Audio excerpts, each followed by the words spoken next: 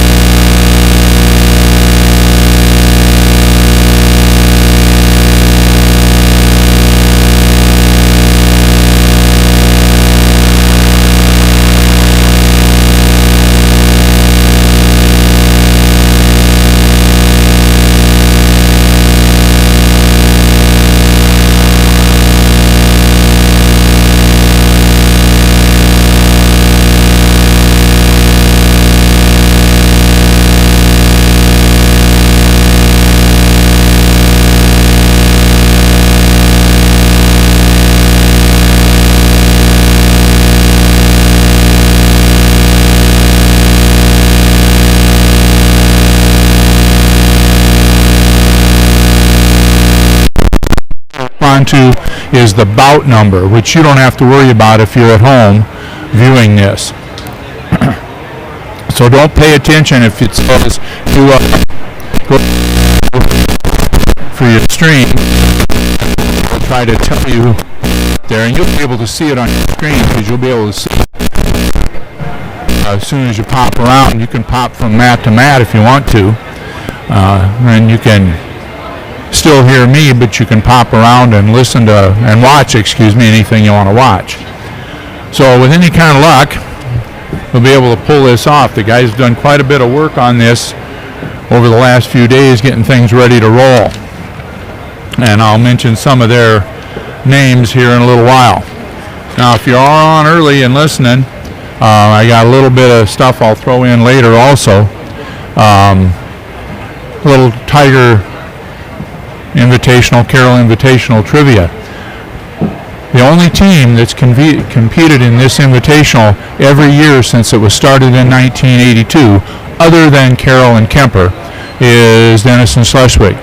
So Dennis and Schleswig has been to every Carroll Invitational since 1982. Now there were two of them that got snowed out. but everyone that's wrestled they've been to. And Manson Northwest Webster only missed in 2008 when the weather was too bad up that way and they couldn't get out. And another little piece of trivia, we have only 2 guys that we could find in the records that have won 4 Tiger Invitationals. Rob Seal of Storm Lake won 4 titles in 1985 at 119, 1986 and 87 at 126, and in 1988 at 130. And Carter Drake of the Carroll Tigers won a championship in 2018 at 120, 2019 at 132, and the past 2 seasons at 138. Okay, now keep in mind that our records for a few years in the past are a little bit shaky, but and if we miss something, I apologize for that. But we do have some 3-time winners. Okay, 3-time winners include 2 from the Carroll Tigers.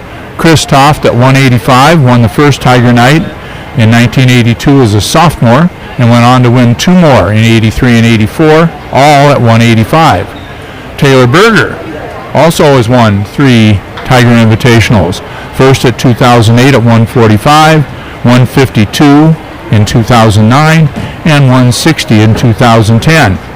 And we think that there's only been 3 other 3-time winners. John Corey of Coon Rapids took titles in 1983 at 155, and in 84 and 85 at 167. Stacy Rice from Storm Lake won as a freshman in 1984 as 132, again in 185 at 132, and in 1986 at 138. Rice missed the Tiger Night Invitational as a senior due to illness, but made up for it by winning his 3rd state title that same season. The Kemper Knights' Shea Parkus has also won 3 championships. He won at 138 in 2019, 145 in 2020, and 152 in 2021.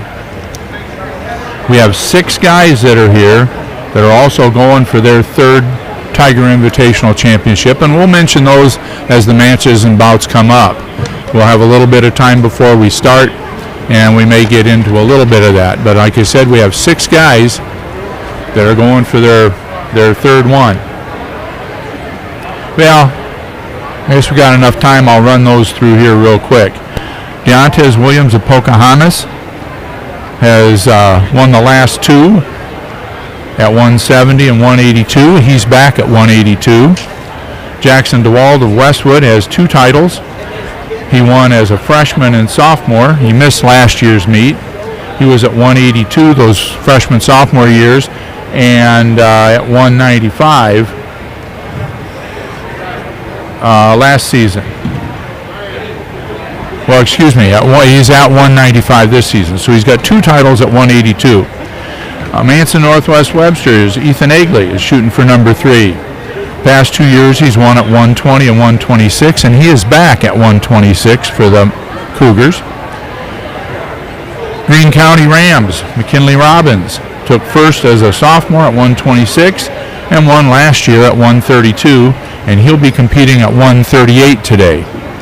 From Denison Schleswig, Jackson Hildebrand took the title at 170 as a freshman, and last year as a junior won at 195, and he's at 220. And Riley Parkus of the Kemper Knights will be looking to join his brother as a 3-time winner. Riley won at 106 in 2020 and at 113 last season, and he is at 132 this year. Now we have the brackets out. Okay. All right, I just found out, if you're looking at the little yellow numbers on the scoreboards, they have nothing to do with the track wrestling program. They're the actual match number for the day. So if you look on there and you happen to be checking out mat 1, which is directly in front of me, it has match 1 up there. Now that's actually the second match at 106. But don't worry about the little yellow numbers. We'll be more confused by those than you will be, because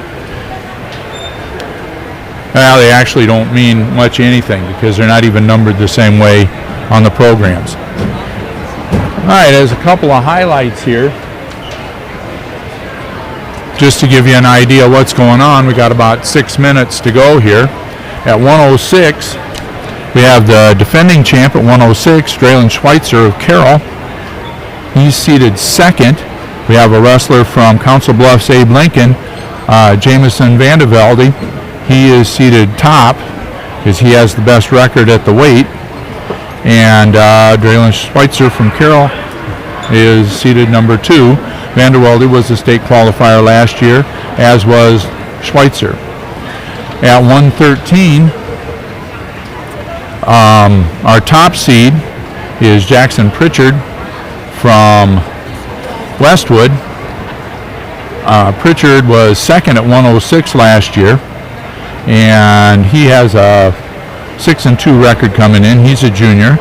Second seeded is Aiden Watts from Abe Lincoln. He's 7-1. He's a sophomore. And the Tigers have Carson Tedrow, freshman, in the lineup.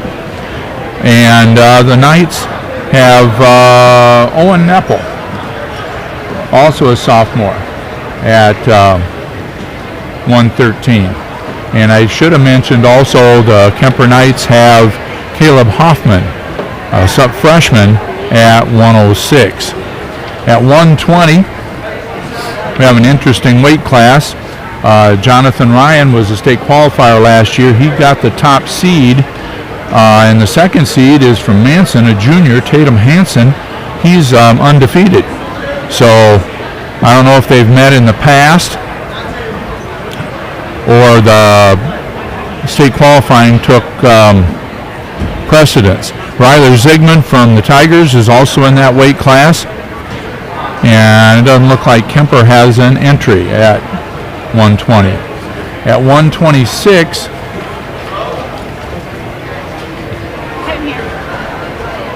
at 126, straighten these out. I have some stuff in different piles here, and my broadcast partner for the day, my daughter Brenda, is here, and she's going to try to straighten some of this out for me.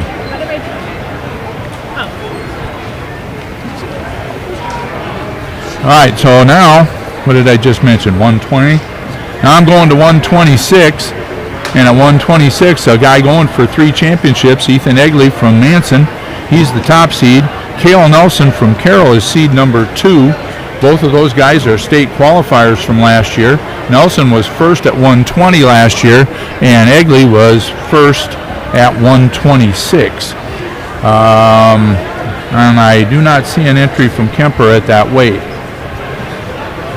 Okay, at 132, probably one of the top wrestlers in the state, Cale Peterson from Greene County.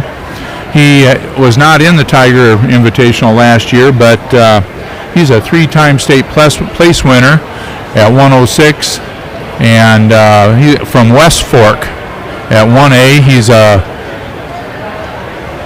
he was 5th in the state one year. Let me look that back up. He was 5th in the state as a freshman. He won it as a sophomore at 106. And last year he was the champion at 120 in Class 2A for Greene County. And we also have then Riley Parkus from Kemper, who was a state qualifier, actually now still going for his 3rd Tiger Invitational Championship. He's the number 2 seed. The Carroll Invitational. And for the Tigers, we have freshman Michael Rowetter, who's making his varsity debut today. At 138, again from Greene County, one of the best wrestlers in the state. He owns 2 second places and a first place at state. McKinley Robbins, undefeated on the year.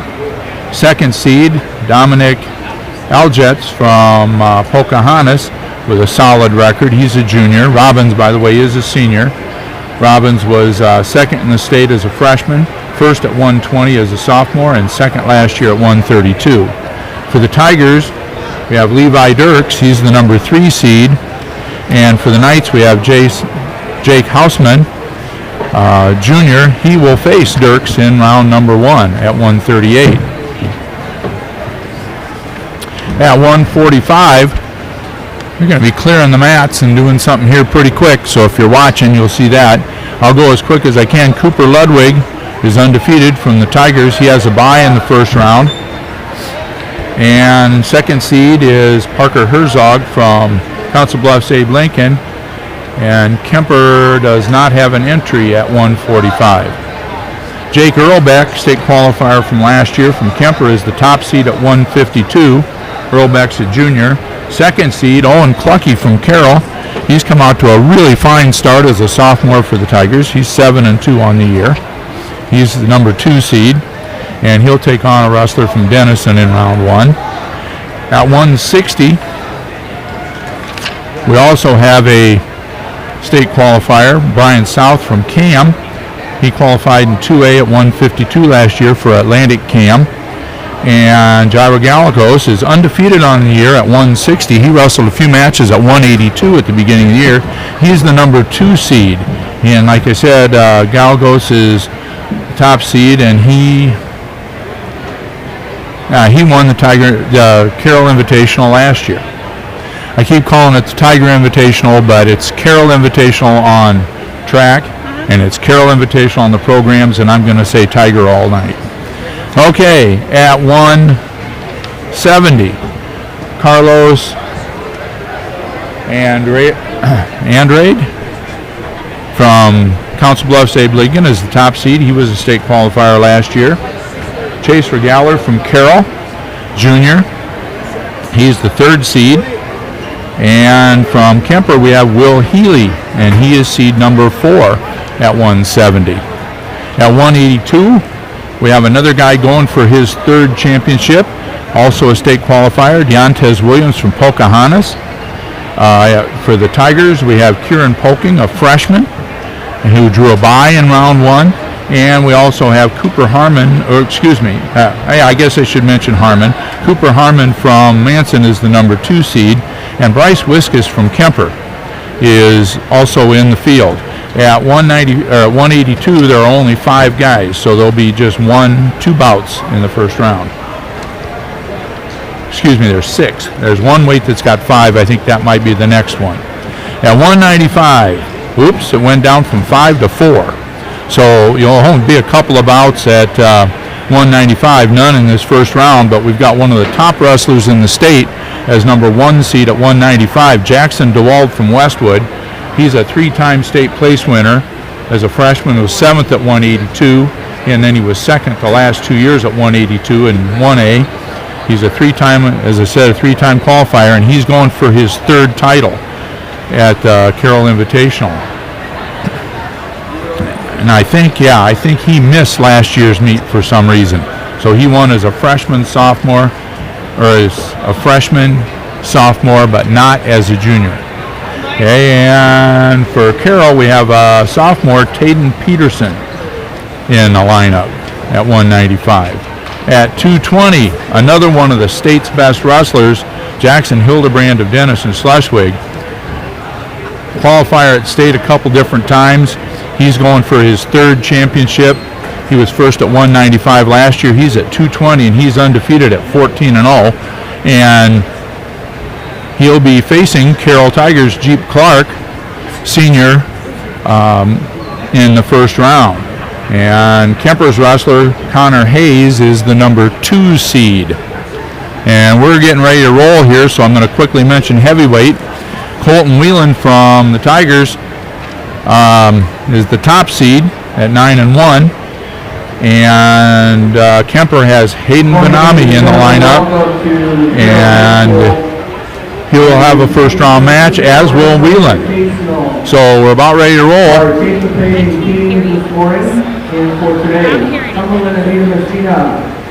Council Bluffs Abe Lincoln and Westwood, Green County, Kemper, Should I test mine to see if I can Manson, hear me? Northwest Webster, Can you hear me Pocahontas now? area, See? St. Edmund, Turning it off now. Westwood, and your home Carroll These Tigers are to talk to Miles. will be wrestling on 3 mats today. Mat 1 is the northwest mat, Mat 2 is the south mat, and Mat 3 will be the northeast mat. So those have to be on. Scoreboard, upper right-hand corner of the yellow box is the match being wrestled. Hello? Not about number. Could you hear all those intros? Literally the match. Okay. So we're back in the stream again? Set up that match. Okay. Match 1 is being wrestled. So it's not about numbers. Because I can hear you in here now too, so we're good. We're going to pay attention to that. But My now, microphone's not on. who's wrestling on the mat, on deck, and in the hole? A couple things. We ask that there's only 2 people in each corner. Okay, we're just testing out the sound system to make sure we can hear each other. We're just Miles, we just have it set so we can hear each other. Okay. Yeah, little communication down to the head office. Real quick, yesterday, we had 4 guys spend some time after school getting this set up, and then this morning came in and did the finishing touches. So our Tiger stream team, Miles Bogue, Brandon Bohawk, Brent Brighton Treadway, and Pacey Bogue did the setup last night, and we're ready for the national anthem.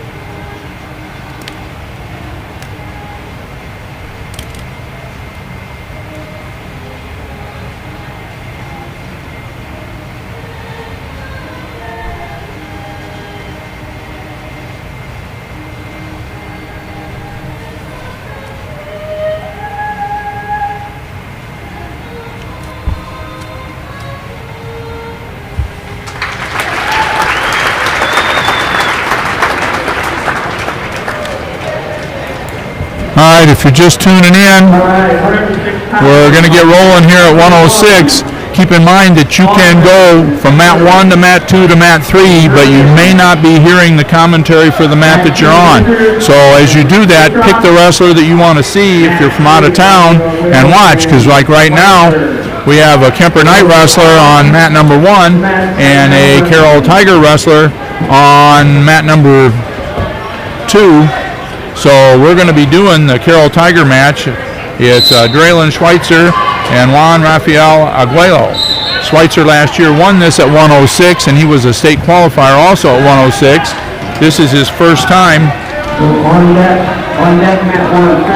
This is his first time down at 106, and he scores the initial takedown. On deck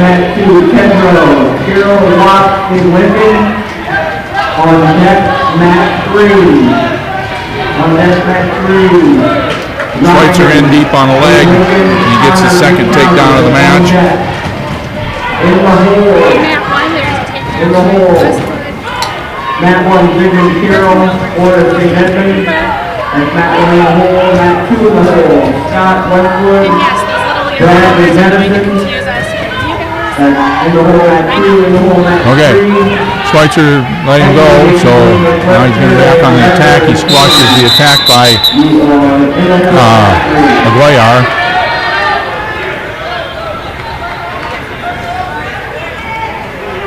And goes behind for the takedown. We're kind of anxious to see how well everybody can see scoreboards on the feed that they're on. Stand in front of the scoreboard. Brenda, they just moved. Okay, we have people standing in front of the scoreboard, so we had to communicate down there. This is a completely new setup for us. Schweitzer's now up 8-3, and he's riding tough. He's got that wrist.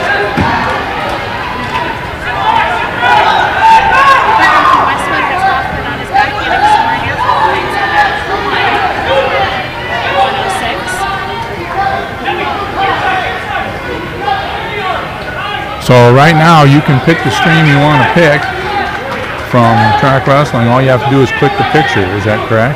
Sure, that sounds right. Okay. And You'll hear us talking regardless of the stream you're yeah, and you'll hear us talking about everything regardless of which one you're tuned in on. Okay, so we're going into the second period. Guayar's deferring. Schweitzer's taken down. Ahead 8-3. second period on that one half hour. Red deferred, green took control. In the hole on that one, Richard Westwood, Kenobi Evans, at 2, Pedro Carroll, Watts. Schweitzer with a quick reversal. Over on that 3, we do have Anna Winters from Green County. Winters is about 2 to 3. Yeah, Winters will be the opponent for Schweitzer in round 2 if both of them continue the way it looks like it's going to go. I'm hoping you guys can see the scoreboards real well so we don't have to keep giving the score.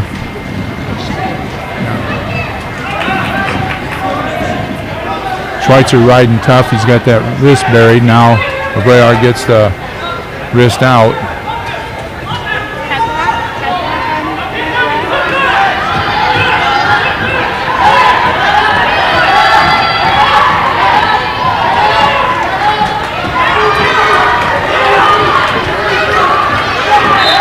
Schweitzer's got that head buried, trying to work a deep half in. I don't know if he can turn him without getting that wrist.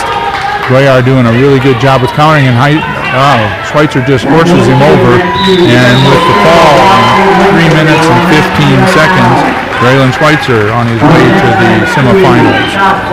And it looks like, yeah, and he will be facing Winters from Green County. All right, so now we got to figure out who we're going to work with next on our stream. We're finishing up here the Westwood match right in front of us on mat 1. And it sure looks like Westwood's going to get the fall, but boy, you got to give Hoffman from Kemper yeah, some props would be a good word for it, because he's been on his back a few times. He's fought it off every time. So. They'll be headed into the third period. All right, so we do have a match now on mat number 3 with Carson Tedrow from Carroll. He's wrestling Jaden Vang from Denison, both of them freshmen. Tedrow's seen a couple of matches of varsity, but they were at 106. He's up to 113 because Schweitzer got down to his primary weight this week. This week you see a lot of moving. This is the week where guys are going down. There's a good shot by. That's not Denison. no. We've got a. I don't know. Aiden Watts from Council of St. Lincoln. All right, so we had some change in here, and when they printed the brackets the first time, they went back and changed something. So Carson Tedrow is actually wrestling Aiden Watts from Abe Lincoln. So that is not what my program says. And Watts, the number 2 seed, is 7-1 record, has Tedrow in a heap of hurt right now, and he's got him stacked up for the fall. Yeah, so. Good thing Abe Lincoln and Denison have completely different colored singlets, so we might have missed that. Yeah, and I don't know why. They must have gone back and redid 113 after we printed the program.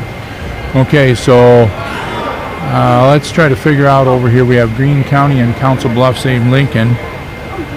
That's got to be a weight up, so I wonder if somebody dropped out of that weight. Now we'll figure it out next time we print a program.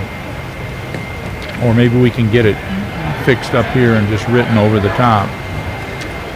All right, we have a Kemper wrestler again against Westwood right in front of us. That's still. Oh, that's still. Oh yeah. My goodness. There was some injury. Well, yeah. All right, I missed the injury time while I was confused on the other mat. But I was paying attention. Yeah, so somebody was listening and watching. But anyway, that one's going into the third period with Westwood wrestler leading now 15. Well, it still says 14. 15 to 1. And so another 2 points here for a takedown will technical fall that match. So the Westwood wrestler wins by tech fall over Jesse Burton of Kemper, and that one had enough injury time. I thought another match was coming on, but obviously not. We're at 120 over on mat 3, and we have a Kemper wrestler at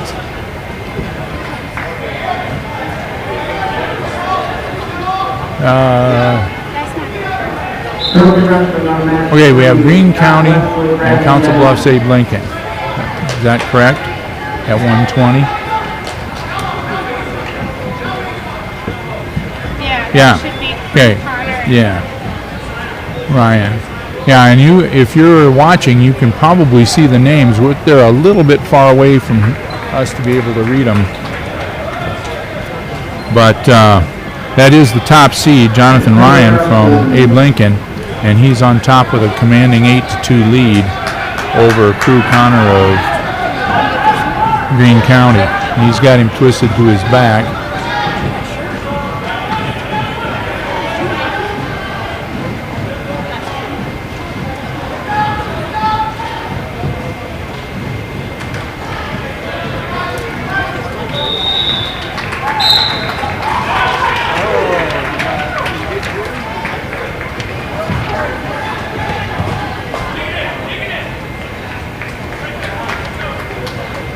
All right, so we're looking down here to see if we have a Carroll match coming up or a Kemper match.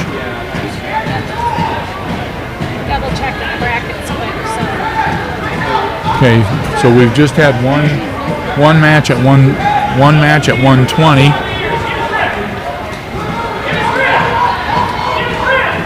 We have another match, one match at 120. Got another match now at 120. Let's see who's coming up.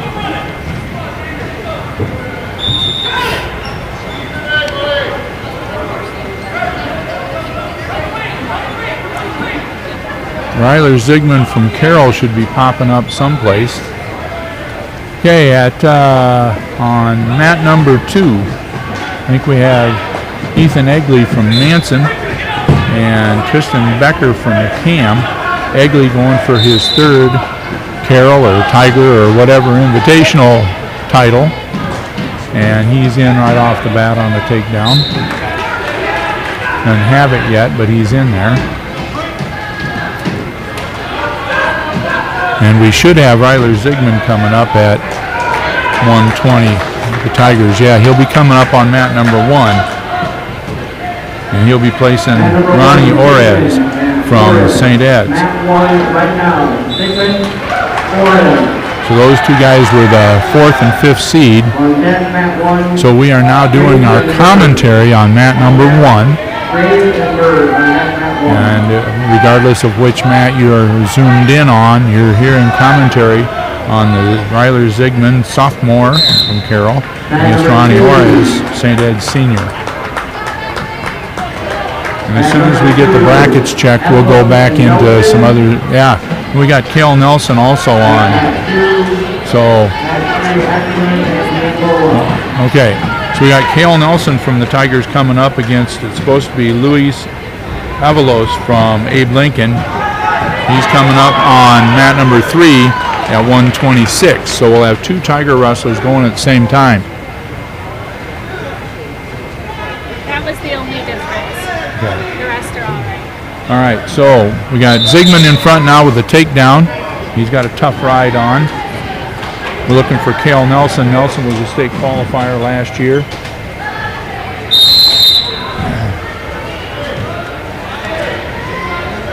Hello, Abe Lincoln, you're here at mat 3. And Hello, he Abe was Lincoln, the mat number 3. 120-pound champion in the Carroll Invitational last year. Zigman, by the way, was second at 113 last year, and he just gets reversed right in front of us here. How much time do they give a wrestler to show up to the mat? Is there like They get their injury time. Okay. The Abe Lincoln wrestler is not showing up yet for the match. So that's why there's a little bit of delay. They're looking for it. Yeah. Well, I think they'll do it. They'll be reasonable about it. Oh, he's on the wrong mat, I think. He's reporting to mat. That's the confusion. He reported to mat 2 instead of mat 3. So he was ready to go, but on the wrong mat. Looks like there's bench workers, and now they don't know who's supposed to be on that. Okay. Oh, no, they have Nelson. They have Nelson wrestling on there too on track, so I'm not sure what's going on. All right, so we got different mat assignments between track wrestling and what we're doing here, but we'll go with what we got. We know on mat number 3, and if you can tell, that's Carroll. You want to do Zygmunt's or? I'll do Kale's. Okay, then here's Kale's. I have it. Okay. All right. So we got a good match here with Ryler Zygmunt and Ronnie Orez. 2-2. Zygmunt with a takedown, Orez with a reversal, and they're going to period number 2. Orez taking down.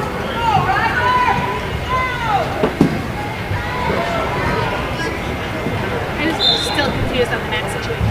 Okay, it looks like Kale had a quick takedown over on mat number 3. Then they're back to the middle to start over. All right, Zygmunt getting that elbow tied up. Wants to tight waist him down. Now he's kind of going into a spiral ride here, a little claw ride. Good tight waist by Zygmunt. Can't get Orez's hips down. That's the problem right now. Orez a little bit bigger than Zygmunt, it looks like. Nelson's getting back points for 3. 3. There's too many numbers on things. Yeah. It's really good. There's a lot of numbers. Okay, we're going to have an escape here by Orez. Not sure if he's going to get food with what he's trying to make some adjustments. Yeah, he went from a headlock to a half, but now they're off the mat. It's hard to tell anymore when they're off the mat. Yeah. Sometimes come up here. I could never officiate anymore. You look at the last set of pictures they sent out, I can't tell any difference between any of the pictures, and they're on in one, they're off in one, they're on in one, it's your toes in one. I don't get it. Pinky finger. Yeah, it's whatever, and then define supporting points. So hopefully Okay. the Tiger Vision kids have good streams and all the mat. The toes still in the circle. Yeah. All right, now we have Orez in on a takedown. There he goes. Down here, Nelson with the ball, and a minute 48 over on mat 3. That match is over. Hey, Zygmunt now in a fight with the second period ending. He's down 5-2 after the takedown by Orez. Orez has a cross-arm ride on him. Just a quick update on that,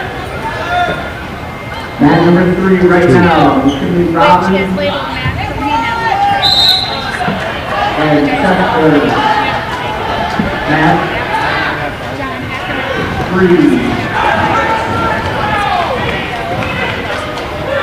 Now 7-1. All right, Zygmunt instructed by the coaches to take down. Probably the smart thing to do. He needs 3 points to tie it. Even though he's been ridden pretty tough, that takedown or that escape point could be big. There's a caution on Orez. Started a hair early. Okay, so it does look like officially on the Track Wrestling Carroll Invitational, mat 1 is still mat 1, but we've been calling mat 3 is now mat 2, and mat 2 is now mat 3. So I'm not sure what the streams are labeled at. So Miles, if you hear this, if there's any changes you need to do what you need to, because we have on mat 2, Owen Aldridge from Nansen and Riley Sarkis from Pembroke at 32. I'll let my dad call that one here because it looks like Well, Zygmunt's it might be. he's going to get back pointed here. This guy's got a real tough wing on him. Farkas had a takedown, another takedown. Yeah, takedown and an escape in about 24 seconds. Yeah, he should. This is a match he should dominate. And his brother was a 3-timer. And he's going for his 3rd one. All right, so as you see right there, Ryler Zygmunt got stacked up and pinned. So 4 minutes and 51 So he'll go out the backside, and he'll see Crew Connor of Greene County on the backside a little bit later today. So Riley Parkus is now wrestling Owen Eldridge of Manson Northwest Webster, and he's got a 6-2 lead with 3 takedowns. He's going to lace it up across the back. He's got the arm tied. He lost the forearm. Still has the good hammer lock on. Now he's going back to the other side to do the same thing. Now he's got the old, what we used to call Fort Dodge on him, and lost it. But that's what he's going. Yeah. Is that their signature? Yeah. Well, it was a long time ago. But anyway, Parkus with a commanding now 6-2 lead, and he's been riding for virtually the whole period. All right, quick update on Matt. It's Jackson, Grace, Denison, Westwood. Okay. Down, and then 3, John Ackerman, Parkus is going to get the fall if he can just drop his hips away a little bit. He's got a lot of pressure on. He's a hair high. Yeah, he's backed off on it. Wants to control that far arm and spread it out. There it goes. Time's going to run out, but there picks up the 3-point near fall. So he's got a 9-2 lead at the end of period 1. Yeah, he made a couple of nice adjustments there. Didn't quite get backed off enough to get pressure on both shoulders in that initial combination. We should be at 130. There's still 130, 126 in front of us. 132 on mat 3.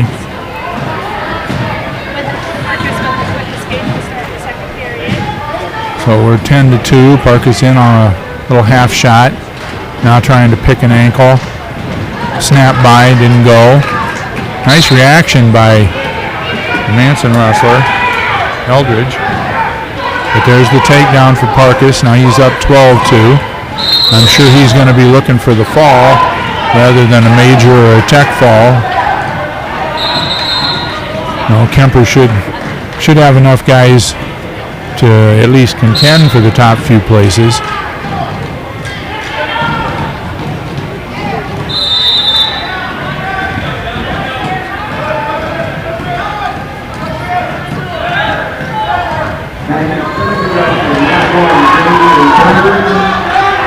He's got him over on the back again, but he's going to adjust back, bring his hips over.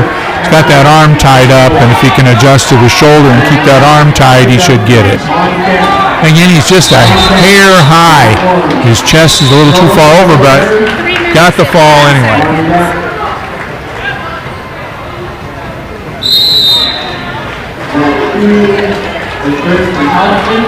All right, so we got to see. We could have a Carroll wrestler coming up here any minute.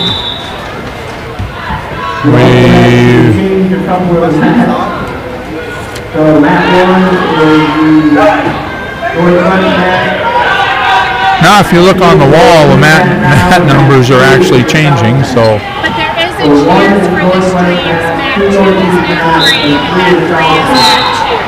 And you'll see that on your screen. All right, we've got a Carroll wrestler up. When we make changes during the middle of the tournament starting, it's hard to update the Are they over there at 138 already? Yeah. Okay, so they're at 138. We've got a match at 126 finishing, and we're waiting for Michael Roeder to come on at 132. When they assign matches to mats rather than go first available, you get a little off on your matches. So we're wrestling at 3 different weights now. We're at 138 with Levi Dirks and Jake Hausman from Kemper. Tigers, Levi Dirks, Hausman from Kemper. Dirks 6-3 on the year. He's a sophomore. And Hausman have his record at 4-7. He's a junior. Dirks, I believe, I can't remember what he placed last year. He was 3rd at 126 last year. Part of that depth that helped the Tigers win the tournament last season.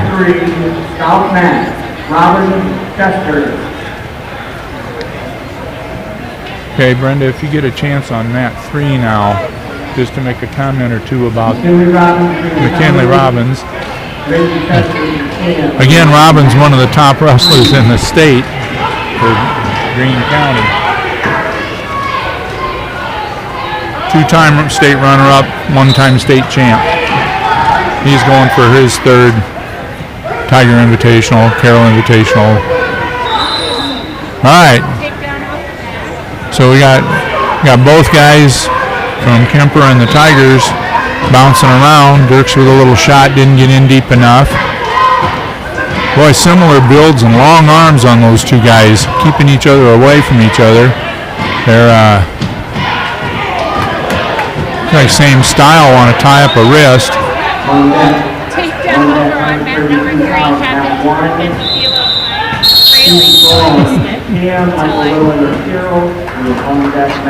All right, 0-0 now with Dirks and Hausman. We expected. You have till me to get it done. I want that up there. We have to be cool.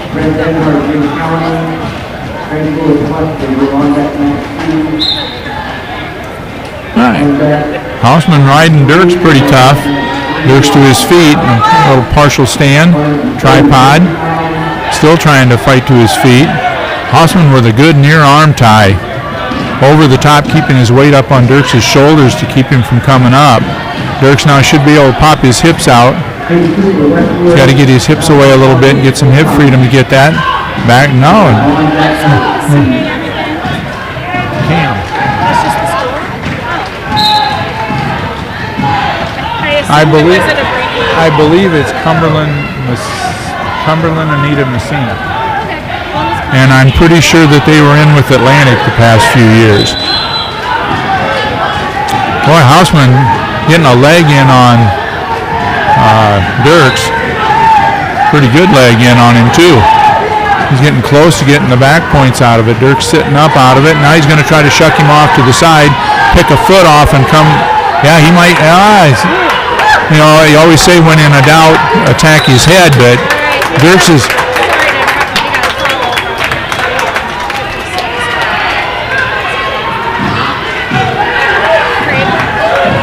Dirks trying to get his hips out. Boy, that leg, now he's got both legs in, Hausman does. That's a tough ride. Dirks doing everything he can to get out of it and just not going. He's so close to getting out, and Hausman's way high, but there's only 20 seconds left, and Hausman keeps adjusting back, trying to stretch Dirks out. And he's having some success with it. He hasn't been able to. Well, he had Dirks close to back points at the one point, but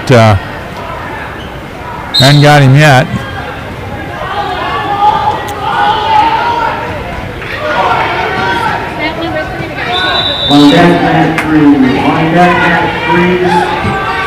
All right, 0-0, and and Kemper's taken down, Hausman taken down, so he'll have a slight advantage here in the quote ability to score points. Started a switch, kind of more into a sit out and stand. Dirks trying to pick up the leg and put him back down.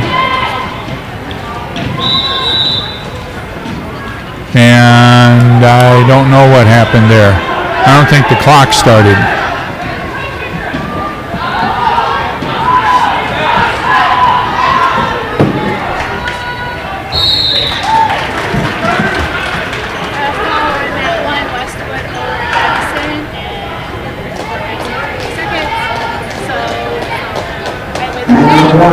That 126-pound match should be coming. 132. And that bracket was okay, right? Yeah, the only change was that one that we... Well, then I don't know. We better look because... I looked at all of them. I know, but we've passed 126 on all the matches. It's right in front of us. Yeah, he's at 132. Yeah. So we have been waiting Michael Roetter at 132, and he's right in front of us. So we'll kind of call that as we go. Brenda can take that. He's got Keegan Cron from Cam, sophomore. Michael Roetter, freshman, Yeah, Dirk's riding tough, but nobody's got any back points.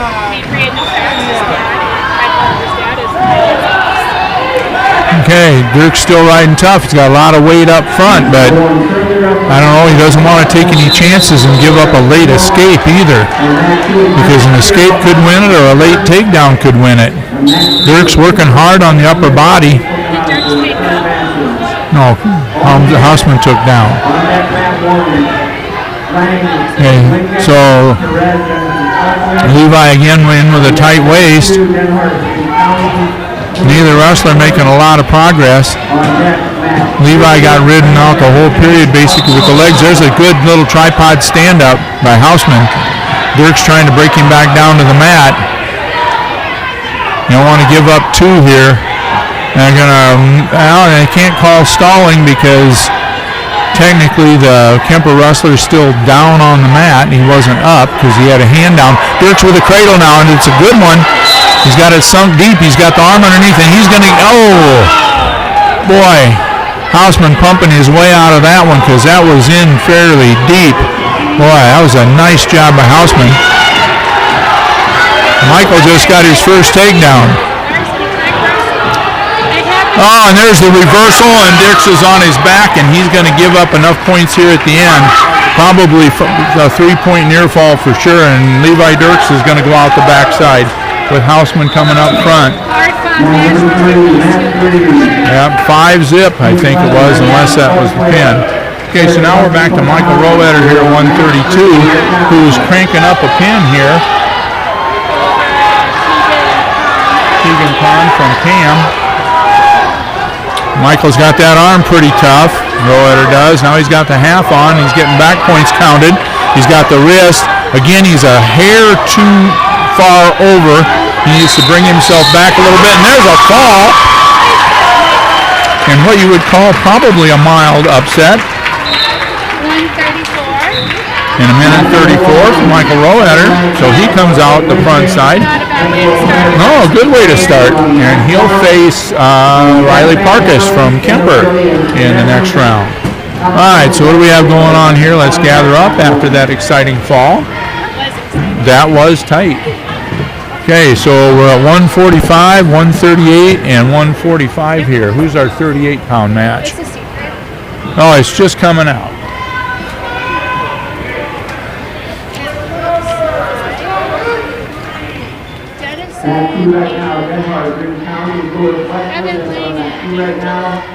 Okay, Evan Lang from Abe Lincoln and Angelo Perez. They're on mat number 1. On mat number 2, we have a 145-pound match, and the Westwood wrestler's on his back with Denhart from Greene County on top. Denhart, another really tough wrestler in a really tough weight. Denhart 7-1. He's the 3rd seed. And Can you change your stream? Okay. Okay, just got word that we are going to try to update the stream to match that. So hopefully here with like the next few minutes, mat 2 is mat 2, mat 3 is mat 3. It'll be a little less confusing. yeah, that happened. There was some blip in track wrestling that switched those around because they were okay right away. And then after that changed. Okay, well, you can flip around, watch whatever match you want to watch. I'm just going to try to get here if it's a pin time for Greene County. No, 3-point near fall. There it is. Okay, so Denhart from Greene County, he wins his first round match. He'll face Parker Herzog in a battle of 2nd and 3rd seeds at 145.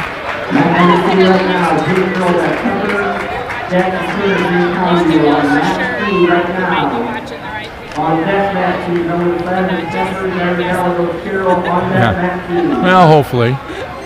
Now we should be seeing a match at 152 on mat 2. That should be Jake Earlbeck from Kemper and Jackson Turner from Greene County. That's who it is. Carroll has a wrestler at this weight that'll be coming up in a couple of matches, Owen Clucky. Earlbeck, the top seed. And he's out to a quick takedown. Earlbeck was a state qualifier last year at 145, up to 152 right now.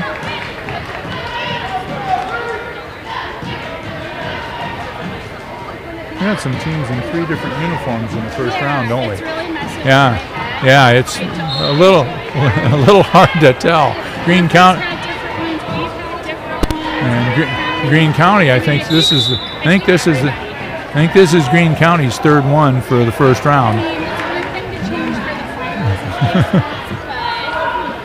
Well, at least we know some of the coaches and it's coming up on the board correctly so we can get it figured out. And that's kind of nice. These boards are working out much better than I had anticipated. Boy, Robeck had a tight cradle, but he's got, I don't know if he wants to bring that foot over the top. Yes, I think he wants to keep that foot. And there's a stack that he lost.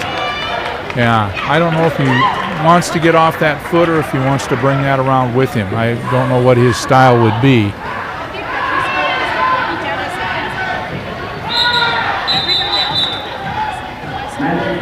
All right, so Robeck.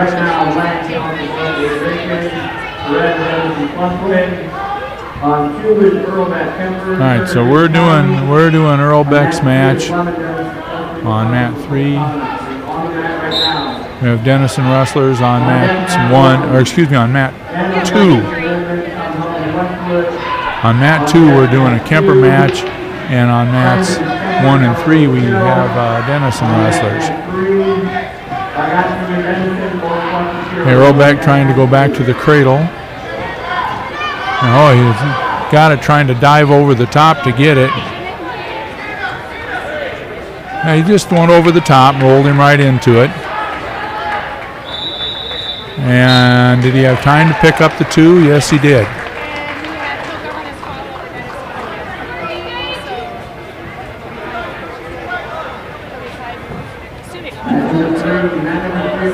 I don't know what they're doing with the score over there. Yeah, it's at least 4-0 on mat 2 with Earl-Beck and Turner. Because I thought Earl-Beck had a takedown in 2. Maybe he didn't get a near fall in that second one. But it's 4-0 for sure in favor of Red. Because he had the initial takedown and he did have a near fall. And he must not have got a near fall here on the edge when he had him over. They must have been off the mat. Okay, we got a Tiger up. Owen Clucky's up. He's wrestling Isaac Argetsinger from Denison. Clucky with a quick takedown. Owen, the 2nd seed, as a sophomore, coming in a couple of times, yeah. Yeah, there's another nice takedown. Clucky just powering into that one. And I'll go over and I'll be doing mat number 3 with Clucky. He's got the head down, got the arm tied up. And he's trying for a little tilt there. And he'll get it, even though parts of both bodies are off, the supporting points were in, so he picks up the 2-point near fall. And he's going to do an intentional release, so it'll be 6-2. Clucky going back for the takedown. Argetsinger, a freshman, making his varsity debut for the Monarchs. And Clucky again deep on a double. Got to run him back a little bit toward the middle, cut the corner. And his toes are on, so he got the takedown, but he's not going to get a near fall out of that.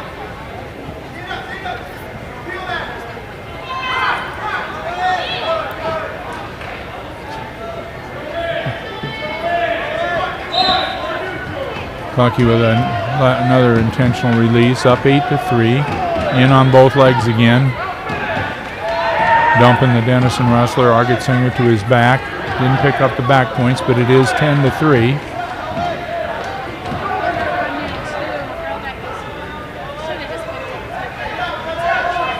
No, they're not going to get it until he's out of the move. Yeah. Clucky with a cradle now, and he lost it. But he's coming up to take the wrist. We're only in the first period, 20 seconds left with Owen Clucky's match.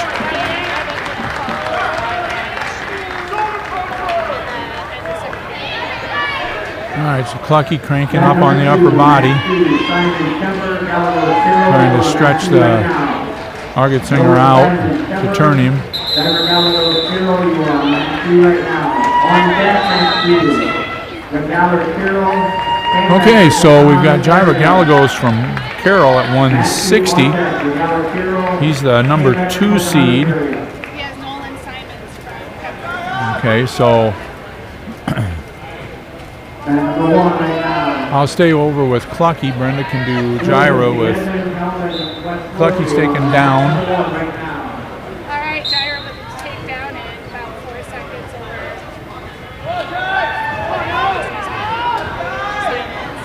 Has him on his back. Owen Clucky on his feet. He's gonna. Well, Argetsinger's got a pretty good lock on him, but he's gonna get nailed for stalling because he hasn't really made the attempt to take him to his back. Oh, good standing switch by Clucky. You don't see that very often anymore, but that was a good one. And now Clucky leads 12-3. All right, Gyra's trying for the fall. Matt 1 is still in.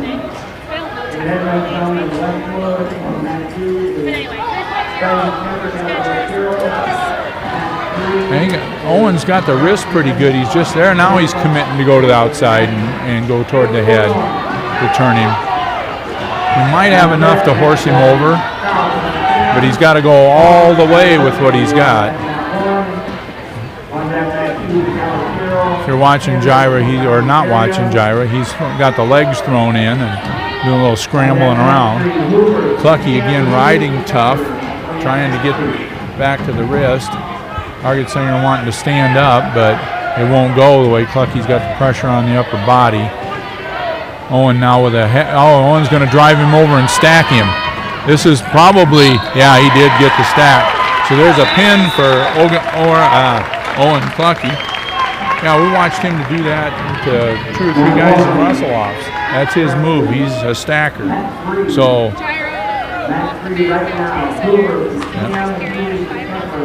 in the next round, Clucky will face Ryan Summerlot from Pocahontas. Again, Clucky was the 2nd seed. And we're moving on here now to Gyra Gallegos, and I'll try to say a few things there. What else do we have up? Do we have Cam's wrestler at 160 up now? No, he might be following, unless we missed him. That's possible.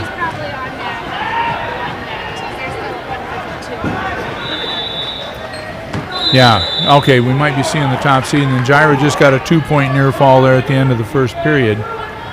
We were just looking for Brian South from Cam and Matt Long from Abe Lincoln. Yeah, they probably are.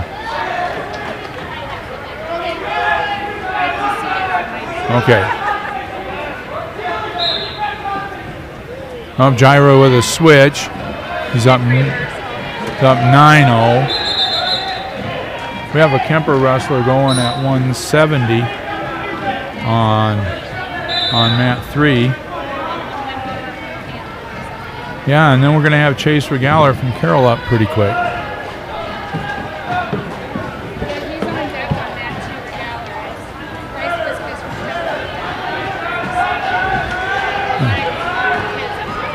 Yeah, you know, the thing that you probably should be doing is just concentrating on one thing, but obviously if you're watching wrestling, you know enough and you don't need to hear too much, but we'll try to give you a few things. Gyra's got him all stretched out on his back now, and he'll get the fall out of that.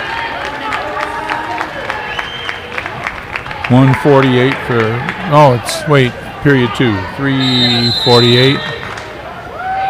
248. Right now. Something happens on the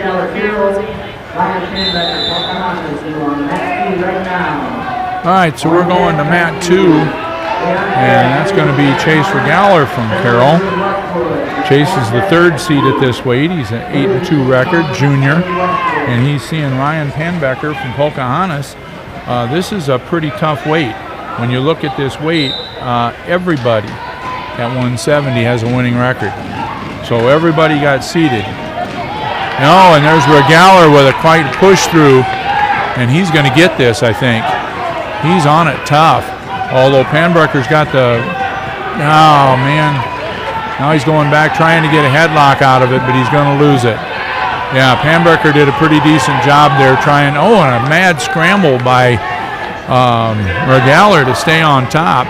Pamberger did a good job getting his leg hooked into there, but right now Regaller's got a pretty good chicken wing on. They're going to go off the mat. Boy, that was a quick shot by Regaller and all the way to the back. As I said, everybody at this weight's pretty quality young man.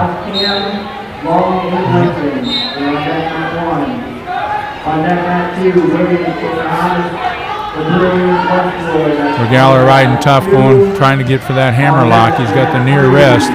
He wants to hammer lock that, it looks like. Pamberger keeping his arm underneath him. Regaller got the far wrist also, so he's got both wrists. Nothing going on, so they called it off the edge.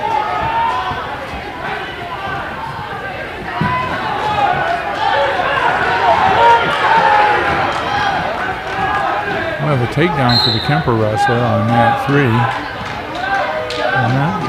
Oh, at period 2. Now I got to. No. All right, so back to the match that I'm actually watching. Chase Regaller with a tough ride. Keeps trying to pry that arm out.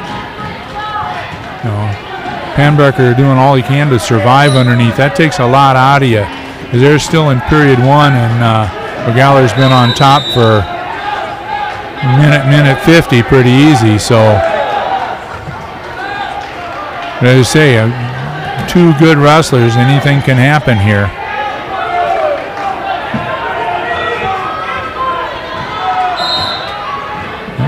Pamberger to his feet. He's going to try to run it out.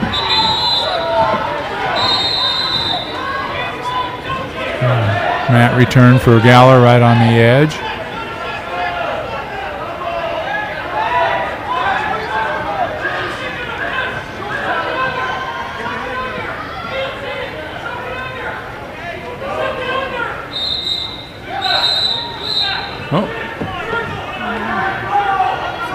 Okay, that was on the official on the start. Not going to call anything there.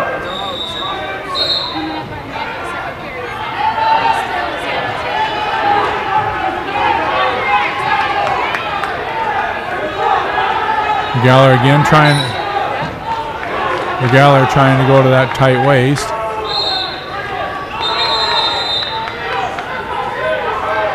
We'll see what somebody wants to take here.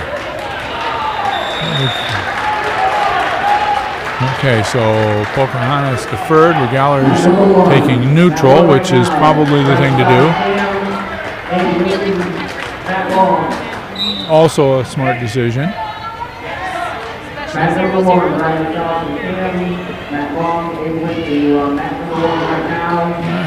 Regaller, I'm sure he'd like to have another takedown.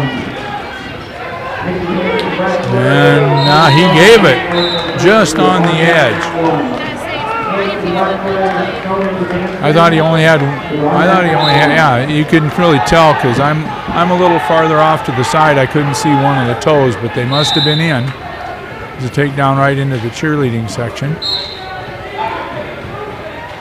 And Regaller staying on those legs, staying right in there. And we're off again. Well, so far we've seen 2 or 3 good efforts by Pamberger to get out of there, but Regaller Chase continues to get to the edge of the mat with him and bring him back down. Well, he's staying on him tough.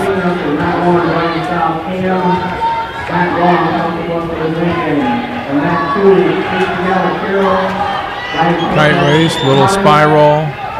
Back to the tight waist. Now he's got the arm he wants, and he's going to go for that little wing. I don't think he can hammer lock him from here. A lot of hand fighting underneath the bodies there.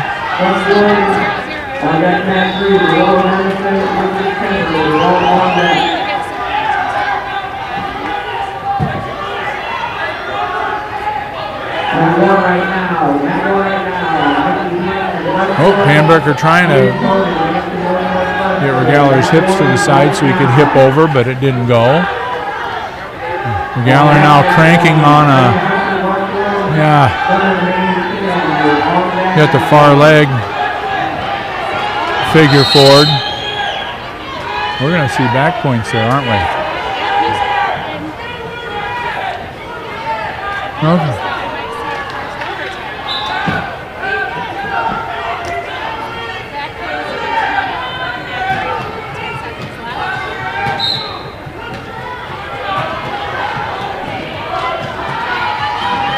Regaler again gets to this edge of the mat with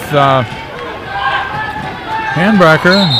Returns him to the mat. Panberger back up now. Regaler in tough on the leg. Goes to the hip and puts him back down. Mat 2. They got up to the Williams, Pocahontas area. Westwood, you were on mat 2. Oh, and we just had Ian Conan over Mickey Hansen from Westwood. Cohan again, another real horse from this area. He was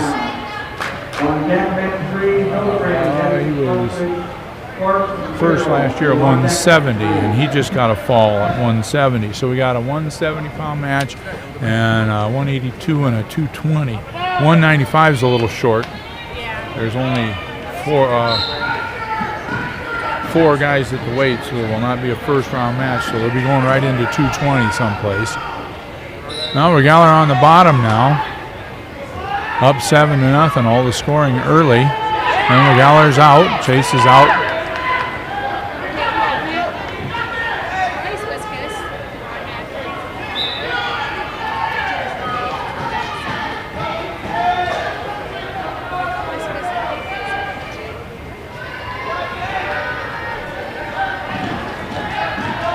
Regaler trying to get a takedown right now with a major decision, but I know the coaches would like to see him get some more points.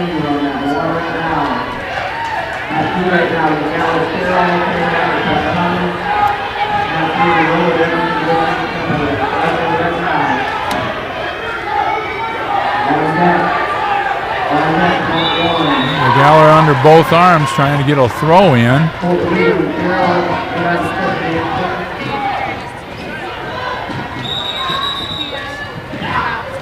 Nope, we're going to try to see a headlock. Pocahontas wrestler there with Regaler. Panberger wanted to headlock, but Regaler ducked out of it and got a takedown. So 10-0. They've done a ton of wrestling right on the edge of the mat. Regaler now under the pits where he needs to be, and he's trying to slide the legs in. It looks like he wants to try to figure for that far leg and hip him over, or at least hook that far leg and hip him over.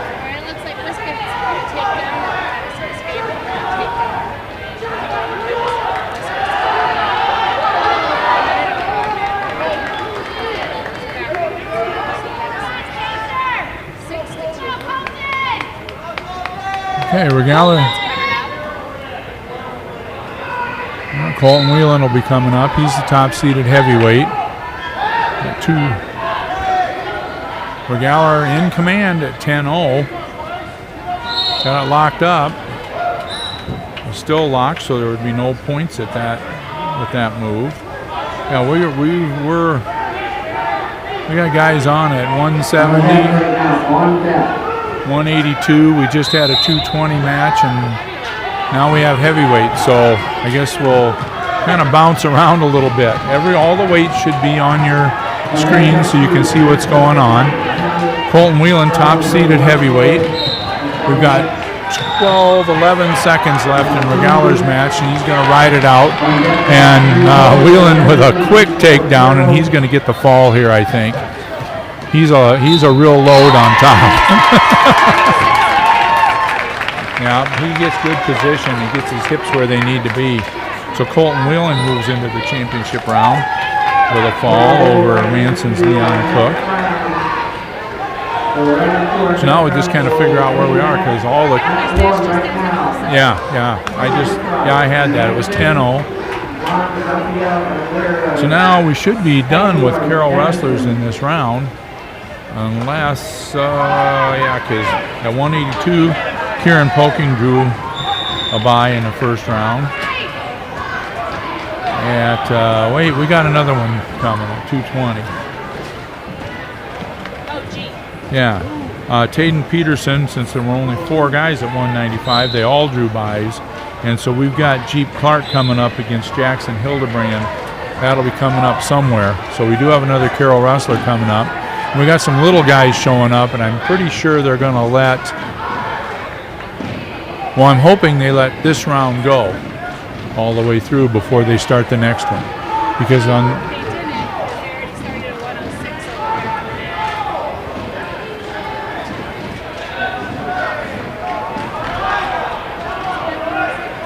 That's a 182. I'm sorry.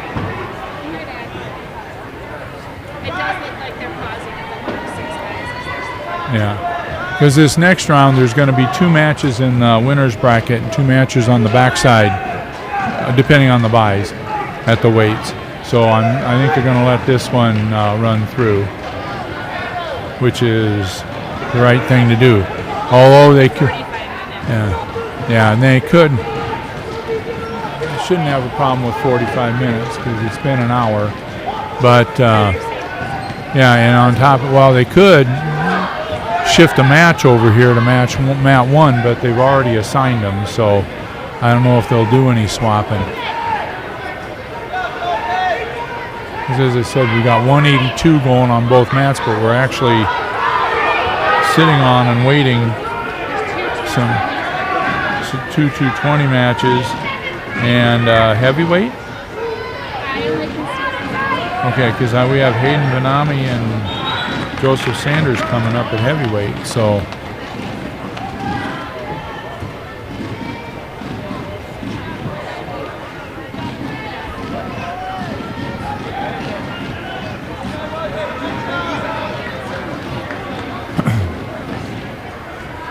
all right, what weight did you see where Jeep was going to come up? Jeep should be on Mat 3, so he should be up after this. Okay, so we're in the third period at 182 between Bryce Wiskus of Kemper and Joel Morello of Denison. Morello was probably the 3rd seed, and he is in the lead 13-5 over Wiskus. Morello, a sophomore, had a 500 record at 4-4 coming in. We'll have to wait a little bit there. But We're going to move a couple matches around and try to finish this first round before we move on. So, mat number 1 right now, 220. Mat 1 right now, 220. Warren Summers is Lincoln, Dylan Crew, Pocahontas area. okay, so they are going to go to mat 1. They're going to do some changing.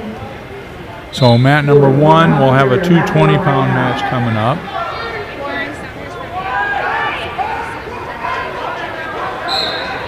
Okay. Yep, Summers, Mabe Lincoln was the 3rd seed at this weight.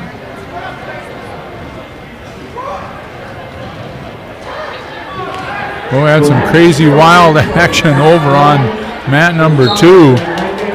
Well, all of a sudden the Pocahontas wrestler, what weight's that, 182? Holy cow. 182 from Pocahontas. Well, that was Deontez Williams. I talked to him about him earlier. Man, he was rolling around. All of a sudden, he flipped out of there and put LeBrun from Westwood on his back and pinned him. I mean, it was like bing, bang, and there it was. So, I looked up, and Williams is flying through the air from his side and flipped him over on his back, so we missed a pretty exciting pin there. But we still have Bryce Wiskus from Kemper going. He's down 15-5 with 30 seconds left, so it looks like Morello's got this one going on mat 3. And we have a 220-pound match with Kemper. Connor Hayes from Kemper on mat 2, and he's with Marcus Ball of Greene County. Hayes would be the second seed of this weight, so we'll concentrate on that one. We'll do Kemper's match over there. There's a takedown for Hayes. Good takedown for a 220 pounder.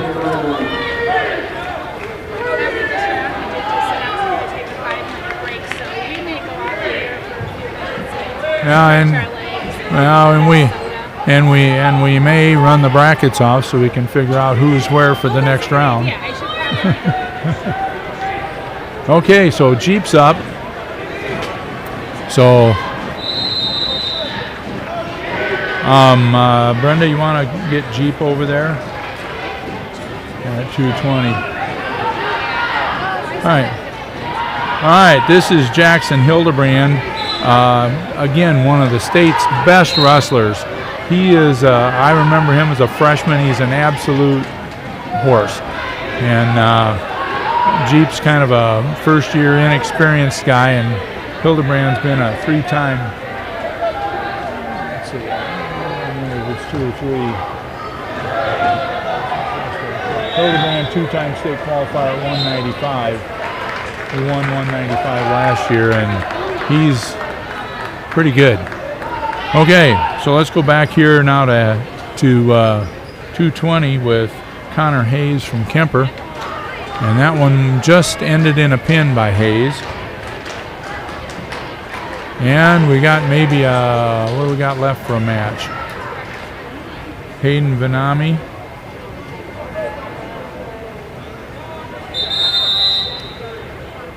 Yeah, we should have Hayden Vanami from Kemper.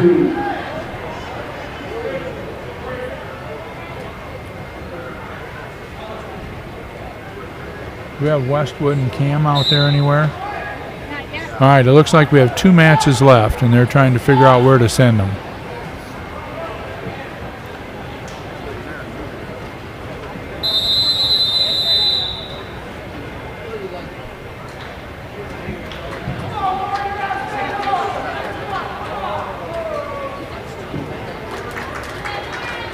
Okay, we got a tech fall here at 220 for Pocahontas's.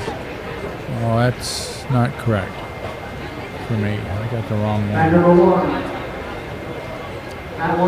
Well, I don't know what weight that was. It might have been the last 182. Let me see if it was Pocahontas. I switched Pocahontas. No, it wasn't 182. Well, we'll get it when we pick up the brackets. Okay, so we do have, got a little stall here with Jeep Clark getting worked on from the Tigers, getting worked on at 195. And now we have Kemper's Hayden Vanami and Pocahontas Joseph Sanders. We have them on mat number 1. And maybe we lost that one match, but we'll pick up things in a little bit and let you know what happened if we can.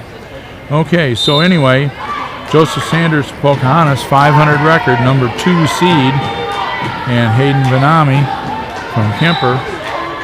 Vanami just a sophomore. Go behind for Sanders for the takedown.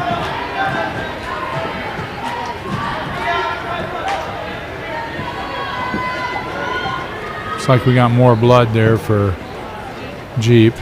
And a quick fall for Sanders from Pocahontas. 25 seconds. That probably was the last match of this round. Just finishing up the one at 195 now. So at the conclusion of the match 3, we'll take a Oh, no. 5-minute break. We're taking a 5-minute break, and then we're going to put guys Will on. be both sides of the bracket. The winner's bracket and the consolation. After the match, So 106, be ready to go. 113, Yep. be ready to go. Yeah, so we'll have the brackets run off so we can figure out what's going on. I may stay on the air for a little bit.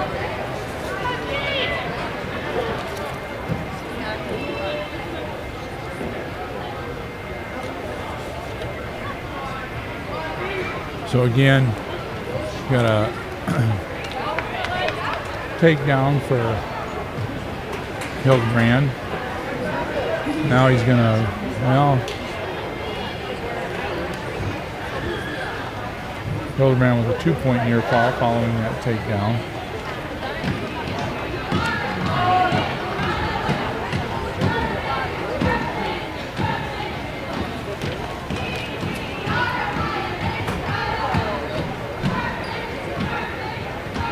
Kind of odd, we have a full bracket of 8 guys at 220 and sitting there at 195 with 4. So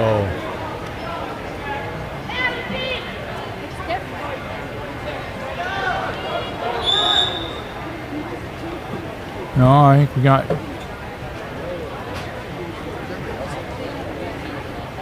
more blood. So if you run out your 5-minute blood time, Then you have to give up the match, yeah. he only has 2 minutes and 30 seconds left. But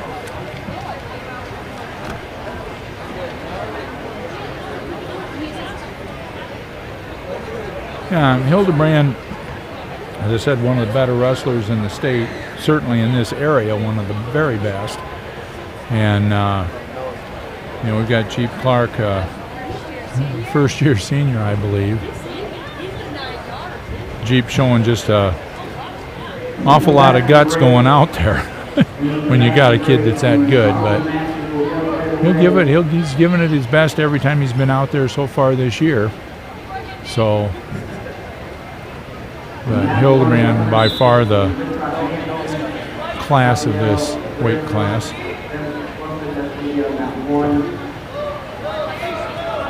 And now he's going to go for the fall with that move. And there's the pin with minute 56. So we'll hold off here for a little bit and come back with the brackets. They're taking 5 minutes. And we'll give you an idea of who's where.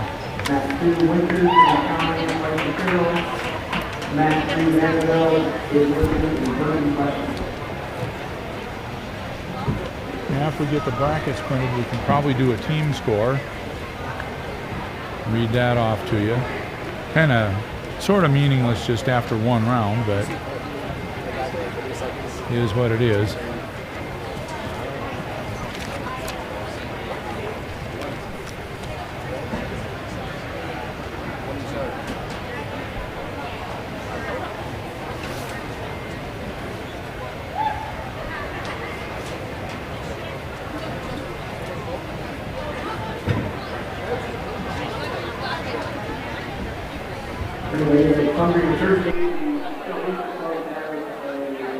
Concession stand located on the north corner of the big common area out here.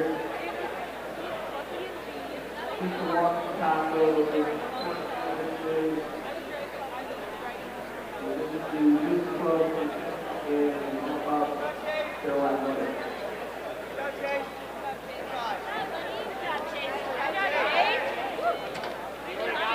Okay, so I'll go ahead and just announce the team scores quick before I take a break. After the first round, Carroll is engaged with 60 points, followed with Western with 57. Third, Pocahontas, Kemper 41, Council Wesley, Clinton 40.5.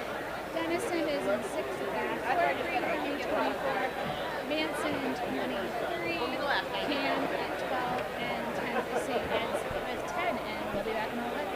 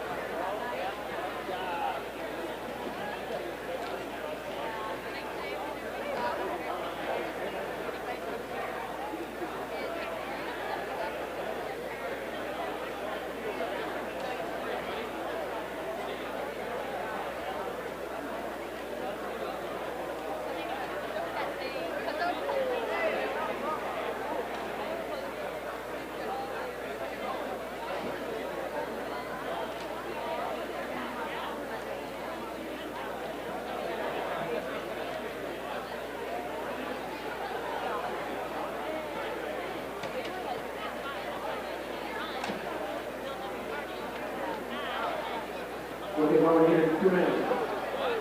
Up to 15. Once again, map 1, Quick Truck Dancing, on Rock Hill, map 1, map 2, Carroll, 3, Lincoln, Westwood, on deck map 1, Ryan, Lincoln, Forest, and Edmund. Map 2, Magnet, Westwood, Fox, Lincoln. And on deck map 3, Pritchard, Westwood, White, Pocahontas area. Those are the next 3 that are on deck.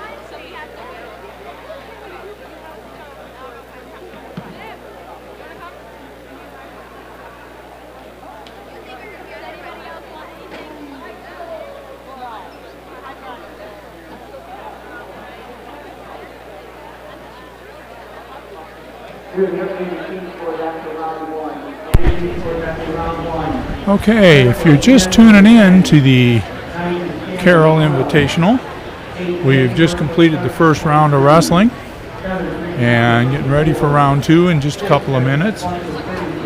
We've got some brackets here, and just to tell you what's going on, it's a little complicated. There's 3 mats. They're labeled 1, 2, and 3. On track wrestling, they're 1, 2, and 3. On our stream, they're 1, 2, and 3. Mats 1, 2, and 3. We're pretty sure that we have that accurate. There was a little blip in track, and it changed mats 2 and 3 around. We don't know why. But all of a sudden, mat 2 became mat 3, and mat 3 became mat 2.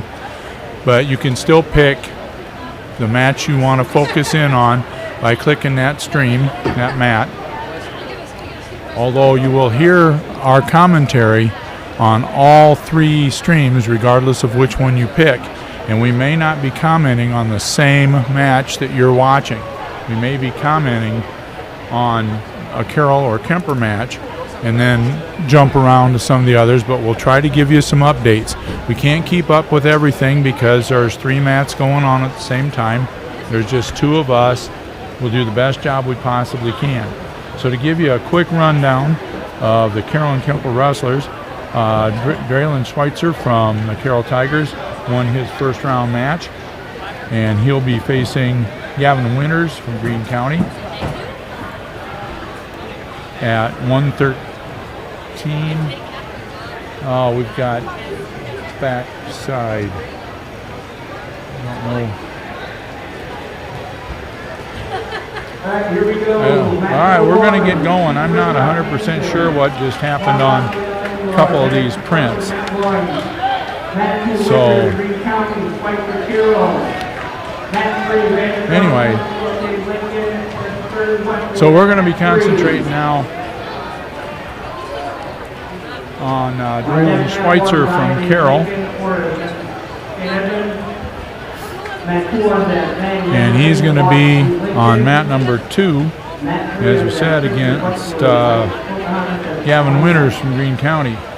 Winters now 12-2 on the year, better record than Schweitzer at 5-4, but Schweitzer was a state qualifier and did win at 106 last year at this. So this could be quite the match.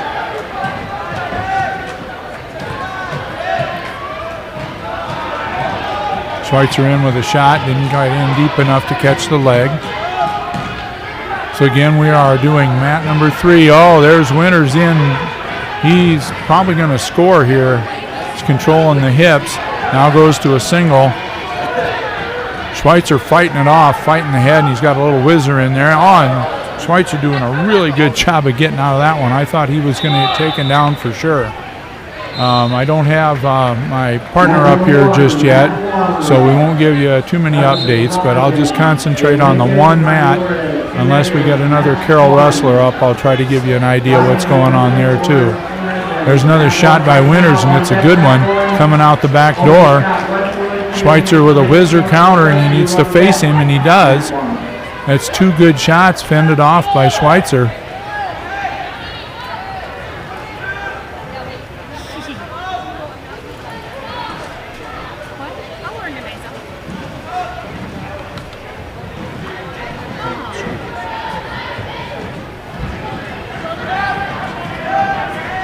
And Schweitzer has made one little partial shot. Winters in on 2 good ones. Another reach in there for Winters. Schweitzer trying to control the head.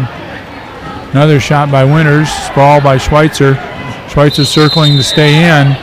Controlling that head. It looks like Schweitzer wants to do wants to snap down and go behind. Hasn't been successful with it yet.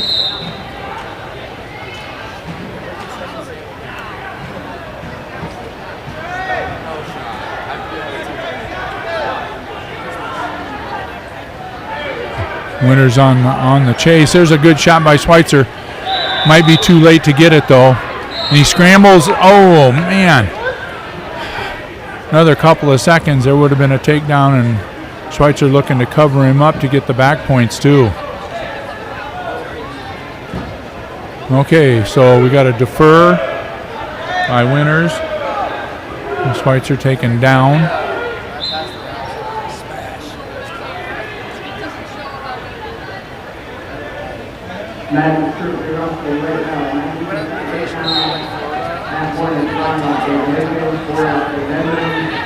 Schweitzer looks like he wants to tripod up. Hipping in, there's the tripod. All right, we got some blood.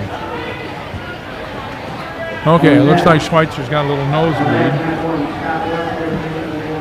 Okay, once again, you're hearing commentary. You can choose whatever match you want to watch, but you're going to hear commentary over the top of it regardless, and it may not be the match you're watching. But again, if you're from Pocahontas area and you want to watch the Pocahontas wrestlers, or if you're watching Abe Lincoln and you want to watch them, feel free to do so.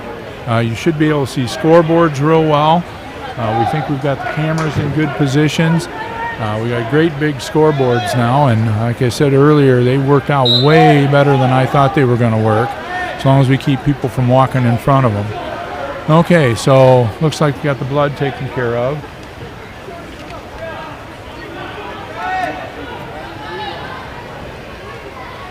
We're getting the brackets straightened out from the first round so we can figure out who's where and what's going on. We'll get things up on Track Wrestling. Okay. Word passed to me on who's coming up from the Tigers and the Knights.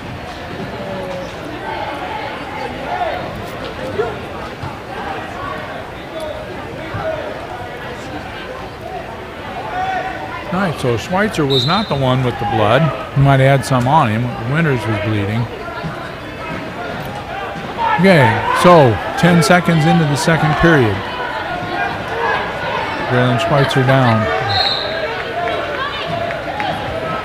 He's up, Winters hanging on, dropping to one leg to try to counter.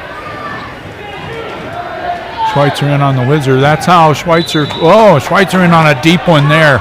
He got the one, now he's going to try to cover and pull his head out the side. He doesn't want to go for the pin a little early. He's got to secure that takedown first, and he should have it here.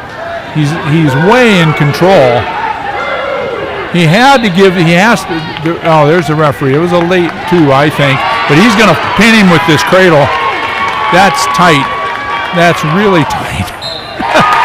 Whoa, and Braylon Schweitzer pulls out a beautiful takedown after his escape. and right into a cradle for a pin, and it puts Draylen in the finals for the second year in a row at 106. Nice match. Okay, so let me figure out here what's going on.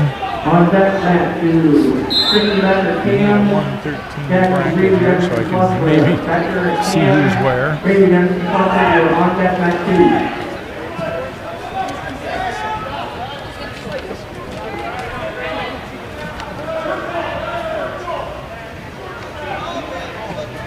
Okay, so Carson Tedrow from Carroll gets a bye out the backside. He lost his first match. And who else do we have in here that we're going to look at? Okay, there isn't a Kemper wrestler at 113. So we'll just kind of pick and choose here if we can figure out what's going on at these weights.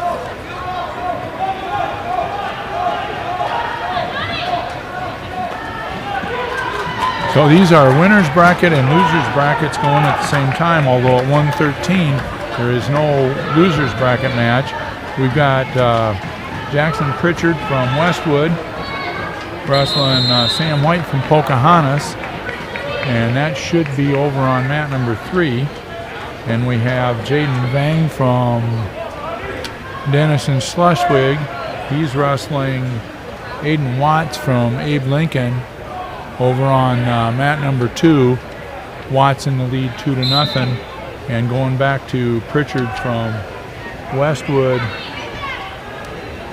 and White from Pocahontas. I gotta check that here. Was that at 113? Well, it looks like Sam White from Pocahontas pulled the upside. Did you see that one? It looks like they shook hands, and the winner was White from Pocahontas. But we'll double check it here if we have to.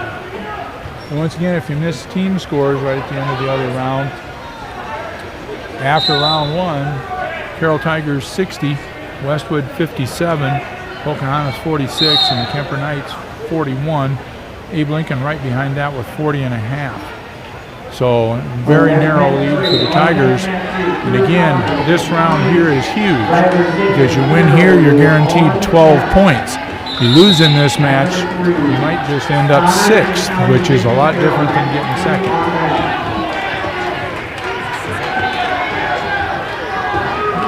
And no, Pritchard and White.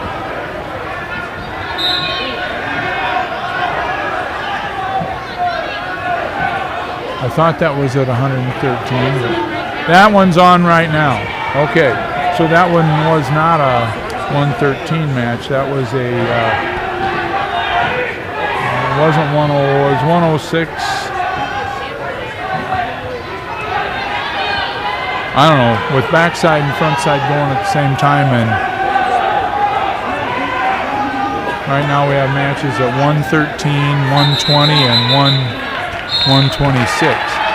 So it's extremely difficult to tell what's going on. Yeah. All right. Yeah, that would have been Westwood. Pritchard taking that match. At 113. All right.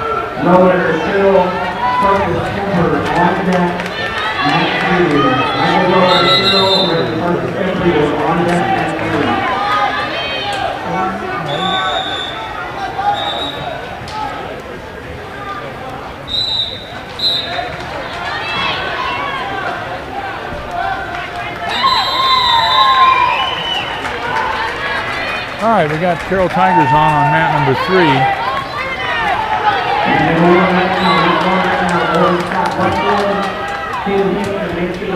That's 120, Ryler Zigman, right? And Crew Connor from Greene County. Both guys there lost their first round match. This is a consolation bout at 120 with Zigman and Connor. Loser here is eliminated. Zigman with a takedown and a tough ride already. We're just trying to sort out so we can figure out on deck and in the hole, guys. See who's next up on the mats, the way they're being assigned. So you get a couple of quick falls and then you get so far out of order it's awful hard to figure out. So anyway, Zygmunt with a tough, tight waist. So again, you're hearing commentary regardless of what match you're watching. You can flip back and forth and see which mat you want to see.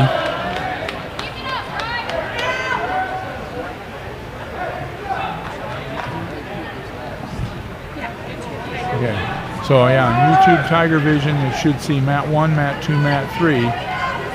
And Make sure you subscribe to Carroll Tigers Tiger Vision. So you get notifications. You can watch basketball, wrestling, volleyball. We're going to maybe track this year. Swimming. They're picking up a bunch of stuff. So a lot of fun things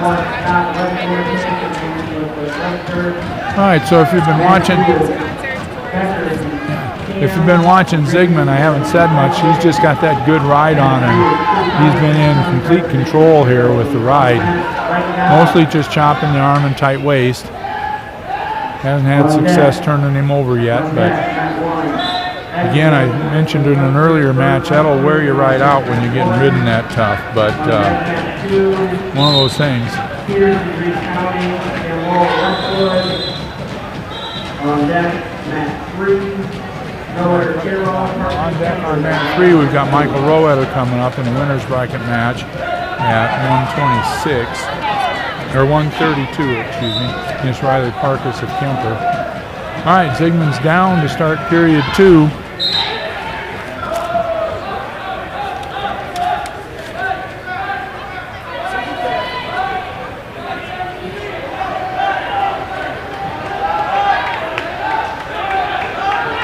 He's up on his feet trying to stay there. Looks like he's going to be able to pull that arm out.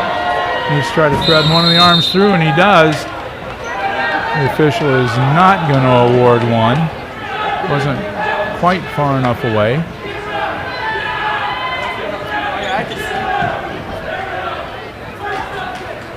See if he pops back up again. Oh, a little chop arm there by Connor from Greene County.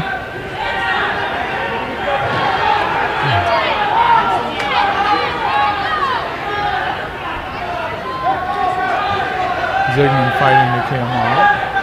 Oh, both legs in. Does he get them both? I think he's got both legs in.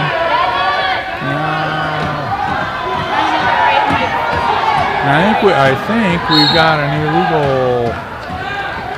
Yeah, we got an illegal hold there by Greene County. I'm pretty sure that he was doing some sort of a figure 4 on him.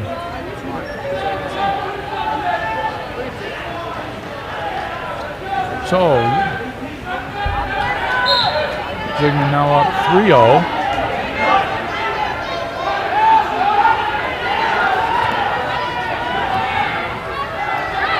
Ryler to his feet. He's going to be out of there now. There's the escape.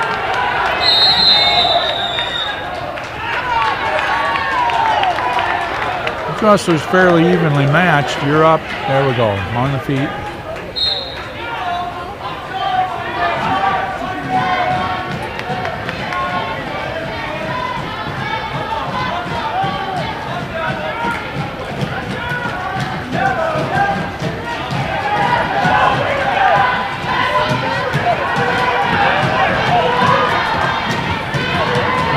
We got to kind of look and see what we've got going on some of these other matches, but with a great takedown. He blinked and missed that one by Zygmunt, and he's going to get a fall out of here. So Ryler Zygmunt's going to, boy. Yeah, this is about 10 seconds left in the period, and he's got to stretch that arm out. Now he's got to come back just a little bit,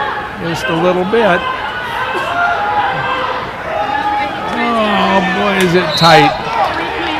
Boy, that was a 5-point move by Ryler Zygmunt. That was really nice. So he goes into period 3, 9-0. You get in there, you obviously aren't going to I don't know if the coaches are saying, hey, don't lock up with him and let him throw you. Fred took neutral.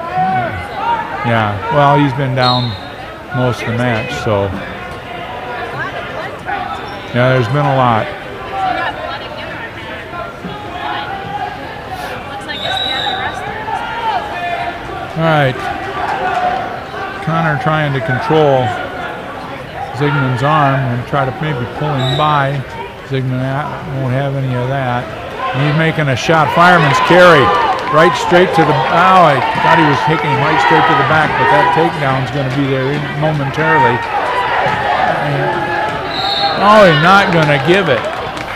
Yeah, Zygmun's head caught just enough that the referee didn't think there was control there. And he was probably right. I thought maybe he was going to get that head out. Okay, Zygmun now going to try to. Oh, he's going to bury the head. He's underneath the armpit there. Match 2 is a close match with Edison and Theo. 7-6 with about a minute left in the match. Now, who are those guys This one over is there? 9-6. Oh, that's a backside match. Yep. Consolation match. Yeah, constellation match. We got a semifinal on that one, the front row match, and the other two are backside. Yeah, Cale Nelson should be coming up here pretty quick for the Tigers. On deck on that one, we have the 126 match, Eagley and Burr. Schools will get later, they can show that on the on deck. 132 match coming up on that too, Peterson and Gamboa. And Rowan and Park is going to be up on that. Okay, so we've got a Carroll Kemper match coming up. Carroll versus Kemper match. Zygmun still. Oh, and there's a headlock try. That's the one thing you want to avoid when you've got a nice lead and you've been dominating the match. You don't want to get thrown. I think that was a good try by Connor from Greene County, but Zygmun looked like he was going to get rolled through on. He was going to roll through that one anyway. So, but that's the only thing Connor can do is try a throw. Down 9-0. Zygmun getting warned for stalling, which is meaningless at this point. He's got a major decision going and doesn't want to give up any points. That major's worth a little extra. He's in on the leg deep, but he doesn't need anything. And they're not going to call him. So Zygmun pulls out a 9-0 win. That's nice for him. Well, now he's at least going to place in the top 6. All three matches go over at the same time with 2 going to the match. That's very odd. All 3 matches just ended. Okay. So we're rolling into 132, 126, 132. Michael Roeder should be coming on. He's on right now on mat number 1. Or excuse me, mat number 3. Michael Roeder from Carroll, and he's wrestling Riley Parkus from Kemper. Again, Parkus going for his 3rd title in Tiger Invitational. Riley, really fine wrestler, experience, 9-2 record, in on Michael deep.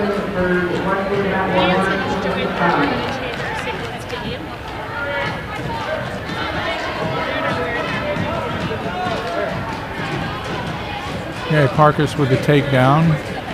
He got a leg in. Michael flattened out.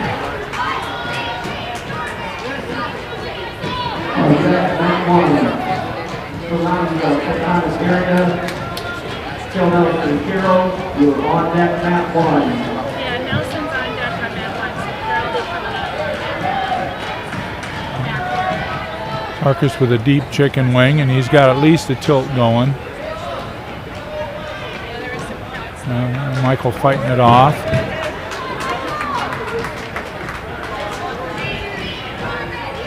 And Parkus, one of the better wrestlers in our area too.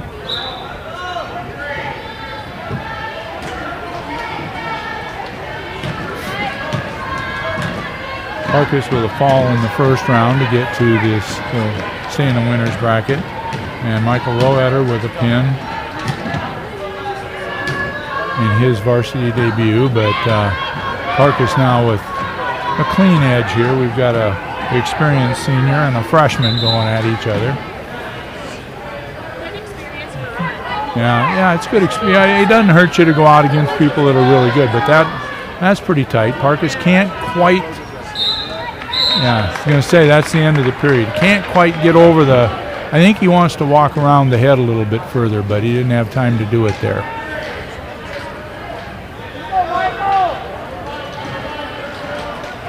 Over on mat 1, we have Hanson and Westwood. In front of me, mat 1, Hanson. Yeah, probably gonna that one over the Westwood kid. Eagley and Burr, mat 2. Caleb Peterson, 15 points right now over. How that's gonna go. Carroll Nelson coming up on that one.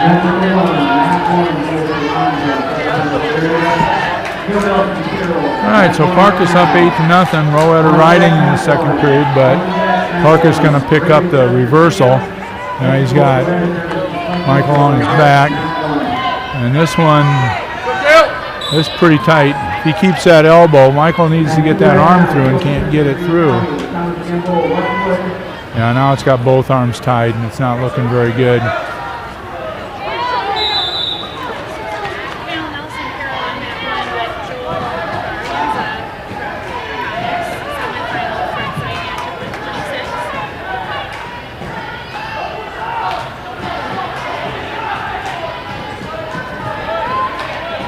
Well, Michael fought that one off. Yeah, he's 13-0. Nelson with a takedown right off the bat. Trying to get a good deep wing in.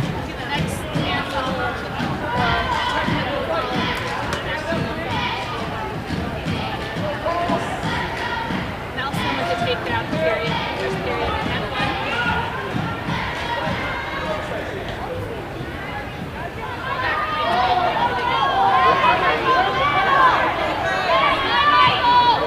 All right, so it's going to end in a fall there for Riley Parkus. Kind of expected. That'll send Michael Roetter to the backside. Cale Nelson with a. Now, if you're watching Matt number 1, Nelson with a. Trying to stretch him out. He's got to crawl up a little on top because he doesn't have any weight on this near shoulder, but. We pick up the 3-point near fall out of that. I'm not going to give up the escape out of that either, so.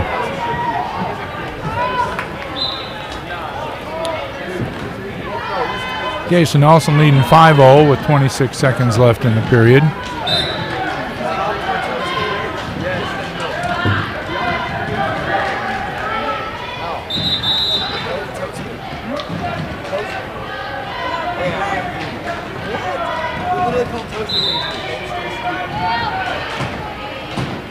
Nelson, tough ride, trying to go back to that chicken wing. Working both sides at the same time.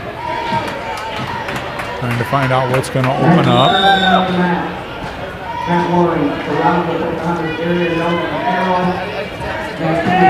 And leading 5-0 at the end of the period. We just had a fall on mat number 2. Oh, yeah. Well, yeah.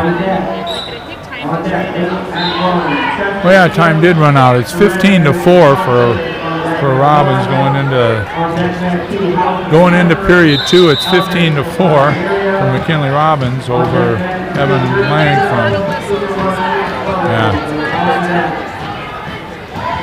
Okay, again back to Cale. Cale with a little leg in there, trying to hip over, and he's.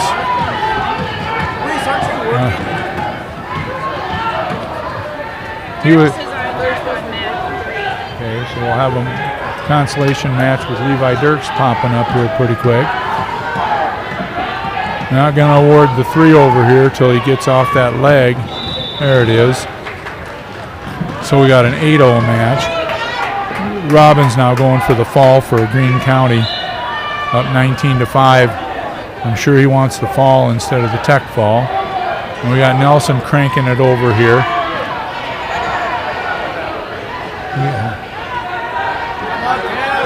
He's going to try to come back and put some weight on those shoulders. This is tough for the top guy to try to figure out how to adjust. One shoulder's usually up, and then you move a little bit, and that other one pops up. And right now, you want to just drop. You want to just drop the hips, but he left the wrist. But he'll adjust out of this one. Kind of surprised he didn't come back on his head, but he's going to pick up 3 for sure. Yeah, not getting pinned. Well, anyway, Cale with the 3-point near fall, and then he kind of let his opponent go.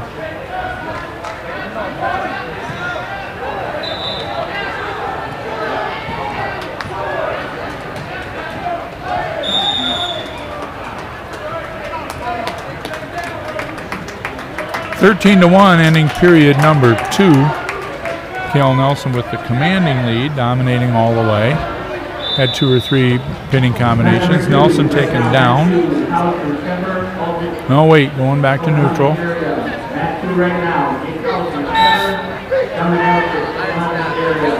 So at here, a takedown for Nelson will end it with a tech fall. And that's going to happen right here, and that's over. That's over. Yoo-hoo. It's 16-1. Yeah, I think they just missed it.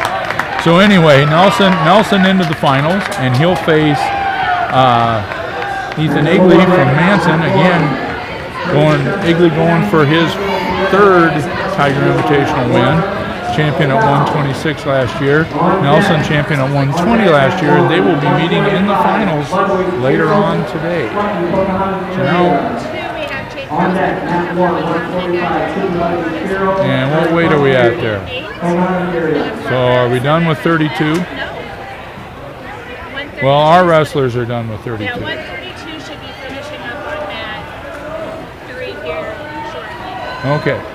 So at 138, we got Hausman from Kemper and Ajets from Pocahontas. And we should also be having then Levi Dirks and Tate Cooper from Westwood. Yeah, it looks like Mike Chris probably going to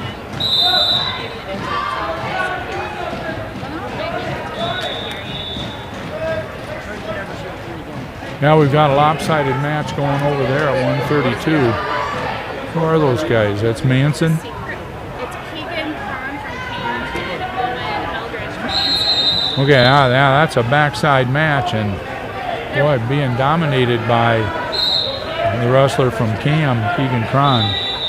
That's who Michael Roeder pinned in the first round. All right, time to catch our breath here. We got a Kemper wrestler going. We'll get you updated on that one.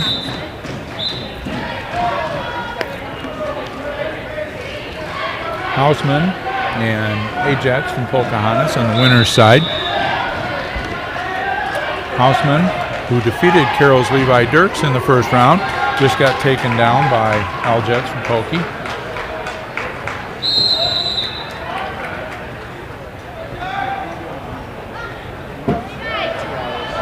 Aljets was the number 2 seed. He's now 11-4. Right now, Matt 3, Levi Dirks, Carroll, Tate Cooper, Westwood. You're on Matt 3 right now.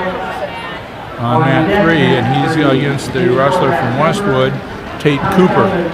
So I'll kind of focus in on Dirks, and we'll keep you updated on Hausman.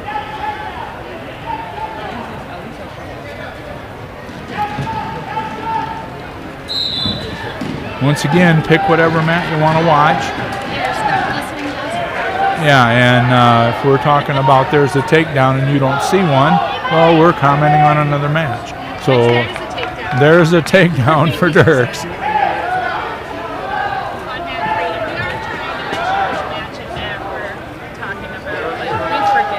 Yeah, once again. Yeah, and we're trying not to talk over each other, and we're trying to give you some information, but when there's 3 matches going and I'd like to fill you in on a few things, it's just tough sometimes. So anyway, I'm back to Dirks' match on mat number 3.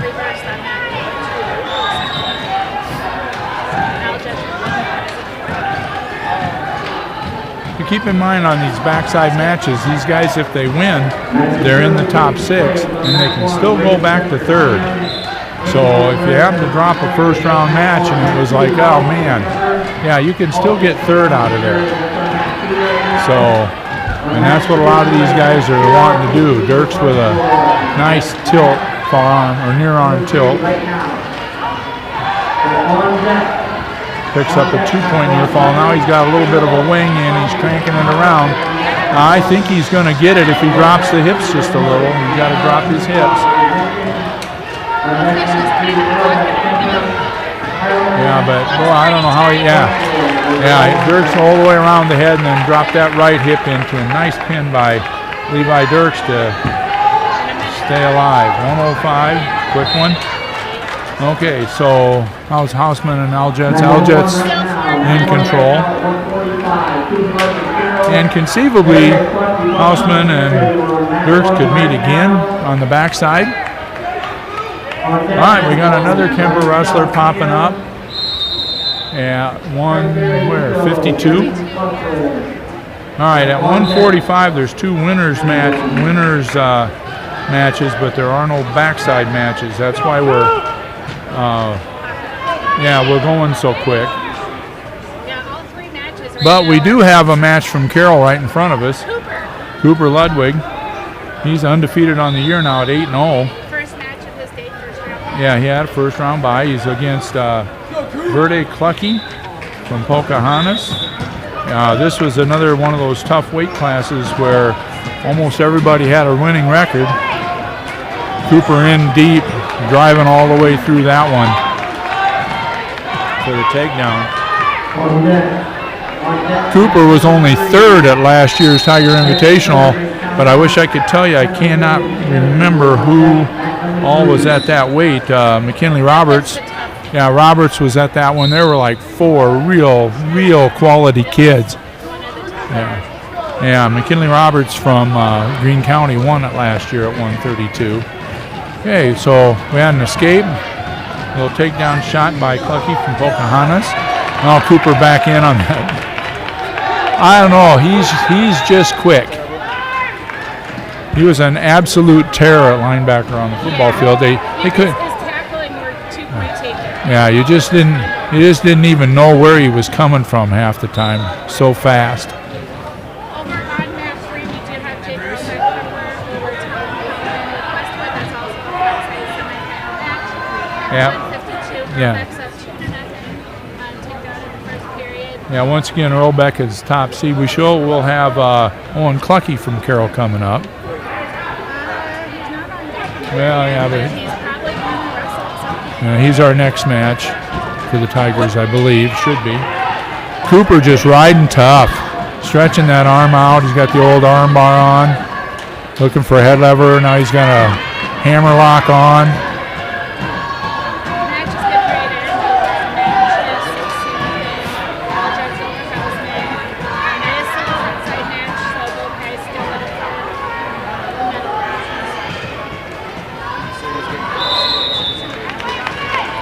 Right. Cooper riding tough that period. We're going out of period 2. We'll see who wants to do what. They're going to defer. Yeah. Yeah, I don't know. Yeah, because I don't know what the percentage of deferring is, but it's got to be 80%. Absolutely has to be, or higher. All right, Cooper's down because Pocahontas deferred. Cooper with a switch. Now back to that arm, and he's going to come back around. Lets him go. Couldn't get him down. Again, you don't want to get warned for stalling if you don't have to. You got a couple you got a couple of takedowns. You might as well. Oh, good shot, but Cooper caught that arm. Clucky left his arm up on that shot. That was deep. Cooper caught the arm and came back around for the takedown himself. Nice move. Can't leave an arm hanging against a quality wrestler. We got Kemper wrestler getting some back points over there. Once again, Earlbeck should be the heavy favorite over there. Cooper up 8-2, riding that tough. He's going to go for a half on the other side. They called it for Yeah, potentially dangerous. Yeah, he had a wing in, and he got below. Yeah, he got below the elbow with his upper arm, and they'll call that a lot of times. That's really hard on your elbows. Oh, switch attempt followed by Cooper. and it has to be a tough call to decide if it's going to be dangerous. Well, and you always, you have to. The official made a good call on that one. Some people get a little riled up.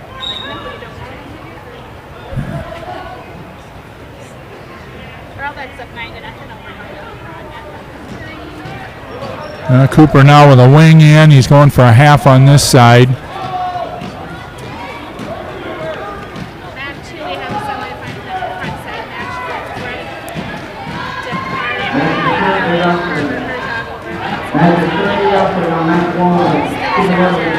That's at 145 over there.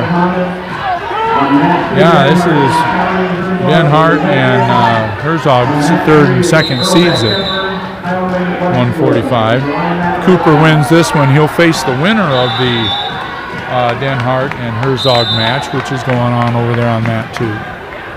Okay, going into period 3. Going neutral. So Herzog would have taken neutral. Cooper's going to come from behind, get this takedown, and right to the back. And this one, oh my God, Herzog rolling out of that one. I thought that was. I thought he had him dead to rights there.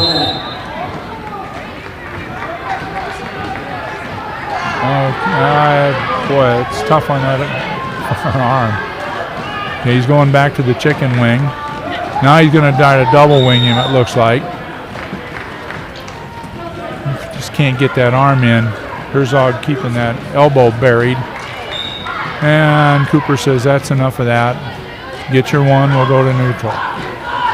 He's been close to taking him to his back for a fall a couple times, and maybe that's what he wants to do. Well, they'll try to slide underneath there. Duck under move. Herzog with a shot. Cooper going right back to it, and there he goes. But he's got a really good fireman's, and that's kind of a variation. But boy, he rolled right through it and got the fall. Boy, that was really good. You know, I hate to say how nice some of that stuff was, but boy, that was just a beautiful roll through right to the back. And I said he had that a couple of times, went right back to take down to the back. All right, so we'll look at Denhart over there with Herzog, and they're still rolling on mat 2, right? And Denhart and Herzog. Yeah, it is, and that's the one that Cooper's going to face in the finals. 0-0 match.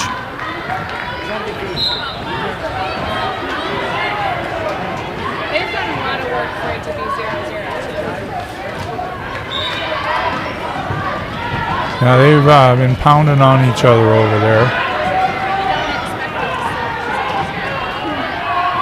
No, there's been well, right now we got just a tough ride going, but and once again, you got two pretty good guys sitting out there. Kemper match just end.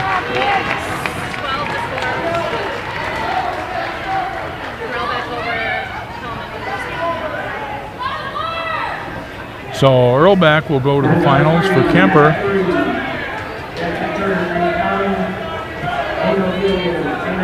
Okay, so we got a backside match going on over on mat 3, and we should have Clucky coming up here sometime. Owen Clucky from the Tigers.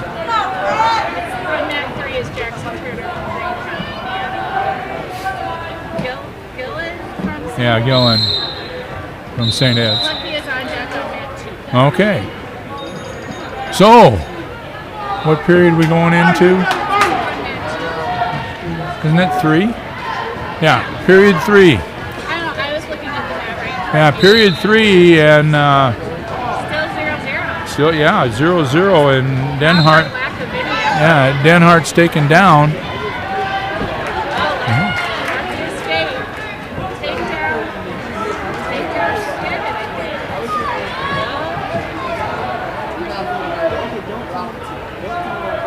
think. So that was an escape for Denhart to open up the period.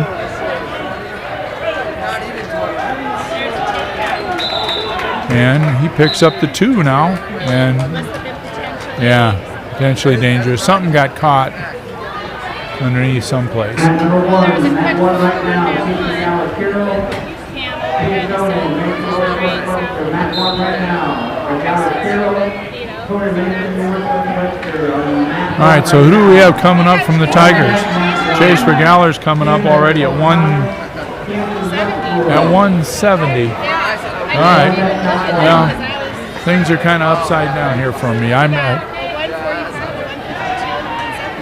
okay. Anyway, yeah, it's sure at 160. It sure looks like on Mat 2 that Denhart's going to pull this one out. He's right. There's a minute left, and he's up 3-1. Again, if he doesn't, we'll try to let you know. But he'll face Cooper in the finals at 145.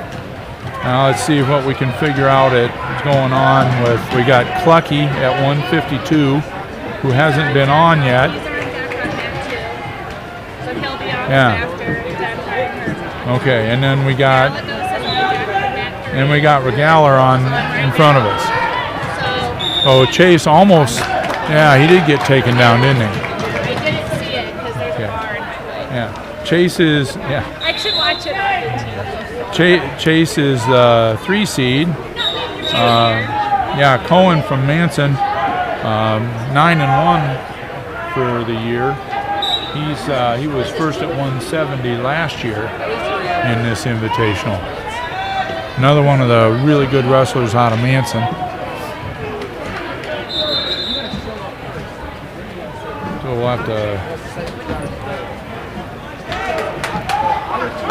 shuffle the paperwork here. Mat 3 is a consolation. Backside match at 152. Randall Bell, Cena at 07. So we got Conan from Manson now with a good ride on Chase Regaler, up 4-0 with the back points he picked up. Now he's going to roll through and pick up some more. Got a little cross arm tilt going. He's going to pick up 3 there. Mat number 2 right now, Mat 2, 152, Summerlock, Pocahontas area, Clucky and Carroll. That's a decent. Summerlock from Pocahontas. All right, Regaler just picks up a reversal. He's down 7-2. And there'll be a reversal for Conan. All right, so we'll go over here to Clucky and see what's happening. Again, Owen Clucky, the 2nd seed, Summerlot Jr. Got a year of wrestling on Clucky, but Summerlot 3rd seed, Clucky the 2nd seed.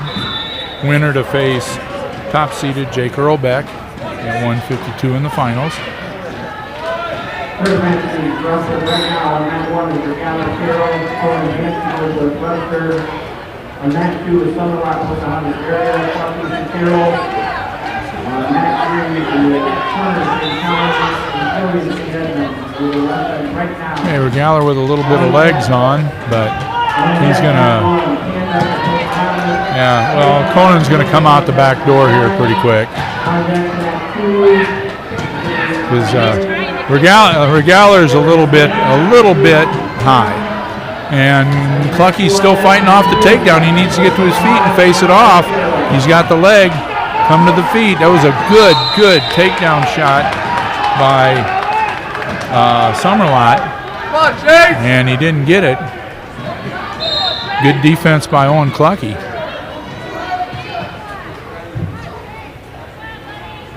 And the nice thing about Tigers this year, there's a little bit of depth here and there. And you got guys that within a weight or two of everybody that are quality wrestlers, so you get a little better workout in the room than we have in some of the years. So, and there's a lot of bodies. Yeah, it helps to have a lot of guys in there. And the girls, what do they got? Like 11 of them out or something? Yeah, there's a bunch, and yeah, they're doing okay. Pretty sure if I remember the schedule right, there was to check it out. Yeah. Yeah, I think there's 4 teams or 5 teams there. There was a decent number. Okay, so we got a takedown right at the end of the first period, which is by Summerlot. I feel like that match should be map 1 now. Yeah, so Summerlot's now taken down. We'll see if Owen can catch him in something. Regaler down 9-2, trying to get a cradle from his feet here. And he's got the cradle locked up, but he almost pinned himself, but now he's picking up back points. And I think Regaler just picked up 2 points on a crazy cradle. Yeah, that was still 2 minutes left. So anything can happen. Yeah. Nancy, He was Yeah, he looked and said, "How did I end up in that?" Okay, Clucky down 2-0, and we're going to have 3 Carroll wrestlers at the same time. So on mat number 3, we're back at 160 with Jaira Gallegos from Carroll, who got a quick fall in his first match against Cody Nichols from Pocahontas. So Brenda, go ahead and take Jaira's, and I'll just kind of go on this other one. Okay, we got legs in here for Regaler. He's a little bit high, but that's kind of how he got into his points before. Clucky riding still.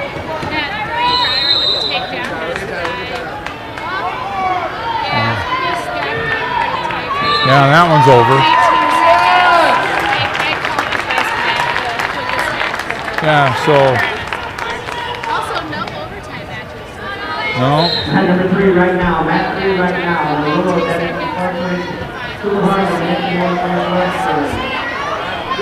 Oh, there's a reversal. Conan came out the back door on, Conan came out the back door on Regaler.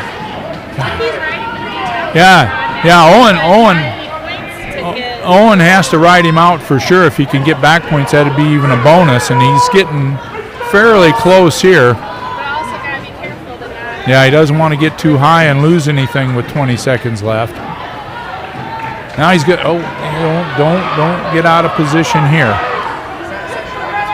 Okay, so I would think Owen would take down to go the third period. Now he's trying to horse him over to get some back points, but you don't want to give up one here either. And good mat return by Clucky. All right. 2-0. Yeah, it was a good ride for 2 minutes. So I'm assuming Owen's taken down.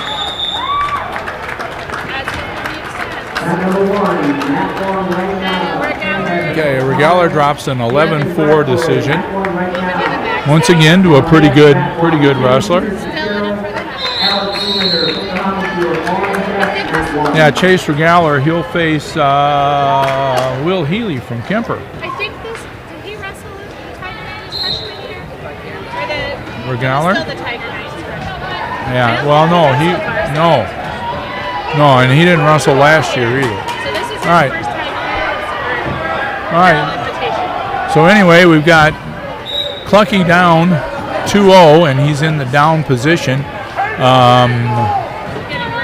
Yeah, I was going to say, he cranked that leg a long time. Guys returning the favor. The second period. Yeah, but he was on that leg a long time. Oh, there's the one for Clucky. He got a surplus. Now Owen's got to make a good shot. Maybe get some first. Yeah, get him out of position, make a decent shot. There's been no stalling warnings or anything, so. There hasn't been a lot of those all day either. No, most of the guys have been at it pretty good. even the top guys aren't sitting on them. They're drinking something. Well, and I think that like a lot of the snow days and the cancellations, the guys are just excited to have some matches. Well, have a meet, and even because some of these teams haven't practiced for a few days. Clucky in on a takedown. He's got the leg. He's going to try to pick it up and keep him in. You got to keep that in. He's going to get the trip, but there's a little whizzer there. Oh, and boy, straight to the back would have been really good, but Summerlot avoided that. Now Clucky's got to do the ride again, and you're looking at 30 seconds. If he can ride him for 30 seconds. Oh, and I'll keep him there. Here comes some back points by Clucky with the leg over. He's going to pull this one out, being down 2-0 going to that third period. And the coaches are saying, just sit on it. Don't move. Don't go out of bounds. Just sit there. Don't go anywhere. Just sit there. Okay, so there's, they're going to pick up 3 for sure. So it's going to be 6-2, and if he doesn't let him go, that's a great end of a match. You talk about being in good condition and ready to roll. There's Owen Clucky making the finals 6-2, and he will wrestle Jake Earlbeck from Kemper in the finals later on.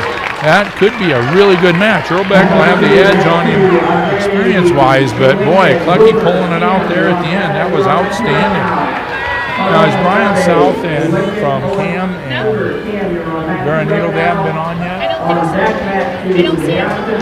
That's 160. So we haven't seen them yet? I don't think so. Not coming up across the results here. Smith. Oh, it happened really quick. Oh, yeah. It was going on. We were watching something else. Okay, so Smith got the pin, or South got the pin? Yeah. Okay, so at 160, Jairo Gallegos had a quick fall, 19 seconds, and he will face Brian Smith from Cam in the finals at 160. Yeah, I remember seeing part of it. So the Tigers, what do we got? 3 in the finals? 4. Schweitzer, Clucky, and Jairo. Okay, well that'll work. A couple more would be nice. Yeah. Right now, wrestling, that one we have Ryan Canbecker. And what weight are we at there? He's at 170 on the male side. Mickey Hansen, Westwood. Matt 2 is also a 170. That's the semi-final front side. Ian Lincoln comes to Westwood. Dre and Owen Hoover from Cam. Cheated on Dave Lincoln. Matt 3 is a 182 semi-final. With Cooper, Harmon, Hansen, Jim Earl, Denison, Yeah, and we're waiting on Kieran Polking from Carroll. Yeah, they called him in a hole. So and Deontez Williams from Pocahontas. Polking, a freshman, also from Carroll, making I think his varsity debut as well.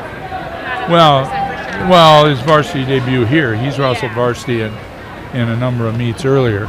And then we've got Deontez Williams, who I mentioned earlier, going for his 3rd Tiger Night win, or Tiger Carroll Tiger Night Invitational win. And again, we apologize. It was the Tiger Night for many, many years. Last year, they switched it, and depending on where you looked, it was called something different. So, And now technically it's the Carroll Invitational. But at any rate, as I said, Williams, one of the better wrestlers again in this area from Pocahontas, he'll be coming up against freshman Kieran Polking pretty quick. and you can watch Kieran Polking's match, and I've seen them doing blood on a different match earlier. His twin brother is here doing blood, so there's 2 of them. And they're hard to tell apart. And I won't know. I mean, I hope that's really Kieran out there. I'm sure it is. Kind of put that out there that they're doing that way. But if you're like, wait a second, wasn't we doing blood earlier in the day? His brother's doing blood open out. So. Hey, do we have a 170? Yeah, right in front of us. Yeah. Okay, so Carlos on Andrade. yeah, that's a backside match in Pamberger. No, that's the second. No. I'm looking at I keep thinking this match. Okay, so where's Council Bluffs, Abe Lincoln, and They're right Cam? in front of us. They're on that 2. So they're not in front of us. They're on that 2. Okay. Well, that's the other. I'm just looking to try to find the other semifinal at 170. And looks like Andrade from Abe Lincoln is up on Owen Hoover from Cam. 2 2-1 going into the second period. And now the match that we were just talking about at 182. This is Deontez Williams from Pocahontas and Kieran Poking from Matt 1 is Hayden Peterson, Carroll, and Alex Wheeler. Poken's on deck on Matt 2. Oh, for crying out loud. Well, I don't want to say this 800 times, but there were all buys at 195, and Poking got a buy at 182, and somebody's on deck somewhere. So this is 195, and it is Carroll and Pocahontas, which is also the match that's coming up at 182, Carroll and Pocahontas. So, yeah. 182 Jensen is going to go in the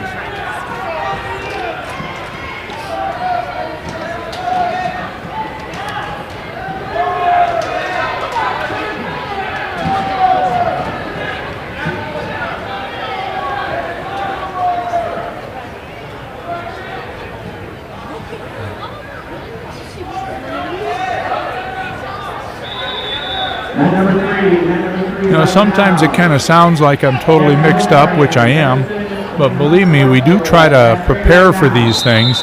It's just that I'm trying to watch too many things at the same time. I think we need to next year. My suggestion is going to be to put the map numbers on the actual map. So like the maps themselves also have a number. Yeah. That's my suggestion for 2023. FJ let us come back with this. Well, and the weird thing is we had it all figured out till something blipped on track and changed it. But easy fix. And I'm assuming Tiger just switched out. So meanwhile, back on the mat at 195. Well, he's going to get a quick fall over there, Hildebrand. 52 seconds into the fall over Dave Hunter of Westwood. We'll sort all of this out later. All right, so we're through one period here at 195 between Tayden Peterson and Alex Wheelander from Pocahontas. Wheelander only up 3-0 over sophomore Tayden Peterson. Peterson's done a decent job, 3-4 on the year. He got a bye in the first round, as did Wheelander, because at 195 there are only 4 guys.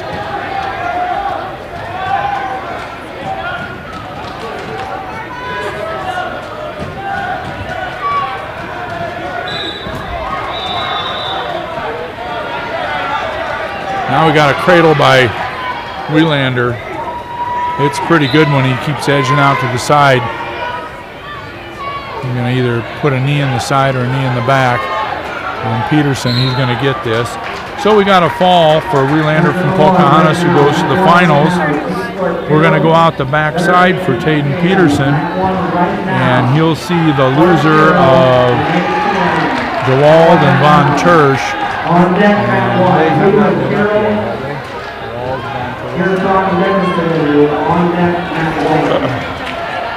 Yeah, well, I'm guessing DeWald's going to win that. He's undefeated on the year and one of the top dogs in the tournament.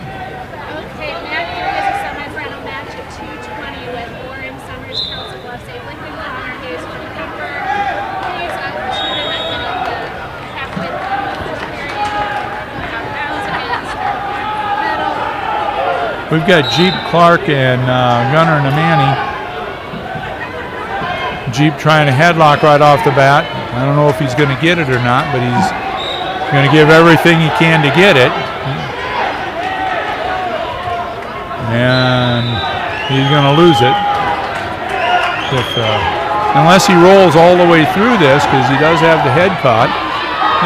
So what I'm commenting on here is a backside match between Jeep Clark of Carroll and Gunnar Namani. Namani just pulled his head out and picked up the 2-point takedown. Yeah, so go ahead and do the commenting over there on the Kemper match, Brenda. Hayes is going to probably ride him out here in the first period. Trying to turn it. We got Holton coming up on that too. All right, so now we got a Number 2 right now, Matt 2 right now. They have some waiting for Carroll and Carroll. Matt 2 right now. okay. So meanwhile, back at 182 from Carroll and the top seeded Deontez Williams from Pocahontas.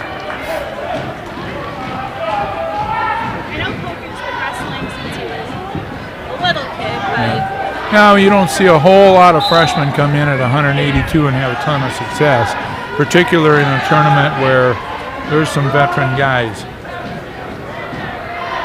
Well, 182 is a little thinner than it usually is. Oh, we got Jeep here who's got a reverse cradle on, and they're counting back points for him, and now he's going for the headlock, and if he keeps his butt on the mat, he's going to get a pin. He's got to keep his feet on the mat. Oh, my God. And we're looking at mat number 1, and Jeep just pulled out a pin. Holy buckets, that was a good one. So Jeep Clark just pulls out a pin. That's a big match for the Tigers. That puts Jeep in the top 6 for sure. Yeah, reverse cradle to a headlock. All right. Okay, so meanwhile we're back at Kieran Poking, and we've got a heavyweight from Carroll, a top seed, Colton Whelan, and he's against a wrestler from Denison.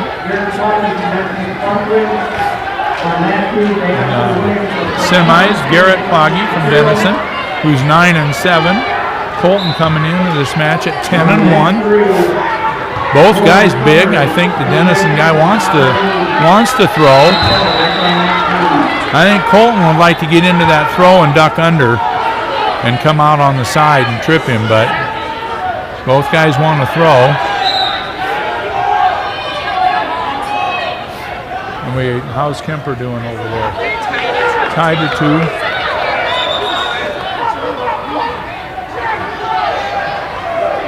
Summers and Hayes at 220.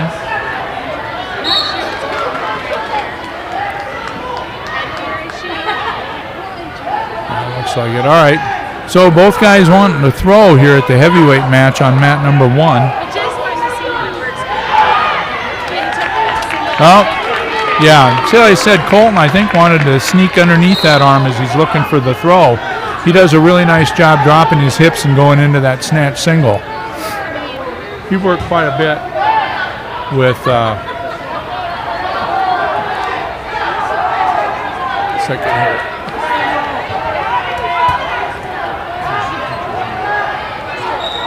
Yeah, he worked quite a bit last year with Tyler Swope, who's left Carroll, and he's in other parts. He and his wife got different jobs, but Colton worked a ton with Tyler Swope last year and learned a lot from him. Swope, a former Iowa State heavyweight assistant coach last year and middle school coach. All right.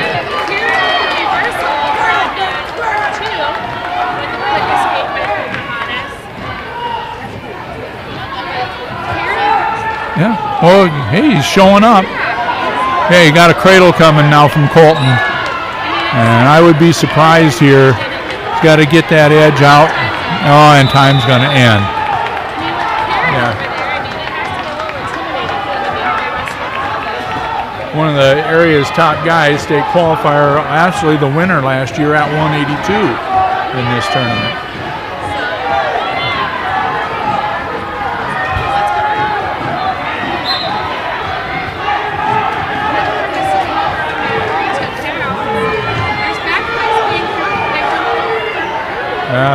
They're for the other. No, not for Kemper. Very hard to tell how they're currently. Not now. But before. Okay, Colton locking up the upper body stuff again, and he's going to slide down to that leg. You can almost see it. Oh, that is not good. Yeah, he missed the slide down. I think the referees counted a 2 count. Colton is in. He's in trouble here. There's a lot of time left. But he didn't get down to that leg tough enough. Oh man, now he's good. Now he can get out of there. He's got his hips turned over. He's going to pull his head.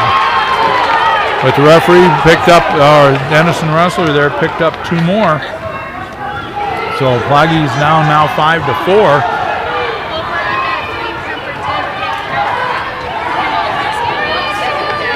But they're down 20 seconds left. Boy, Colton's got to wake up there. That roll is not there. He tried to hit the roll, but it's not there. Got to get his hips up out of there.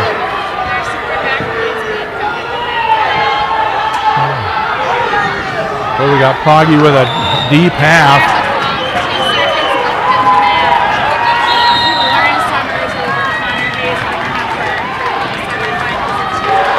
Well, Williams just got warned for stalling. Holking walked him off the mat. Boy, this is quite the match over there. You didn't expect this to go a period.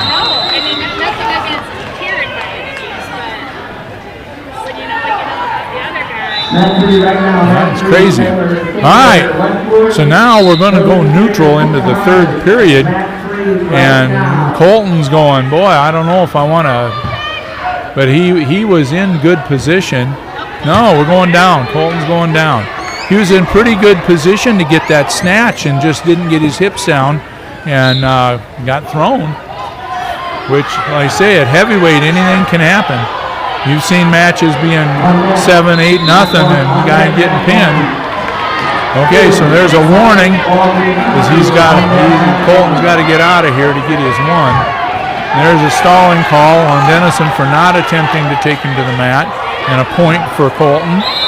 So Colton now up by 2.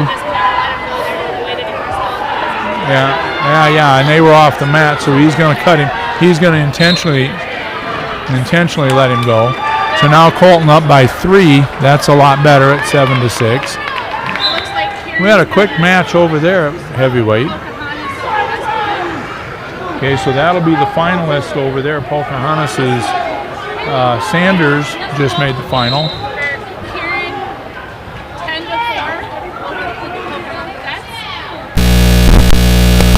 Good match. Yeah, good match. All right. So meanwhile, back to Colton.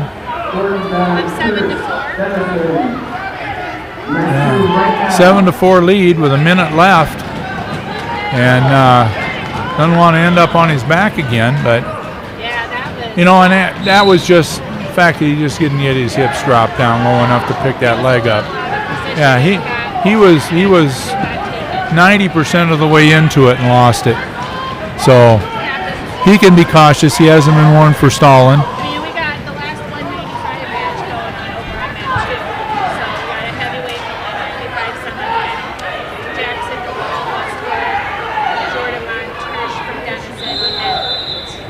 Yeah, DeWald will be the heavy favorite over there. He's really, really good.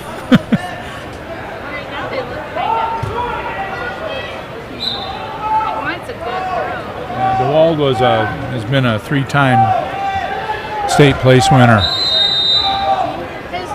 All at 182. Has Westwood been here?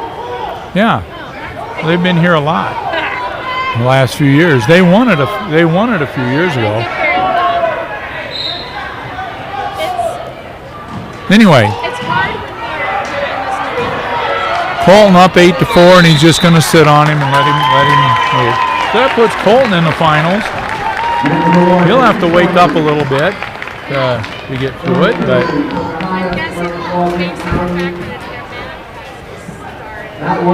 yeah, there'll be I don't know if there'll be a little break here or not before the cross brackets. The cross bracket matches are going to determine who is going for 3rd and who is going for 5th. That'll be the matches we see after this. Okay, so we got a 20-minute break. Coming up after these. Oh, there's still another match coming up on that. Yeah, and So yeah. this must be the last. So we got DeWald up 2-0. And he's kind of just riding it out. And we got, what do we got, a 220 match? 220 backside match. Oh, all right. Truin, Yeah, Trulin from Pocahontas. Yeah, Marcus Ball, Greene County. That's right. So we got a backside match. And before the break, we'll do a quick team score update, And and we'll run our brackets and take a break from listening to this talk. and take our lunch break. Oh, that looks good.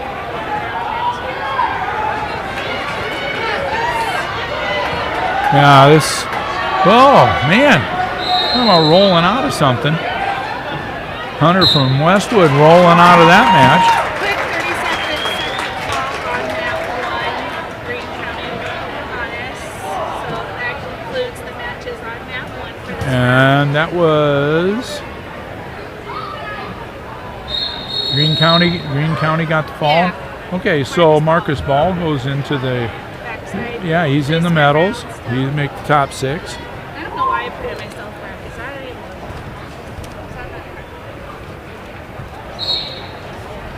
All right, so after this match, we'll get you an updated team score. That'll pop up pretty quick. Then we're going to print a set of brackets, and we will be going on, as I said, to the cross bracket matches. There's going to be basically 2 matches at each weight, except for a couple of them that only have 4 or 5 guys. 195. Yeah, and Back points being counted over on that. yeah, he'll. Matt's still wrestling. You know, you don't want to just say, well, you know, there's going to be a fall, because there might not be, but 2 you minutes know, when and 31 seconds. you have a decent wrestler against an outstanding guy, it's kind of unusual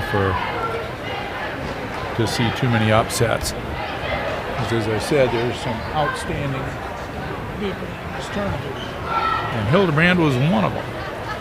Well, as soon as they get that match numbered and updated, we'll get the team score here. Yeah, we'll give you an idea in the finals of who's going to be going a little later, who's going to be going for first. The tournament's flying right around. It's only 12:30, and we're moving. So we'll have a round that'll determine who's going for third and who's going for 5th. And then after that, we'll have first place matches on one mat, third place matches on one mat, and 5th place matches on the other one. And it won't be quite so hectic, we hope. Yeah. Again, we're focusing in on the Carroll matches and the Kemper matches, but we are jumping around, and you're hearing us on every mat feed, mat stream that you pick. I'm hoping that it's not as confusing. I'm hoping it's fun, and I'm hoping it's not as confusing for you as it is for us. So, anyway, I'm going to shut my mic off here in a little bit when we get the team scores, and we'll run and get quick lunch. All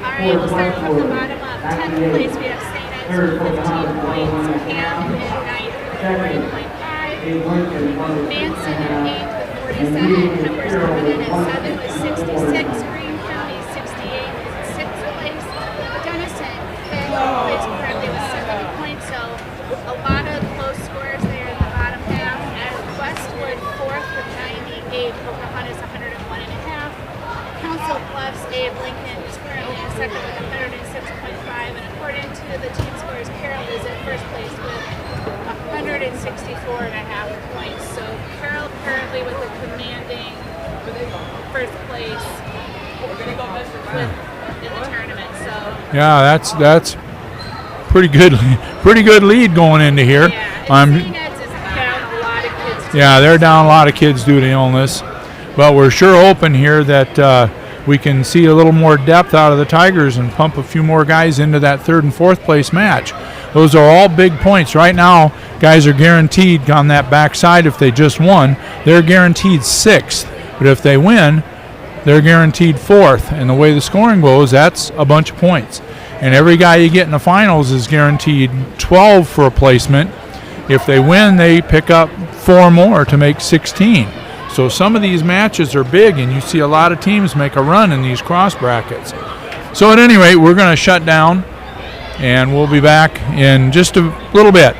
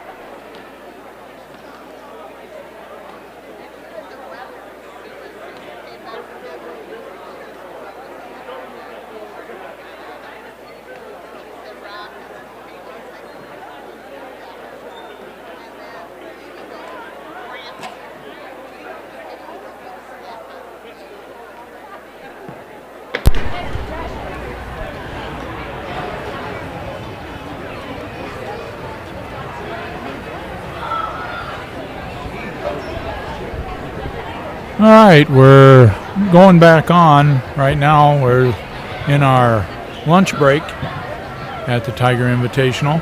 I'm going to try to fill you in on a couple things between bites of lunch.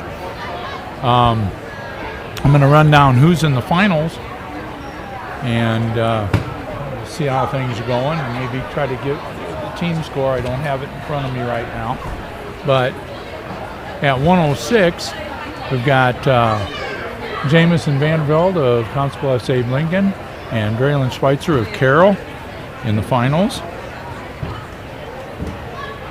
At 106. At 113, we're going to have Jackson Pritchard of Westwood and Aiden Watts of Council Bluffs, Abe Lincoln. 113. At 120, we got another Council Bluffs Abe Lincoln wrestler at 120, and Westwood also at 120. So we got a couple guys. At 126, we have Egley of Manson.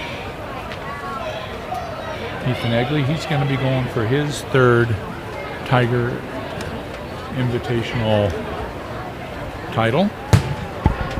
And he'll be wrestling Cooper Ludwig of Carroll. Or, excuse me, Cale Nelson of Carroll. Cooper's coming up in a little bit. So, anyway. And the finals at 132. We got Hale Peterson of Greene County. He'll be favored, but Riley Parkus of Kemper's a quality wrestler, and it could be a heck of a match. So Riley Parkus of Kemper's in the finals there. At 138, we got McKinley Robbins of Greene County, and he'll be wrestling Dominic Algetz of Pocahontas in the final. At 145, it's going to be Cooper Ludwig of Carroll. And he's going to see Brent Denhart of Greene County. At 152, we got Jake Earlbeck of Kemper. And Owen Clucky of Carroll. At 160, we have Brian South of Cam. And Jairo Gallegos of Carroll.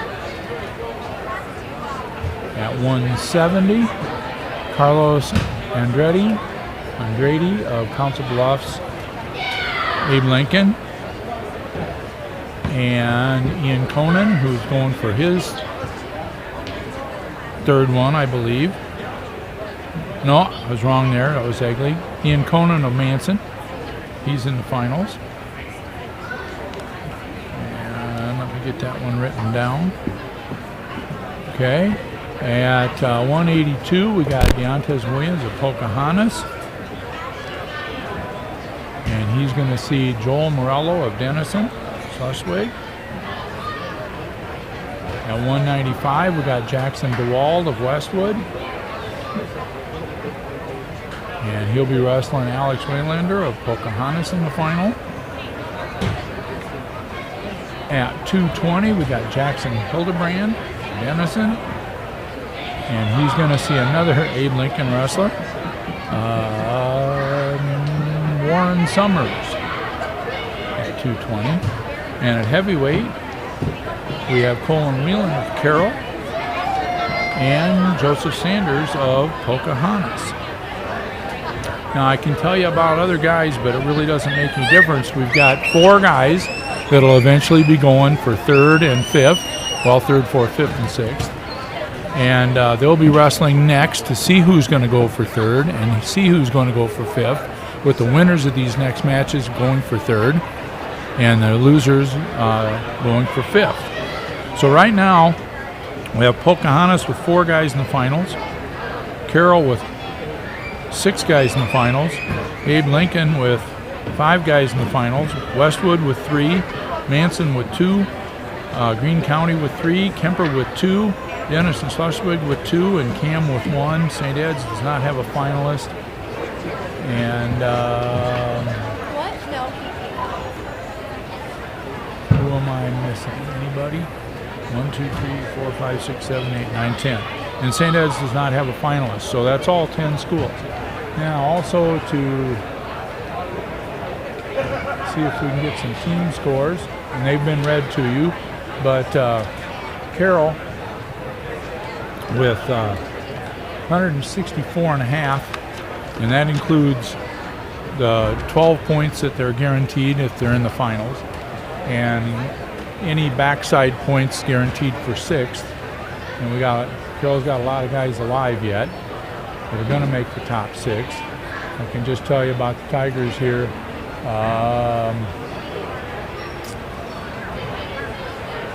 Trying to think of who's not still going. Everybody in the Tiger lineup is going to make the top 6.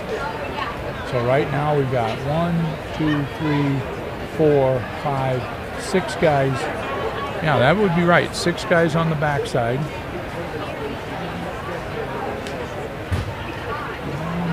3, 4, 5, 6, 7, 8, 9, 10, 14 bodies. And 1, 2, 3, 4, 5,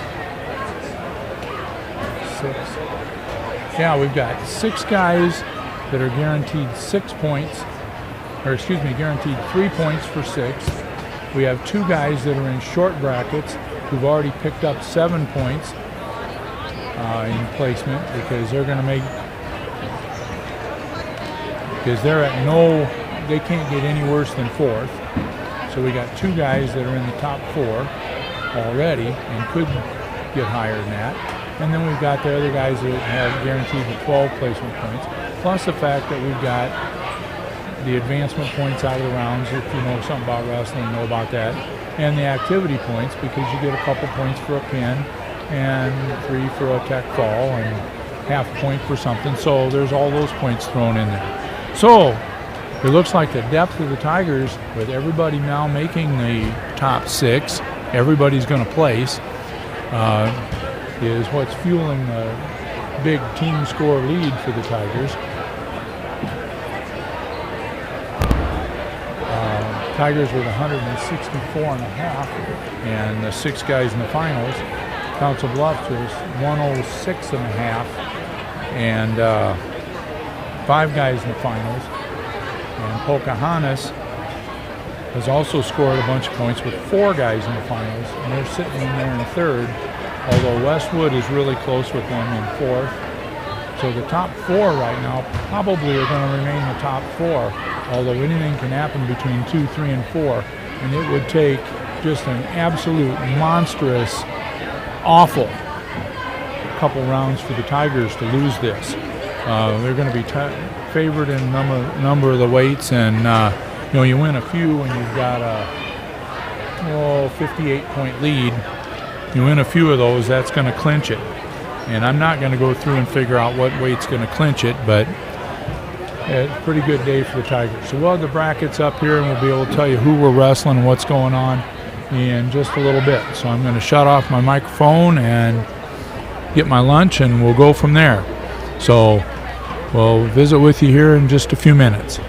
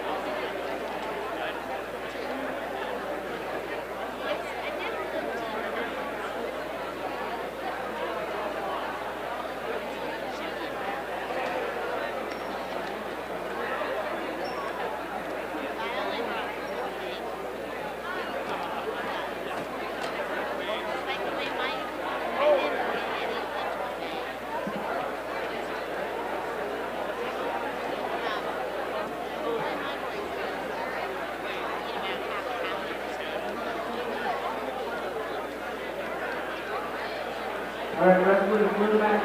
Ready to go here. This is the consolation round. So we should go pretty quickly.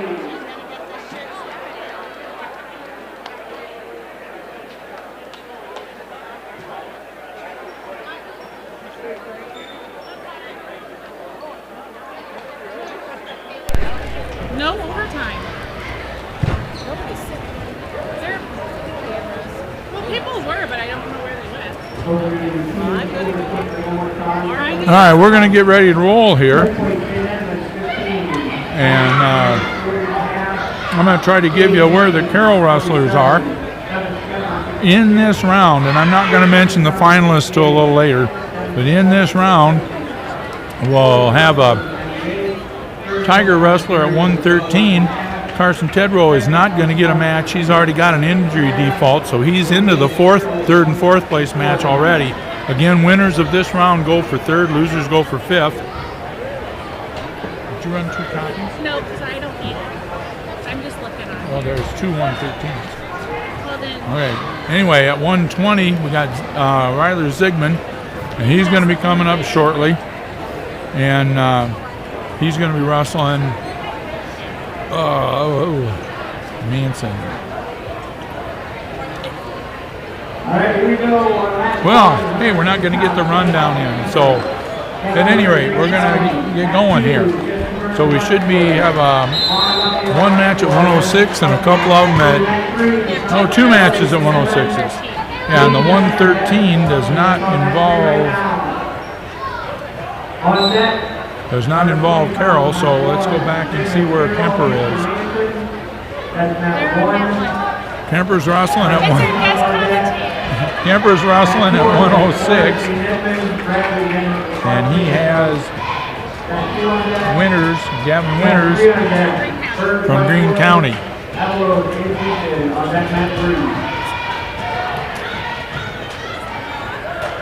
And they are on mat 1 right in front of us.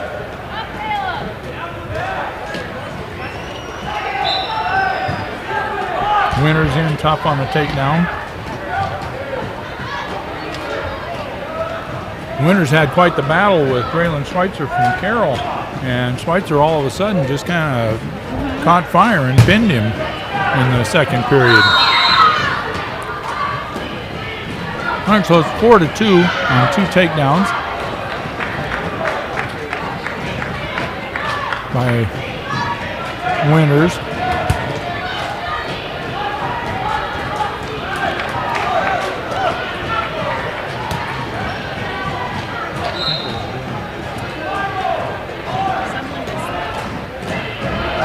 Okay, now 6-2 on 3 takedowns.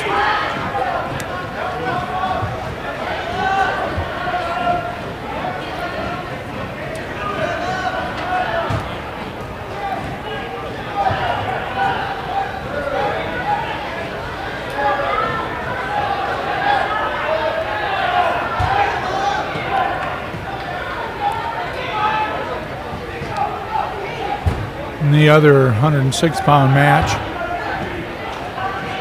we have Westwood, Jesse Burton, and Rafael Aguilar, Juan Rafael Aguilar from Denison.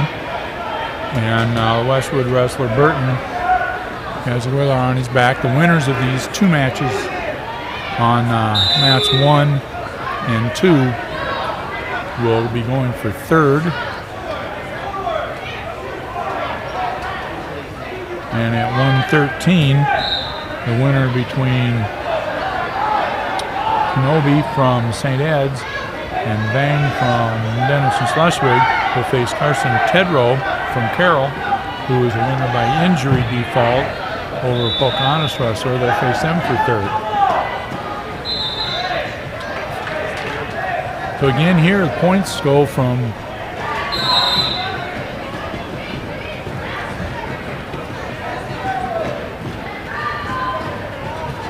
if you're sitting there at the points for 6th, and you're going to jump up a couple points for sure for the guaranteed points for 4th. There's a possibility of picking up a few more if you end up in 3rd place. So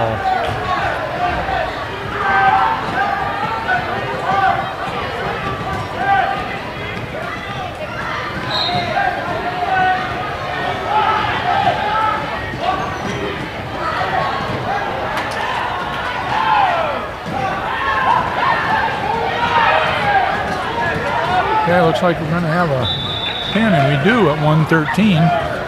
Bang from Bennington Schleswig.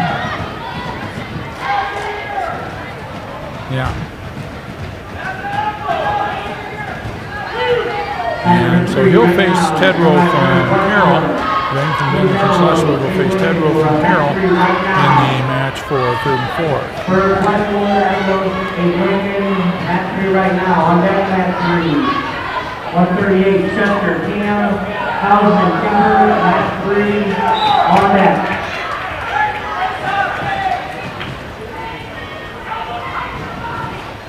All right, so back to Greene County and Kemper. Greene County now, Gavin Winters with a 10-3 lead in the going into the 3rd period over Caleb Hoffman. This will be on feed number 1. They're going to go on their feet. And we'll look at that match here for the next minute or so.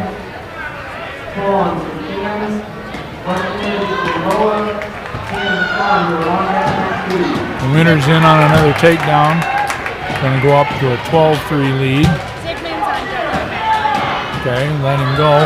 We'll be seeing Ryler Zygmunt right in front of us here in a little bit. There's another takedown. Oh, maybe, no, he did call a takedown.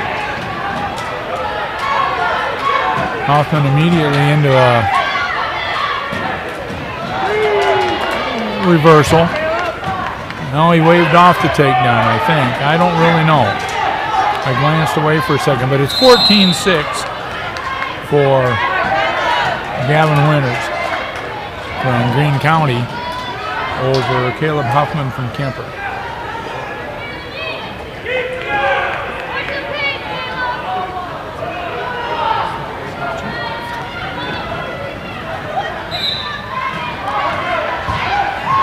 Huffman trying to ride. Takes Winters back down. Going to throw a leg in. Now he's going to try to throw both legs in. Obviously he wants to stretch him out and try to turn him. Huffman down by 8. He's going to need some back points with less than a minute left in the match.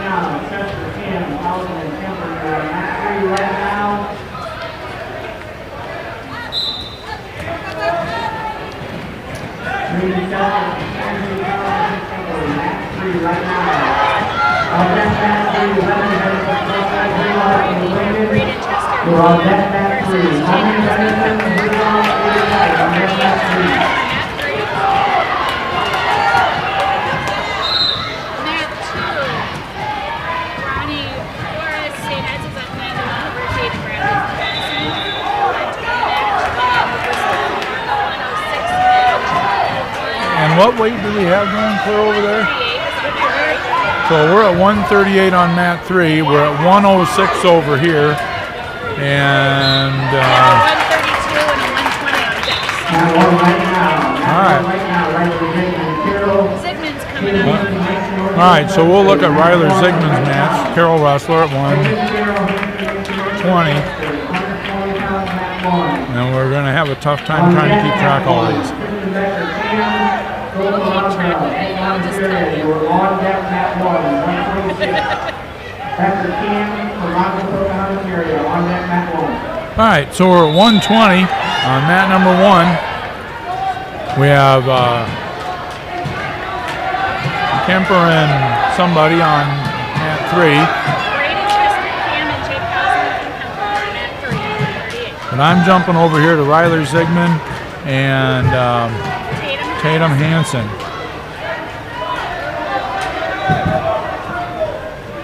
Oh, good fireman's carry. Actually, a great fireman's carry by Zygmunt.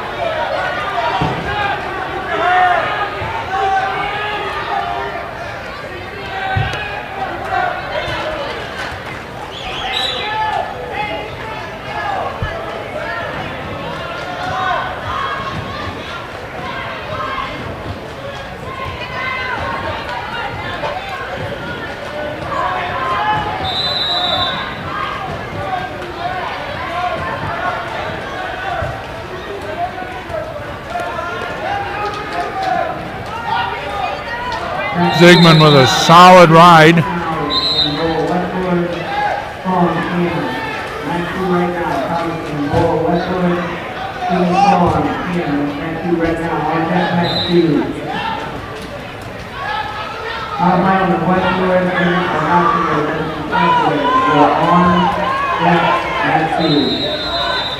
Because we haven't seen Orez and Bradley yet, have we? Or have they been on and we missed them? Orez one, right? Yeah. Okay. The reason I asked about that is St. Ed's wrestler Ronnie Orez, he's the one who beat Ryler Zygmunt in the first round.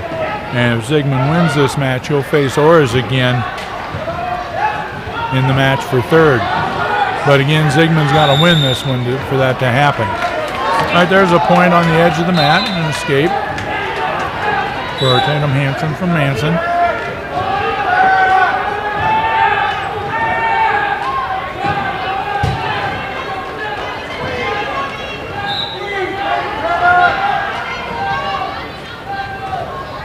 Oh, another fireman's carry. Good one. Oh, no, there's another one of those edge of the mat things, and Zygmunt's knees did go out, and so did Hansen's supporting points, so that takedown doesn't count. Shot underneath, Zygmunt fending it off. Got 2 seconds left. 1 second left.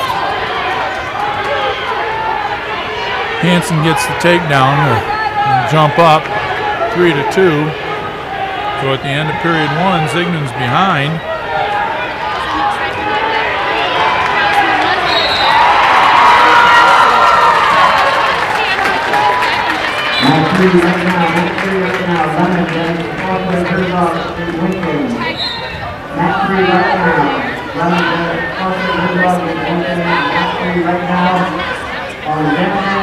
Now that's a good match because the winner in a little while of Levi Dirks and Lang from Abe Lincoln will face Hausman, and Hausman's the one that beat Dirks in the first round. So we could see a rematch there, but right now Zygmunt on the bottom side of a 5-2 score. Yeah, he needs to get going on that. And then it just almost rolled into a pinning combination, but Zygmunt's going to get out of there. Rolled through it. He should get one. Matter of fact, he should have the one right now. The official might be waiting to see if it's going to turn into 2. No, he's got one. Yeah, he had one up. He was just waiting to see if it was going to go to 2. So Ryler Zygmunt down 5-3, minute left in the second period. He's hit a couple nice fireman's carries, one off the mat. Well, a little reach in. Shot at a fireman's carry again by Zygmunt.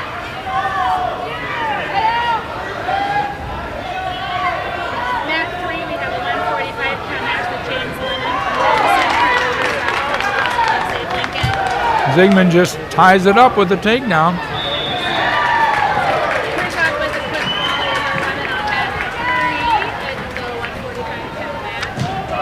Now we're going to try to keep up with the Carroll wrestlers and who they're going to see in the next match.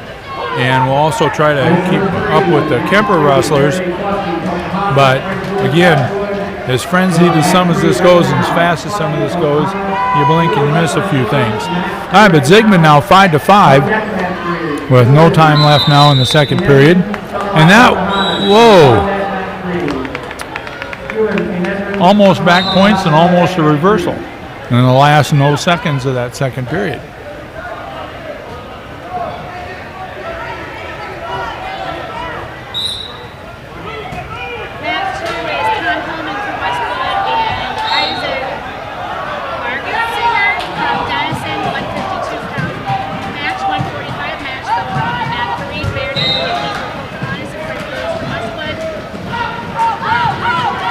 Zygmunt down to start the third period. Coming up now, fighting the hands. Doing a good job staying on his base. He's going to Going to come out the backside. He needs to pull one arm through. Yeah, he's got a cradle on, and he's going to score with this. Oh, he got a pin with it. Kind of a reverse oddball cradle. I don't know if that was it didn't look like a spladle, but it was kind of odd. So, anyway, so Zygmunt goes to the 5th and 6th grade place match where he'll face Jaden Bradley from Denison Schleswig. And Tatum moves on to the 3rd and 4th place match. Yeah, Roller on deck on mat 1.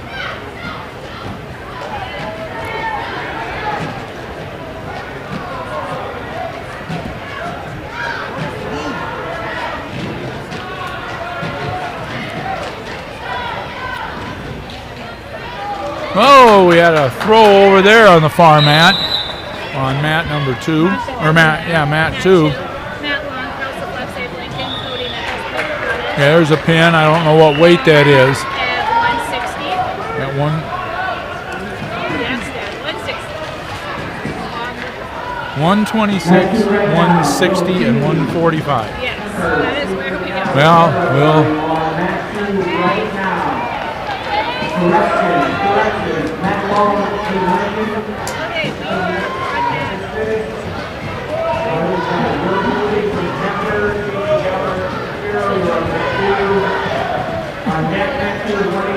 I know. all right, coming up on that, we did a Chase Regaller from Carroll and Will Billy from Kemper at 170. So Kemper Carroll matchup. Now it's takedown quick by Regaller. Throw to his left hand. Yeah, and he's going to score some back points out of this one. Boy, walked right into it. And this is going to be over quick, I think. Well, he's fighting it. Boy, that's a good pinning combination. Regaller's got to come up on the chest a little more. And it's a high bridge. Oh no, I heard that one. Yes. Healy trying to get his arm through, and he's been unable to do it. Regaller settling back in. Needs to edge up just a little bit on this arm. Not quite tight enough with the half, but boy. Yeah, man, as long as that arm doesn't come through. And now Healy getting his arm in there trying to get it through. And he manages to come out of it, I think. It's going to be a 3-point near fall for Chase Regaller.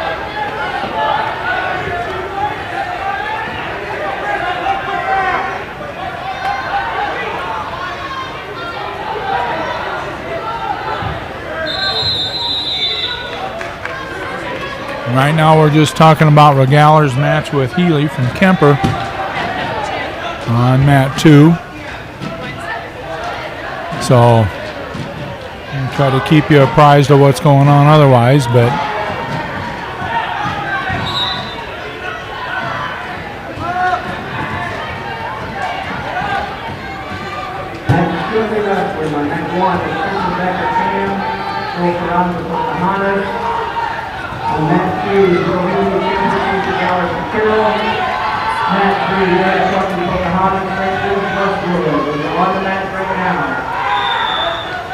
On deck, mat 1. Ackerman, Pocahontas, Roeder, Carroll on deck, mat 1.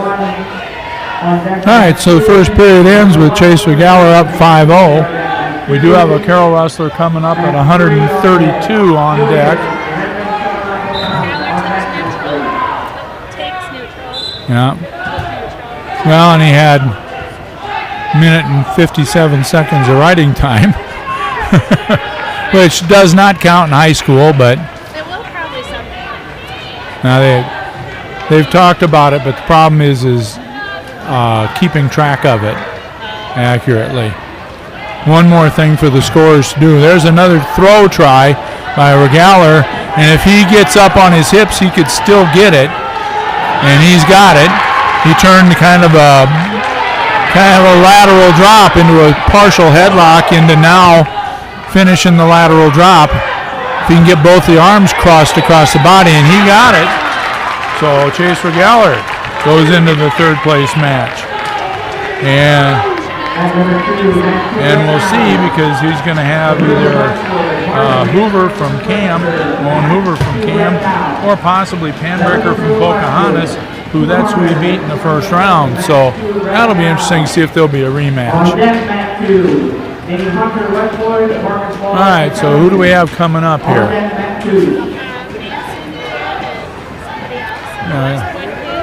Manson on Westwood. That's at Probably 170 or 182. 182. Well,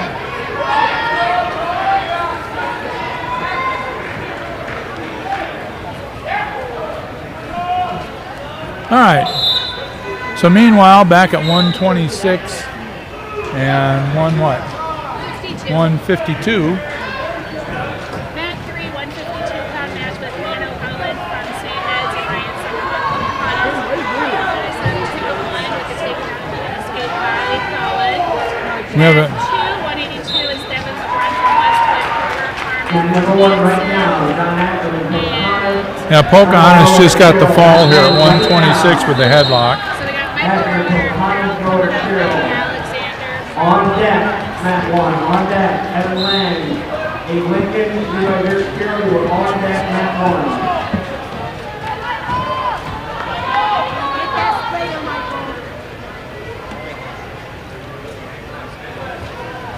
Yeah, this round's going to fly through. And so there'll be a little short break after it to get everything set up for the placement matches. And yeah, and that could fall into play here as fast as this round's going. We have Michael Roetter on mat number 1. And he's facing John Ackerman from Pocahontas.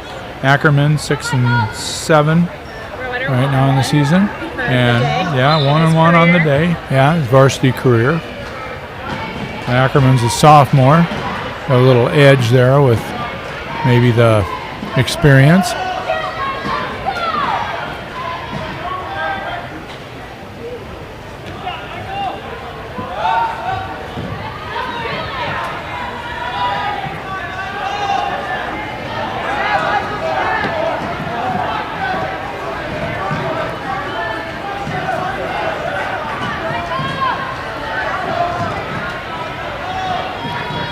Roetter with the front headlock.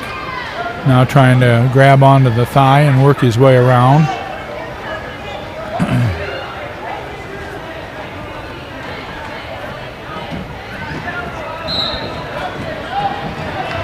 And he's going to get it if he hooks the leg. There's the takedown.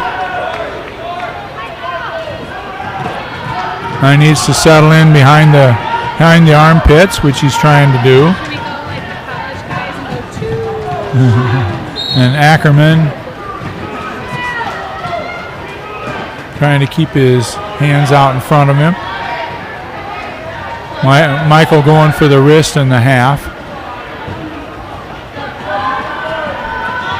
Oh. Okay, now with a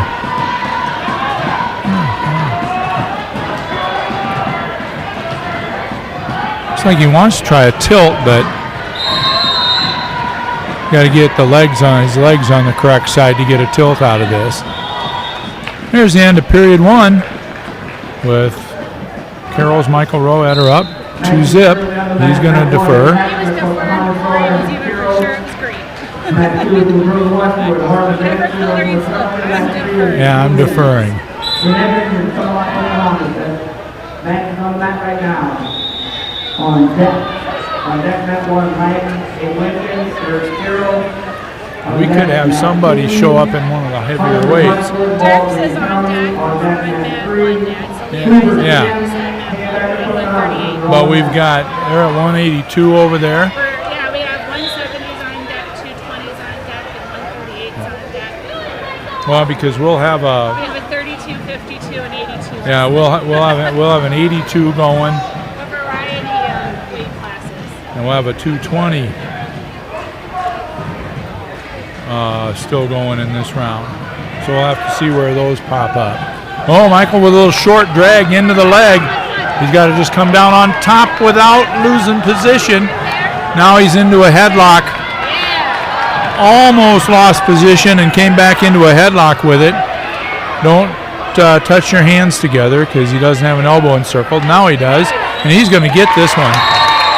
2 minutes.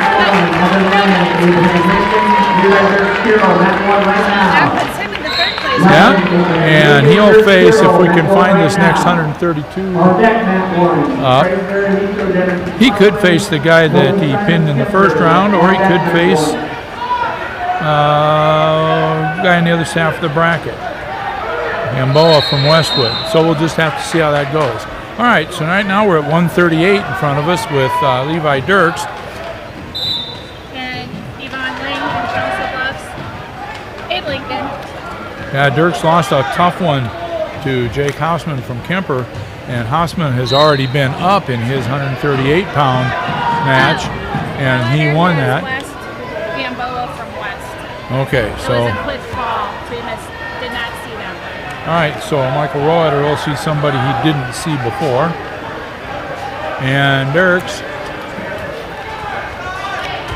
wanting to get into that third place match. In on the leg, going to try to cut the corner and pull that leg in underneath. He's going to try to get to the heel and pull it up in front of him. There's the dump for the takedown. Levi's got those long arms working that tight waist. Going to go for the tilt there. Almost had it. You should get some of this commentary right now. Yeah, and most all of them wrestled somewhere along the line for the Tigers, so no, we really can't fit them in right now. Yeah. Anyway,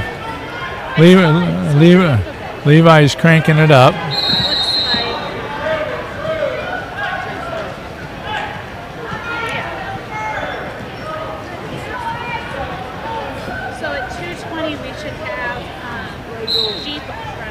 Yeah, Jeep Clark's still in, and at 195 we should have poking. Yeah. In this round, yeah. Well, it's still alive at 195 because there are only 4 guys in the weight.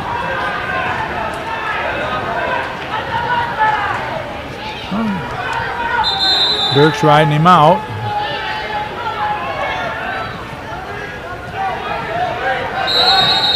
I'm sure Levi would like to see a rematch for that 3rd and 4th place match.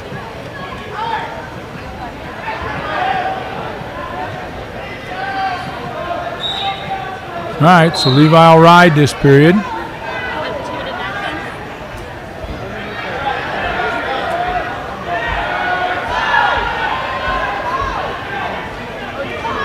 Yeah, he must have covered the elbow incorrectly.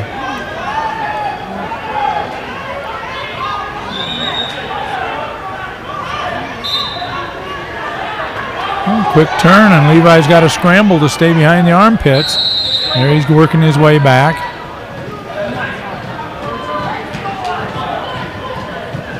Tripod. Levi trying a little spiral ride on him. You got him flattened out now. This is where you try to get those wrists.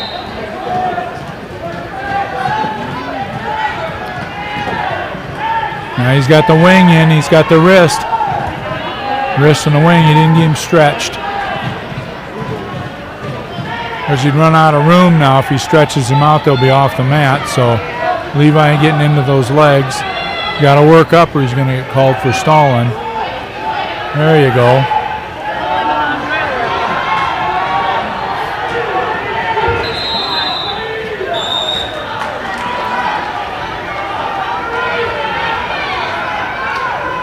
Number 3 right now, Carroll Invitational. Right now, 192. I was confused why the score was 1-1, and I was like, hey. On deck mat 3, Cook Westwood. Cook Westwood were on deck mat 3. Devin Broom and Cooper Harmon. We got Lang from AL getting up a couple of times, and Dirk's putting him back on the mat, but we got Kieran poking on right now at 182 on mat number 3. So we'll try to follow that a little bit too. Wiskus, a junior, poking a freshman. There's a...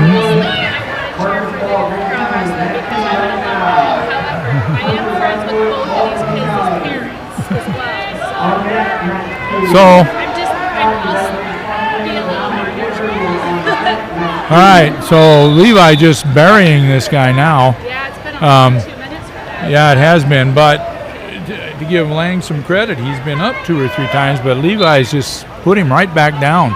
And Levi with a 2-0 lead, I'm assuming, is going to take down. And this guy, and there's the back points, except for the fact that time ran out. But he knows he can get him, but he'll probably start balancing. All right, now, as long as he doesn't give up any back points, he should be in good shape here.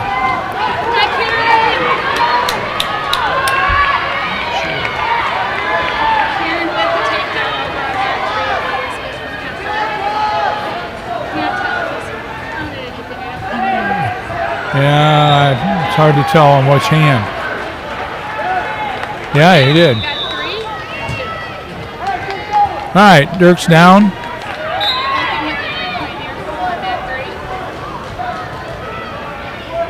That's huge, as long as he doesn't end up on his own back somewhere along the line. Okay, there's Dirk's out. We're back to mat 1, and Dirk's is now out. Kemper's heavyweights wrestling on mat 2. Dirk's in there he's in on the leg. Good sprawl by Lang. Yeah, Lang. Forgot the name for a second. Dirk's working. Yeah, Dirk's working to the side. Still in a wizard, attacking the head. Looks like he's going to try to pull his head and cradle. He's a ways from it yet, but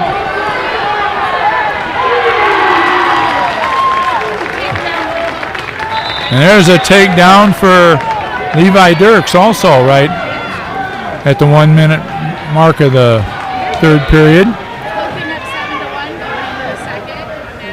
So Levi with a 5-0 lead, not comfortable, but pretty good with 45 seconds left. I mean, he's ridden the guy a lot, so. Yeah, as long as you don't make an mistake here. But I'm sure, he'd sure like to get the fall here or a major decision. Wiskus with an escape to start the 2nd period. And I'm sure going into this round with Carroll having a 50-some point lead for the tournament title, the coaches said, hey, you know what? Even though we've got this about sewn up, it ain't over yet. So we've had the guys wrestling hard. Dennison just won over on mat 2 over the heavyweight. All right, Dirk's riding tough with no time left. That's the match. So Levi Dirks will get a rematch with Jake Hausman from Kemper. Kemper defeating Dirks 2-0 in the first round.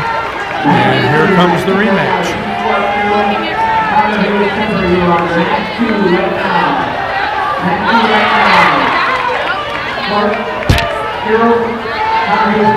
He's going to walk. Yeah, he was going to walk into a fireman's carry there for a second.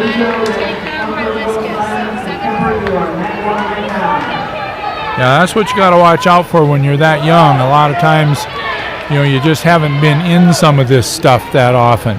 Okay, so we got Simons from Kemper in front of us here at 160.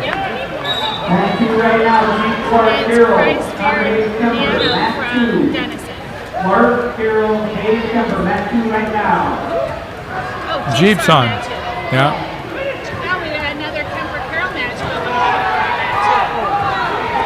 Yeah. Yeah, you can finish the one over here to the 3rd. Yeah, and I'll get Jeep over here in the 1st period.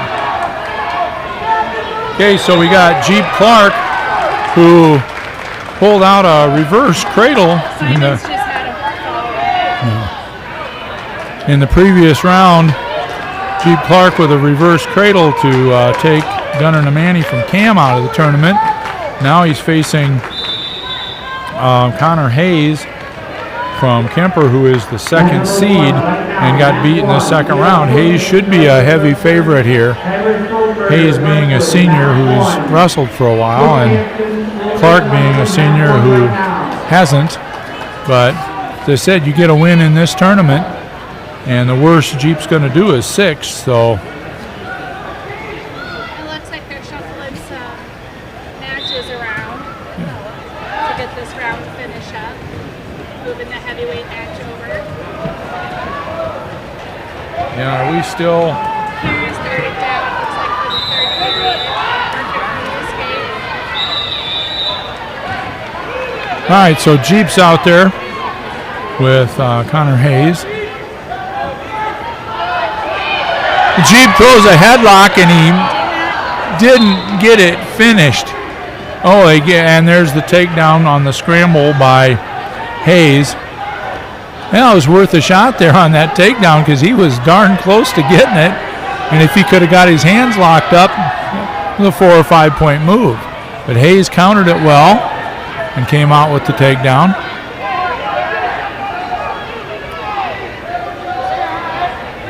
Boy, Kieran has to last out. Minute left. He's going to let him go for the throw, isn't he? Yeah. If he keeps his sprawl, he's in good shape. Don't reach underneath. Don't reach underneath. Yeah. Find his head.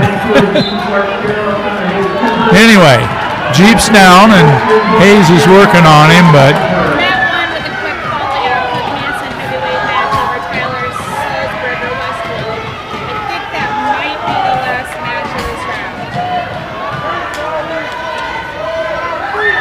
I got Foggy from Denison and Vanami from Kemper.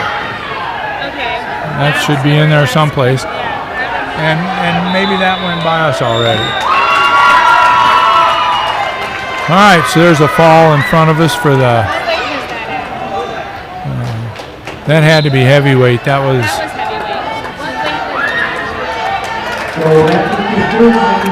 Don't remember. Jeep's doing a pretty decent job. He's going to get put to his back here on this, but the time ran out, so that worked out well for Jeep. And all Kieran's got to do is block off for 5 seconds, and he's going to pull out a 9-4 win. That is a heck of a match for the Tigers. Pumping another guy into that third place match. Match 2 will be 34. Match 3 will be 5th and 6th. Yeah, and we'll try to get all your matchups to you because we are going to wrestle Mat 1, Mat 2, and Mat 3 with the places. So all the place matches will all the place matches for the tournament. All firsts will be on one mat, thirds will be on one, and fifths will be on the other. So I'm guessing they're going to go first on Mat 1, third on Mat 3, and fifth on the other one. And Jeep's headed to his back here with Hayes.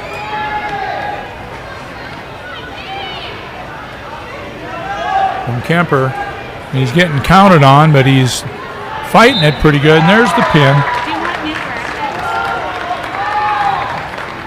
They're going to have to take a little bit of a break to organize this, aren't they? Yes. Okay, so unless we want to read them right off of here. But then I can't. No, okay, no, let's print them. We're going to print a set of brackets. We've got plenty of time to do it. You guys need to know what we're doing. Yeah. So Hayes, and then I missed Hunter West and Marcus Ball match from 220, but we'll pick that up in a little bit.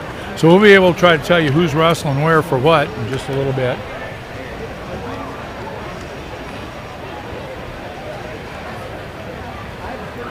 And we'll be able to give you updated team scores. Right now. Okay, read them off. Going into the placement rounds, we have St. Ed's with 21.5 points and 10, Ham 47.5 and 9, Manson at 8th with 7, Greene County 775 points. Denison is 6th at 84, Kemper 5th at 88, Pocahontas 121.5. There'll be a tight race for the second place between Pocahontas, Westwood at 126 and Abe Lincoln at 129.5. Carroll is in the lead with 188.5 points with 6 guys in the finals. Yeah, what did I have? I had 6 guys. Yeah, we have 6 in the finals. 3 guys going for third, and we have, I mean, I think all of our guys are still Yeah. wrestling. No one's wrestling. Well, yeah. Chief isn't going to play. No, he 'Cause places. he'll place too. All of the Carroll wrestlers are going to make the top 6 no matter what. Carroll right now with 6 finalists. And we'll try to tell you how many we got where Shortly. After the pretty break. quick. So as soon as we get everything printed, I'll call up the current standings and I can tell you who's wrestling for where. I didn't hear I didn't hear it either. It'll be just long enough to get set up, probably.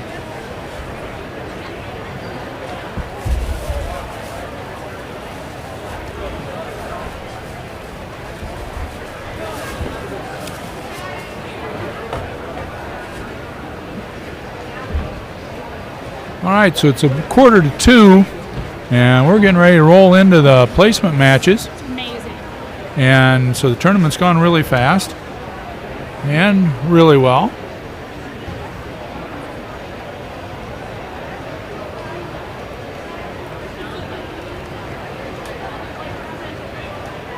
Almost done. So here are the updated team standings going into the standings for placement matches. 10th place, St. Edmunds, 21.5. 9th is Kansas, 47.5. 8th is Manson, 57. 7th, Greene County. Now in this next round, we will have probably a couple of Carroll wrestlers and a couple of Kemper wrestlers going at the same time because they're not going to wrestle all the 106s, wait till they're done, then wrestle the 113s. So if a match ends at 113, they'll go right to 120 no matter where the other mats are. But if you just want to watch the finals, they'll probably be on mat number 1, and we will still be commentating primarily on the Carroll and or Kemper matches. If there's one not going on, we'll probably do the final. I got 2 left.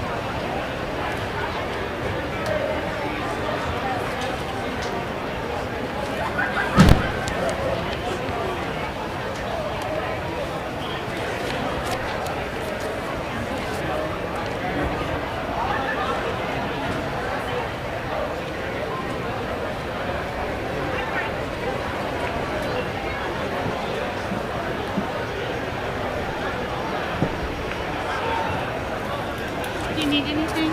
Another drink or anything?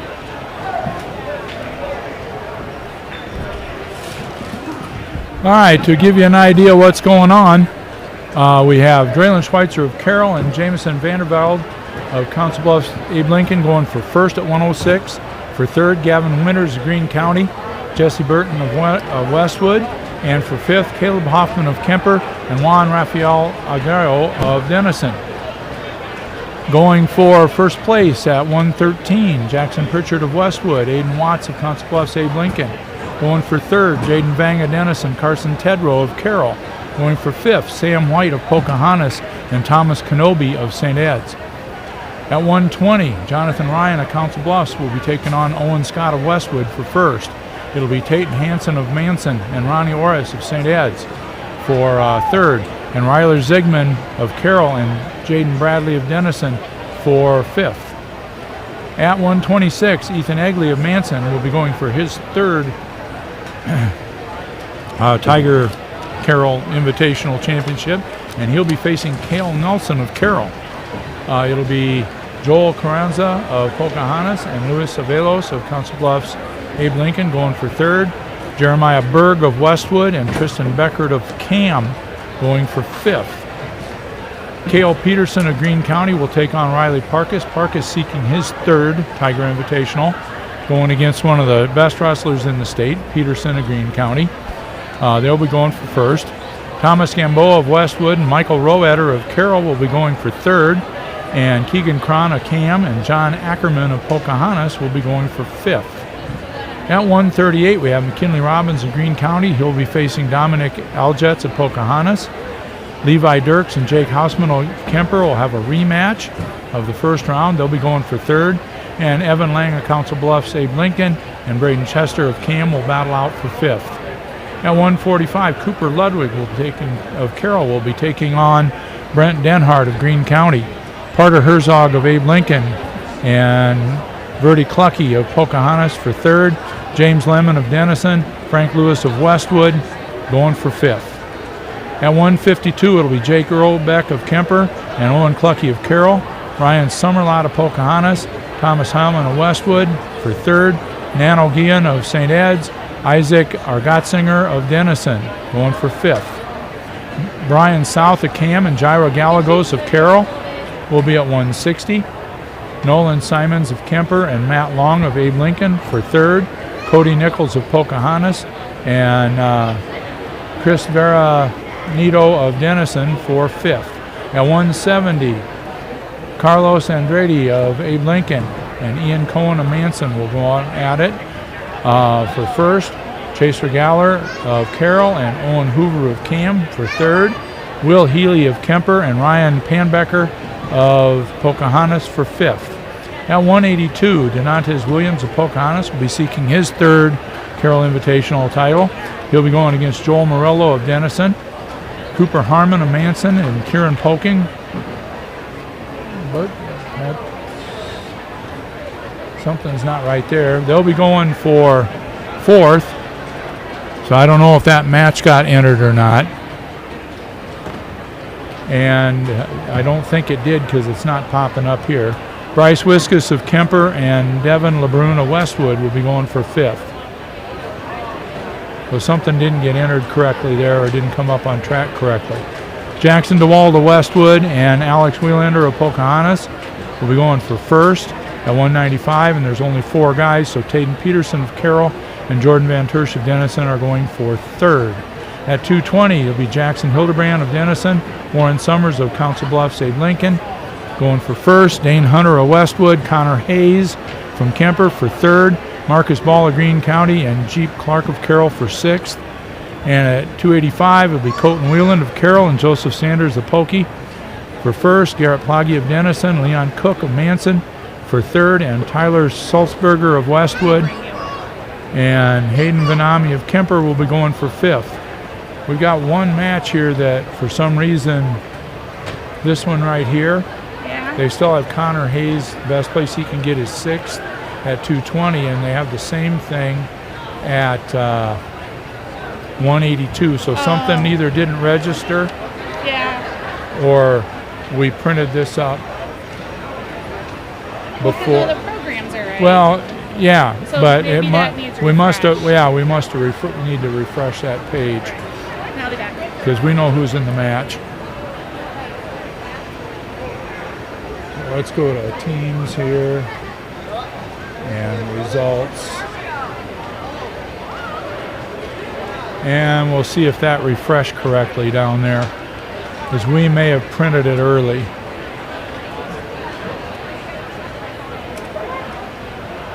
And yes, it did. So we're right with Kieran Polking going for fourth, or going for third, excuse me, and then also the right guys, be Plagge and Cook at heavyweight for third, Salzberger and Vanami for fifth. So we ran that page before it completely refreshed. So at any rate, we're going to get ready to roll here pretty quick. They're going to introduce the finalists, and you'll be able to hear the public address announcer. So we'll let you listen to him and when they introduce the guys that are in the finals. Match 2, third, fourth, match 3, 5th, 6th. We will not wait till the weights are done, so we'll just ruffle through. If they finish on match 3, we'll go right to the next weight.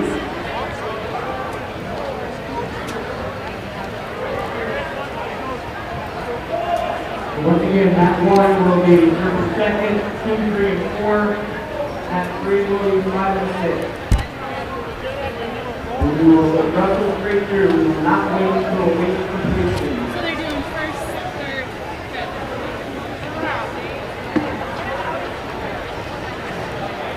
All right, so for those of you who are tuned in, we're going to go mat 1, which would be feed 1. That's the first place matches. All right. Mat Here, once again, are the team scores. 2 is going to be the third place matches.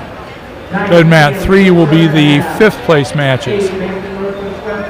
Well, unless they change at the last second, because they have usually done mat 1, and then the mat sitting by itself off to our right has been the thirds. But because of the mat renumbering, maybe that's how they're going to go. Second, Abe Lincoln, 129.5. And leading, going into the championship place matches, Carroll is 188.5.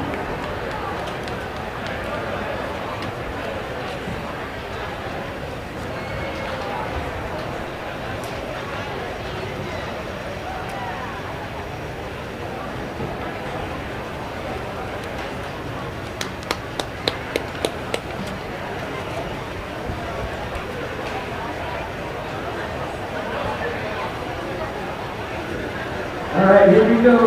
Championship match at 106 pounds. Davis Emmanuel, Councilor Dave Lincoln, and Raymond Schweitzer Carroll. 113 pounds. Captain Pritchard from Westwood.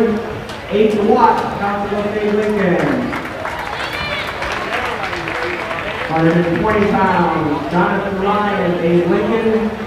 Owen Scott, Westwood. 126, Ethan Egley, Manson Northwest Webster. Gil Nelson from Carroll. 132, Shane Peterson, Green County. Riley Parker from Kemper. 138 pounds, McKinley Robbins, Green County. Dominic Aldet, Pocahontas area. 145 pounds, Cooper Ludwig from Carroll. Brett Enhart, Green County. 152 pounds, Jake Earlbeck from Kemper. Owen Swanton from Carroll. We are looking for some absolutely excellent final matches, and the ones in the other places aren't going to be too bad either. 170 pounds, Carlos Andrade, Birmingham, Lincoln. Against Ian Cronin, Manchester Northwest Webster. 182 pounds, Deanton Williams, Pocahontas area. Against Bull Morello, Denison Sportsway. 195 pounds, Jackson DeWall, Westwood Sloan. Against Alex Freelander, Pocahontas area. 220 pounds, Connor Hayes from Timber. No, correction, Jackson Hildebrand from Denison Sportsway. Warren Summers from Dave Lincoln. And 285 pounds, Colton Leland from Carroll. Owen Sanders from Pocahontas area.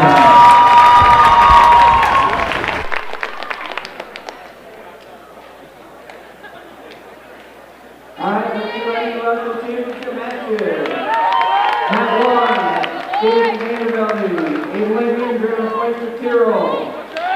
Mat 2, third place, Winter, Green County, Burton Westwood. Fifth place, Mat 3, Huffman Kemper. Rafael Aguilar, Denison Sportsway. They're coming Mat 3. All right, championship match 106, defending 106 champion Schweitzer from Carroll against a real quality wrestler from Abe Lincoln, Jameson Vanderbilt. Looks like Carroll put on their pants. Schweitzer's been in this a few times today and fought it off with a whizzer. Let's see if he can do it again. Still got that whizzer in.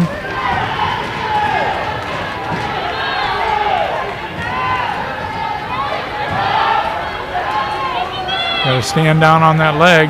That's going to be 2 on the edge. And a switch attempt by Schweitzer. Not going to get off the mat with points on that one. Wrestling for third on that too is Gavin Winners Green County and this year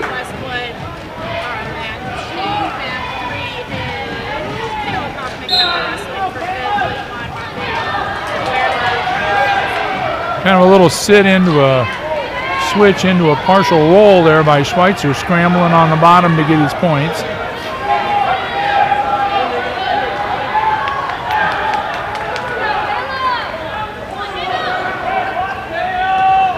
Got to get his hips up higher, has got the edge.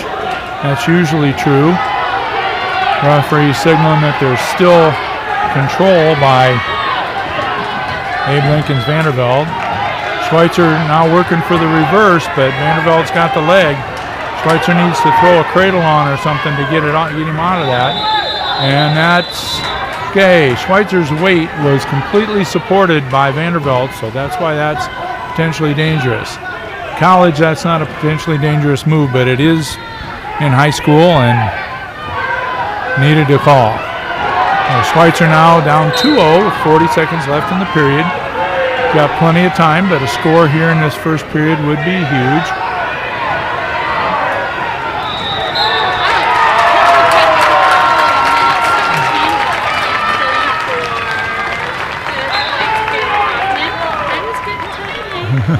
All right. Oh, there's a roll by Schweitzer. Yeah, well, there's still a leg being controlled by Vanderveld. So that's two good moves by Schweitzer that have been countered well by Vanderveld. Schweitzer scrambling to get his leg out, and he got the reversal with 1 second left in the period. Oh, that ties it up. Tons of scrambling by Schweitzer.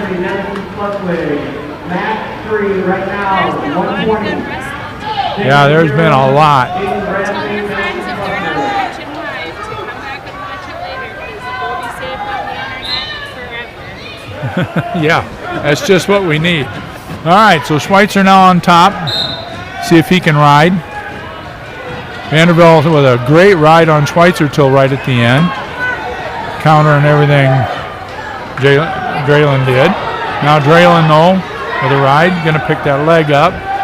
Dumping him back, using a lot of leverage with his head. Over on that 3 we have, who that is? It is Ryan Ziegler wrestling for 5th over Jaden Bradley. Well, you take care of him, and I'll get this one. Ziegler wrestling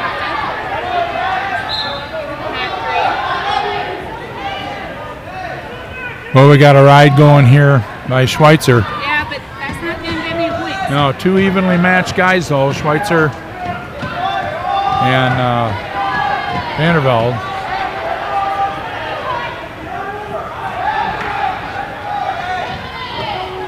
Yeah, the Abe Lincoln guys watch Schweitzer call for stalling over in the corner. The rest of us watching. Schweitzer's just doing They're working. Yeah, Schweitzer's working. Count back 20 seconds on that 3 with Ziegler. That'll be a big match for Ziggy.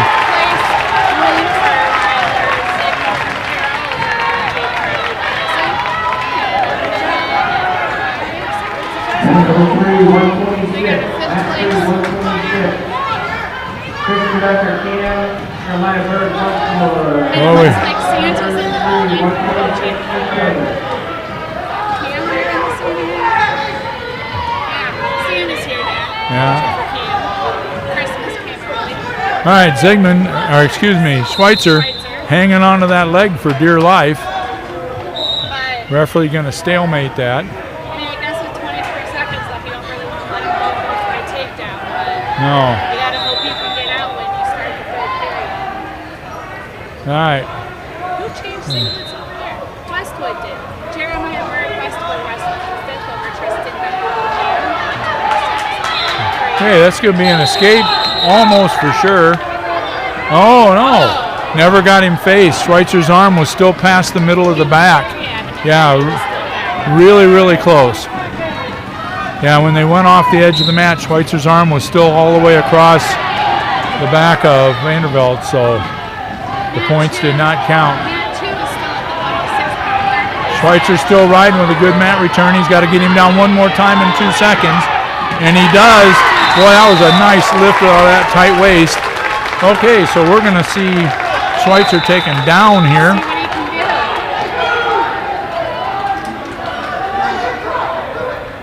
what he can do.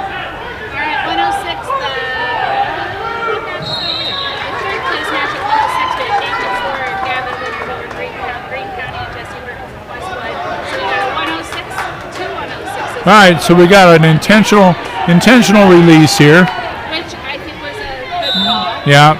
Gives you plenty of time to go for the takedown.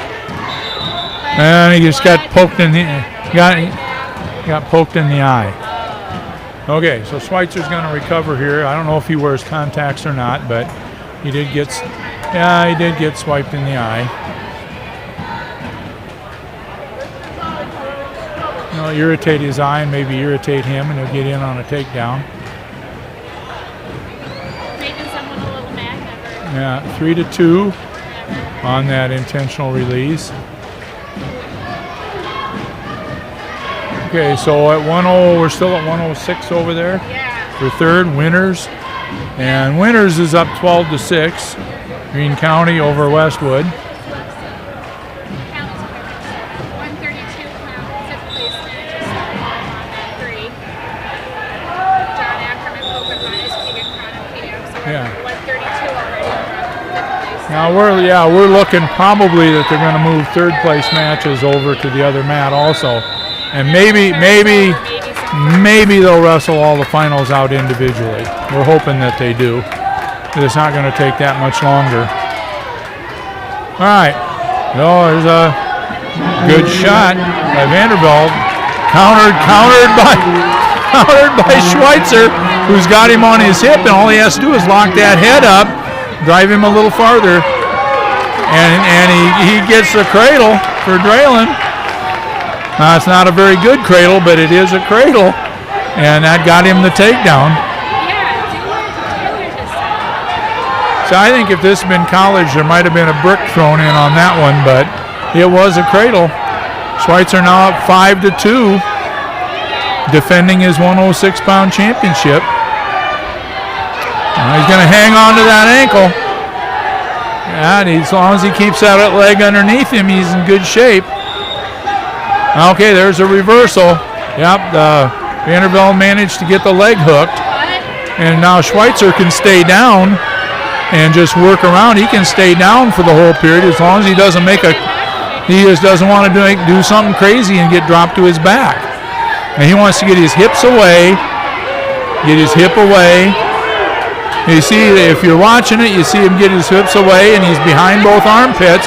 He doesn't need to. All he needs to do is sit there. And now he's awarded 2 for the reversal. So he's going to pull it out probably 7-4 unless something really strange happens, because he's going to come over that leg if he can do it. There's the leg. Schweitzer is going to pull this one out.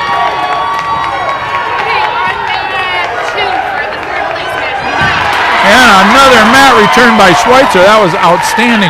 7-4 for Schweitzer, defending his 106-pound title from last year. No, and this is the first time he's been at 106 all year. So, and what do we got over there? Oh, Tedrow. Okay, so we'll talk about that one then. So over on mat 2, we have the match for and that's Carson Tedrow from Carroll.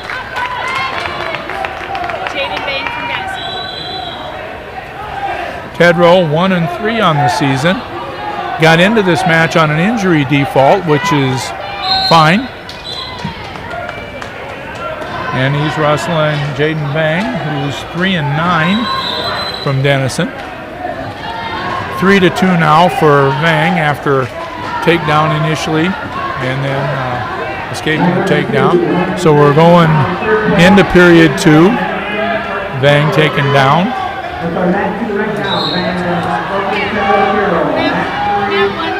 Place match at 113 Jackson Pritchard from Westwood, 2-0 was a takedown over Hayden Woods from Castle Lincoln. Yeah, that's the 1 and 2 seeds at this weight. Pritchard being number 1. Was there a lot of weights that 1 and 2 went to the finals? Was there a lot of weights at the first? Yeah, I didn't look that close, but yeah, I think so. Yeah. So we got Tedrow over there, who this is his first time in at 113. He's the 106-pounder. But when Schweitzer went down, Tedrow had to go somewhere, so he went up a weight. And if there's a way, well, even if he doesn't pull this out, he's going to end up no worse than 4th in this tournament, which is a heck of a job for a little 106-pounder. On mat 3 for the 5th place match, we do have John Ackerman Pocahontas down 1-7 over Cam. Okay, we got Tedrow still riding. Got a minute left in the second period.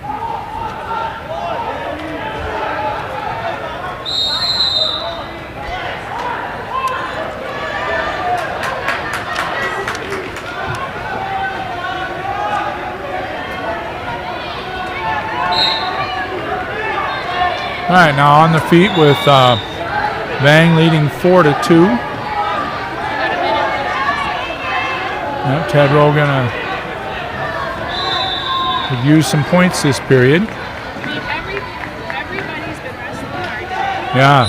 Every match, like even the ones that we thought in theory should have been lopsided, weren't as lopsided. No, and there were 2 or 3 matches that the Tiger wrestler probably on paper would have been a real underdog, and they ended up pulling out matches too. So it's been a good day for the Tigers, a really good day. I think, like I said, everyone's kind of excited to actually have the tournament. Oh, Tedrow almost on the takedown. He can't quite get around him. There's almost no time left. He's just on the wrong side of the legs. And they gave it to him because he got it locked up upstairs. He's behind both pits and got the leg hooked. 4-4. And he's going to take down.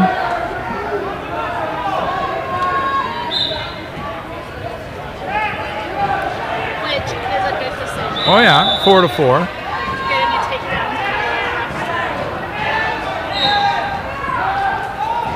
got a 9-1 commanding lead. Cam over Pocahontas on that 3 for a 5th place match. And then, yeah. This is an exciting one for first here. Yeah, that's a close match too. Richard and Well, yeah, you got a guy at 8-2 and a guy at 9-1 in the finals. Tedrow trying to get out of this cradle that he's in right now. He's going to try to break the hands. He's got to come out without ending up on his back, and he's got it broken. He's coming up into the tripod. And, oh, man. Close to out, but. so close. He was. Yeah, well, Matt needed to be a foot bigger. All right, so Tedrow battling in here in the third period. Now, you can't say the next points are going to win it, but the next points will be big, especially if they come from Tedrow on the bottom. He's in a deep half now, though. Sat out underneath it. It's going to be tough to get him over. Tedrow counting, and he's still sitting around it. He's still got to sit underneath it again. No, he's got his right leg out there. As long as he's got his leg out, he's not going over. So, no, he got it. Oh, he got the 2. Boy, that was a standing move. Drop back down to a reversal. Boy, you haven't seen Tedrow much. He only had, what did he come into here? 0-2 or something? Well, he's 1-3 currently. Yeah, so I think he was 0-2 coming in. I'm not familiar with the name. And he missed a few weeks, couple weeks, I think, sick. And because Carroll, like most teams around it, last couple weeks, not this week, but there was a lot of stuff running through last week. All right, so Tedrow up 6-4. Got a ride for 30 seconds to pull out this third place match, which again would be absolutely huge for him. The Tigers have the team title locked up by a long shot. But boy, if you keep going and you place you get the highest place you can with these guys. And he is.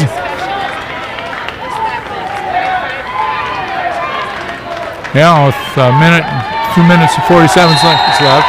And Tedrow pulls it out. bumping up from 106 to 113 and pulling out the third place match. Absolutely awesome. All right. Yeah, we've had some outstanding performances by the freshmen. And yeah, and then on a couple of our guys that are first-year guys that have pulled out wins. Yeah. Well, and again, pump everybody into the top 6. You know, that's big. And a bunch of guys into the top 4. All right, so now we're on our feet in the championship match with 1 period and 25 seconds left. There's going to be a throw attempt, but fended off by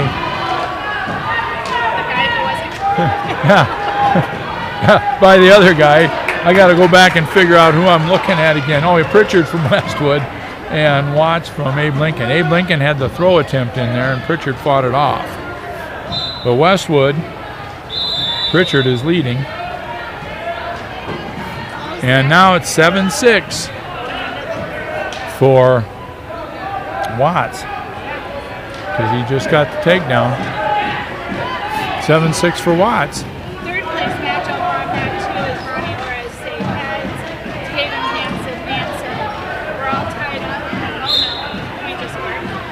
5-4 over on that three for the fifth place. Braden, Chester, Pia. Yeah, we're going to look in here and watch this final match at 113. They say we've had evenly matched match at 106, pretty even match here. You see, you get some good kids in the finals. These matches are going 6 minutes. Pritchard on the breakdown. Now he's in a heap of trouble. Somebody's going to have to scramble to get out of this one. Watts working to get his leg out of there. Pritchard going to hang on to the arm as long as he can. And he pulls Watts to the side. And Watts rolls through it. Pritchard trying to put a half on or something, come up over the top again. You see both guys battling. Their legs are tied up, but both guys battling to try to get their hips turned. I was thinking Stanley. Yeah, I don't think. You don't see those pulled as often. I think sometimes they should be.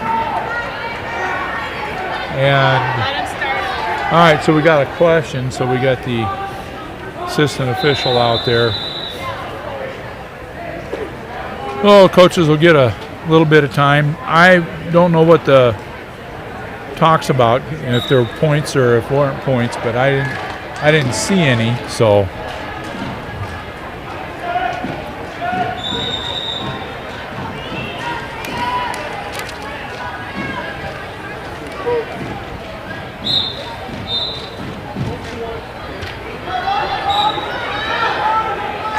That was a really fast reversal. I watched it too.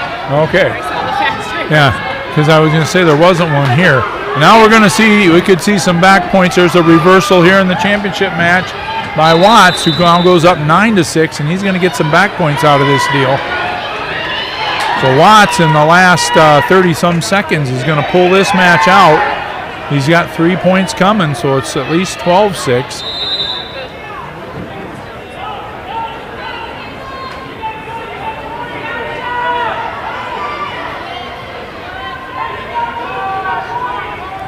It's going to be 12-6 unless something weird happens.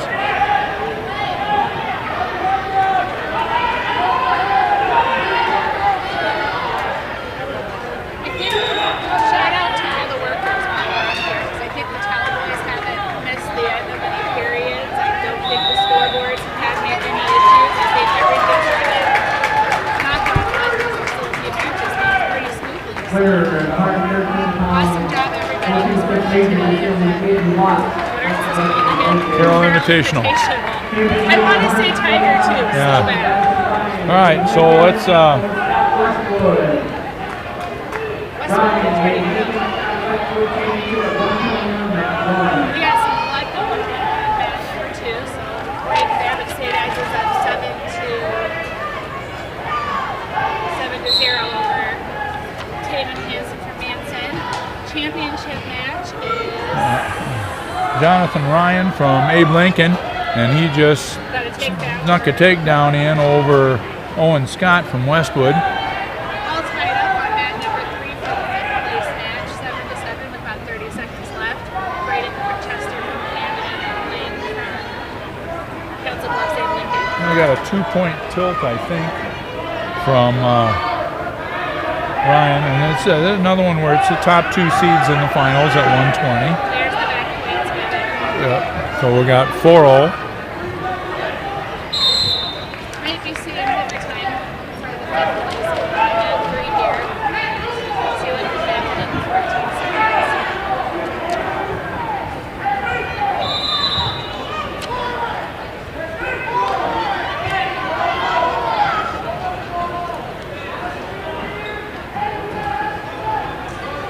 And we do. We're going to have overtime. I think, if I'm remembering, the second overtime match of the day, which is also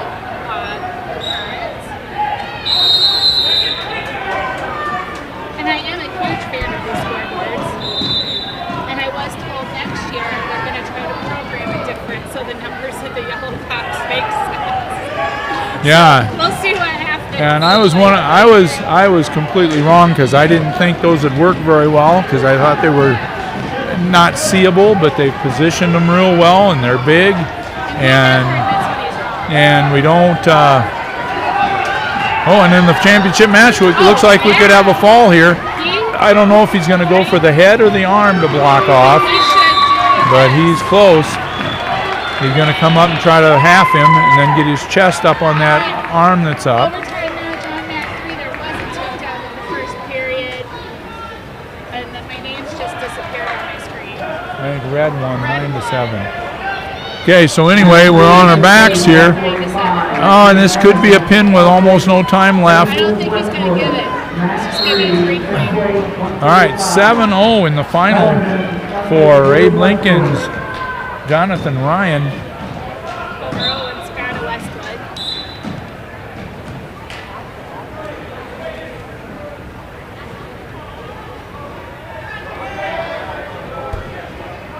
Starting neutral in the second period, didn't see who picked it.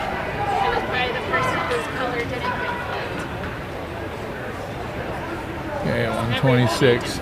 Yeah, we're trying to stay updated here on the Carroll places in this tournament.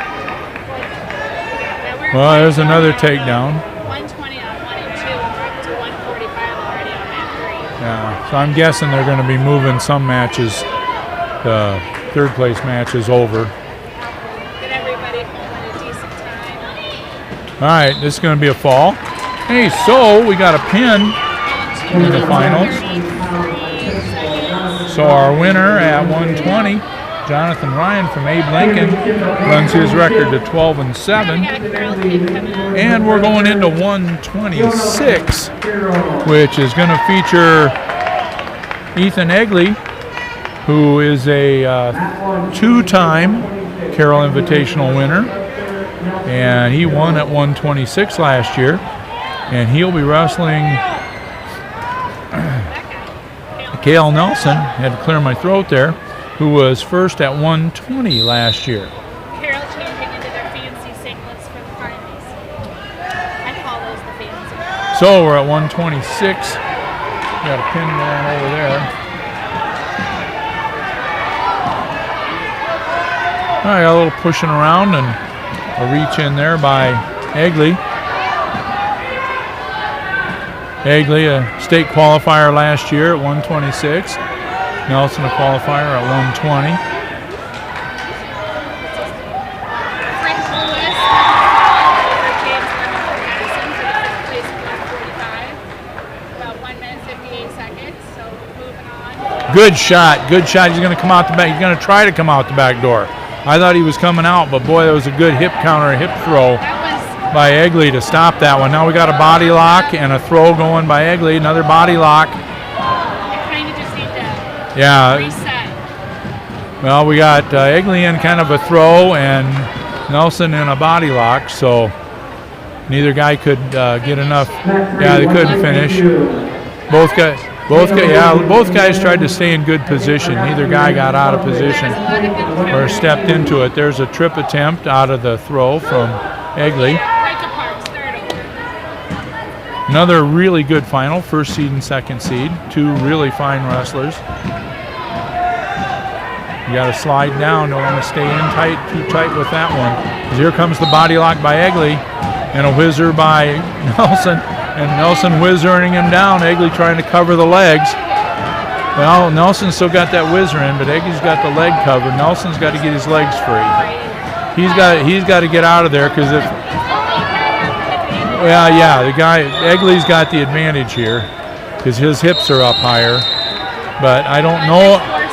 Yeah, I was going to say I don't think they're going to award that as long as Cale hangs onto that arm. All right. Mat 3 as we're getting ready to start the second period. Mat 3, we have Dan O'Gullen wrestling for fifth over Isaac Perkins, hitter from Denison. O'Gullen up 2-0. Please have a little Matt, number 2, third place, 126. Yeah, it'll come up here in a second. What weight is it, 126? 126. It's Joel Carranza, Pocahontas, Lewis, Avalos from Abe Lincoln. All right, so Cale starts down this period. He's trying to do a little switch into a stand-up. Egley hanging onto that arm, controlling that elbow. If he controls that elbow, it makes it tough for Cale to turn enough to get out. Egley throwing the legs in.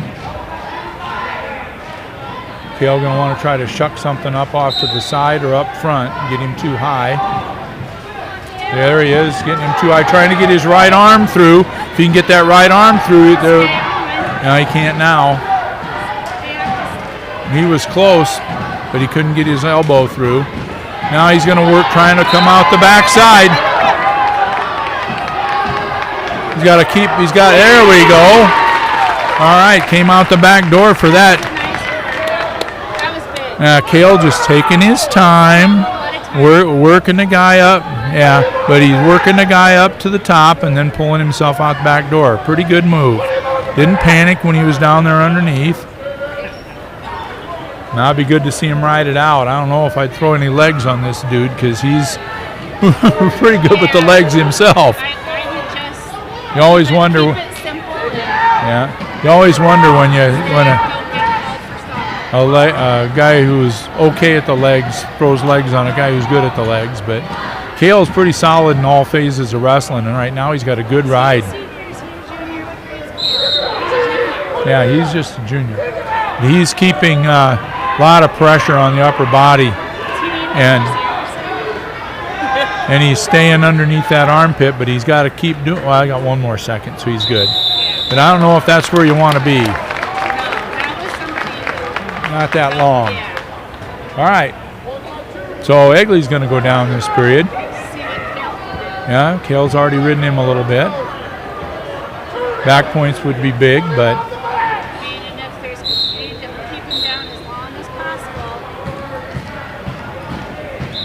well, you don't want to keep him down as long as possible and then give up a reverse. Well, Yeah. I don't think there's going to be a reverse. If anything, if he's going to start getting reversal, get out. Well, got the wrist. He's got the wrist. That's big. Putting pressure up there on the shoulder, trying to get that, dig that wrist out. He's really trying to get that wrist up there. Now he's going to slide a hip in and knock him down. Got to keep a wide base here. Trying to hip him over. He's got a little. On the fifth place match with Cullen and Art Singer, he hit 52 all of the second period. Third place match at 126. We got a 5-0 score going on. Pocahontas cross over Avalos from Prince of Love Saber Lincoln. All right. Looks like we got a partial banana split going here by Cale, and he dug out of it. Egley trying to fight that foot up and pull that foot out of there. Because that's where he wants to go. He wants to pull that foot up. Oh, now he's going to try to face him. He needs to work up. He needs to work up across the face a little bit more. Now what he doesn't want to do, Cale doesn't. He's a hair high, but not bad. And he did not want to go to his right side on that one. Nice reset. Yeah, he didn't get out of position. A little high, but not bad. All right, 29 seconds. It's stressful. So if you get in a real problem, let him go and take a run. All right, Nelson on the elbow. Egley needing 2 in the last 15 seconds to tie it. Up, staying behind the pits. Throwing the leg back in. He wants to label him. 10 seconds. And Cale's got to get his hips up just a little bit. There they are. And he's going to ride it out for a 2-0 win. And Cale Nelson wins the second championship for the Tigers. Number 226 at 126 pounds, Cale Nelson from Carroll.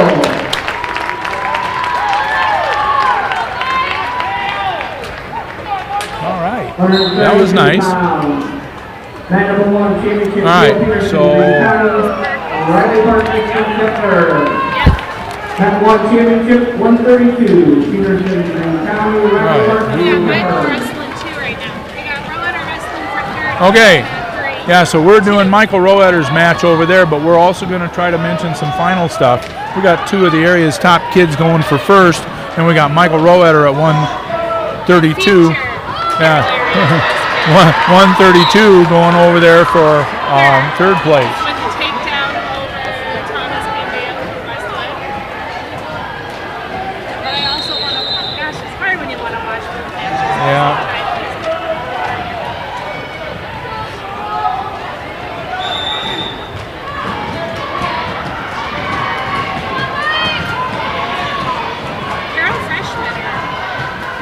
Doing well.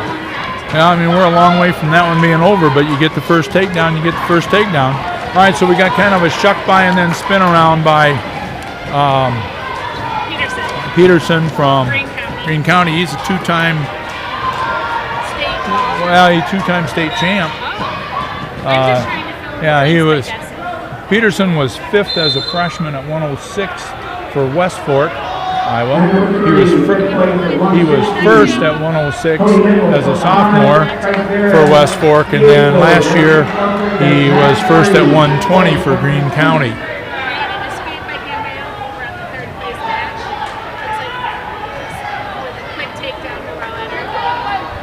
Okay, so now after an escape and a takedown, yeah, Gamboa's got the edge now. Roetter's out. So 3-3, tied up. We're 5-1 here for Peterson over Marcus from Kemper.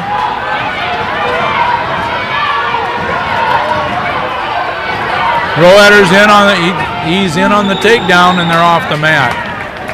Boy, he was in deep. A lot of pushing. Whoa, boy, that was interesting. If you have, and that's going to be a pin. I don't know where some of this stuff comes from, but Peterson just took a leap over the top of Parkus, caught him in a cradle on the way over, and beat him. And that's why he's a 2-time state champ. And very probably going to be a 3-time state champ. I didn't even see it. You're looking at one of Iowa's best kids right there. Has a good college future coming for him if he wants to do it. All right, Michael Roetter now 3-3. We're in the second period. Michael riding, and he's way in trouble here. And rolled through it. That's one thing we talked about. If you end up on your hip like that and you can roll through it, that's good. Championship match at 138 because Robbins Green County dominated the Jets from Pocahontas. Yeah, McKinley Roberts will be a Little favorite? probably a heavy favorite here. They got the opposites going, red and white. Well, I mean, you look at Robinson from Green County. Robbins from Green County, he's had 2 second-place finishes and a state title. So he's been in 3 finals in a row, and that one's over. Yeah, he's I didn't expect We're at Pretty solid. 38 pounds. all right. So now back to Michael Roeder, still riding, Well, no, we got Cooper. and we got Cooper coming up. Well, Michael, We got to 160 or no, not Cooper. yeah, Cooper. 145. I had them in the wrong week. So at 138 we were wrestling. We're not on yet, are we? No, because Dirks has to come up yet next. So we got Levi Dirks coming up in the third place match, where Roeder's wrestling right now, and we're a little bit ahead in the finals, which is With that quick fall. unusual. So we got Cooper, Ludwig at 145 in the finals here. And Brett Dernhardt from Green County. Yeah, Denhart's another one of Green County's. You get three guys in a row as tough as Peterson, Robbins, and Denhart. Roeder just riding the crap out of this guy. He's doing. I mean, he is. He's just dominating up there since getting almost reversed. Denhart's in. Cooper's in. Cooper's got a really good fireman's. He might sneak into there. I don't know what they were. I don't know if they're thinking he should be counting something or what, but I don't know what the coach is talking about over there. Going to let him go. Yeah, and the coach is going to let him go. So we got 5 now for Michael. Did we miss points? Yeah, I missed some because it was 3-3, I thought. Yes, well, I didn't. Last I looked, it was 3, but Michael's up 6-3 right now. Yeah. So anyway, don't end up on your back. Now we got Cooper, and we'll concentrate a little bit on him. Again, Michael Roeder up 6-3 in the third place match. And he's got to roll. He didn't get the roll through. He's got to keep coming. He's got to get his arm off his head, and I don't know if he can do it or not. Yeah. And there could be, okay, there isn't. All right, Cooper fighting his way, trying to get around. He's got to get a little more sprawl. Now he's going to come out. We're going to come out the back door. Maybe Cooper's going to try to slide out through behind. Now we got a leg and an arm in there. So there's a takedown for Denhart. And Cooper just picks up the reversal there. I was going to say, is it Cooper? Yeah, there was Is a. this the takedown? Yeah, there was a takedown there, and Cooper immediately rolled through it. Roeder getting off his back again. Not sure where back point's getting though.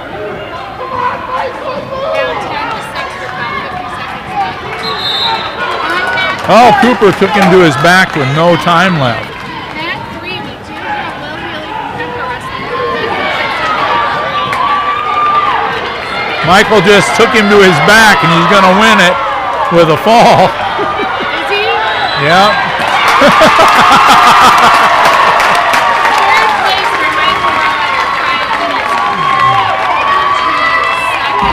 Yeah, I looked away for just a second there because I'm trying to follow Cooper down here, 2-2. I looked up. Now we got Dirks in a rematch. Which McCain, third place at Carroll Invitational. Yep. 0-0. And what we need, keep coming. Okay. Now there's a reversal by Denhart. And we got a rematch of the first round match that Levi Dirks lost to Hausman 2-0. And we got a reverse by Cooper. So we're only in period 2. Well, it seems like they've been out there a long time, doesn't it? Well, yeah, we've been watching a lot, but we got to keep. That other match only went like 19 seconds. Yeah, we got 2 Kemper wrestlers Yep. and 2 Carroll wrestlers going at it. Cooper trying to ride. I mean, Green County's pretty local too. Pocahontas is pretty local. Cooper's got to ride out 1 minute or get some back points. That'd be nice too. But God, Dirks is on his back after getting thrown. And it looks like Hausman's going to pull out this one. It is pretty tight over there. Not sure what's I don't know, but he got lateral dropped when I looked away. And he's got a long way to go to get off the mat because the other wrestler is completely on, but he is off.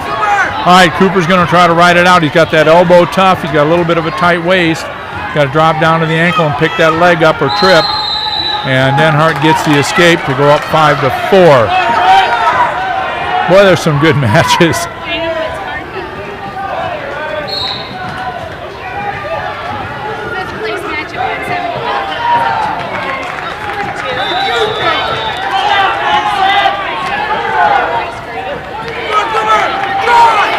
Cooper's in on the leg with 20 seconds left. He's driving.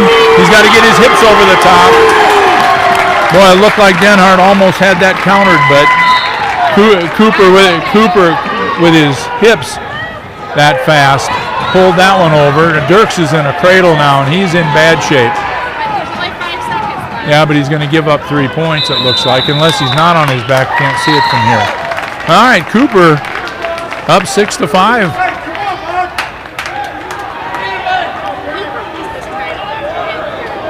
And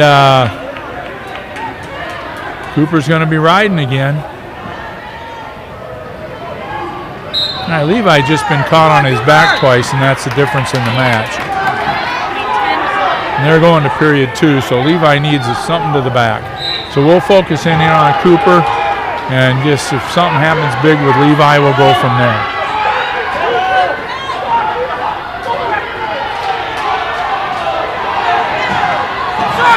All right, Denhart in on the leg. Cooper blocking it off. Cooper still blocking it off, trying to get under the pits and get out of there. So they're off the mat. Yeah. Cooper needs a shot here, or he needs to counter a shot. Takedown here would be absolutely huge for both guys.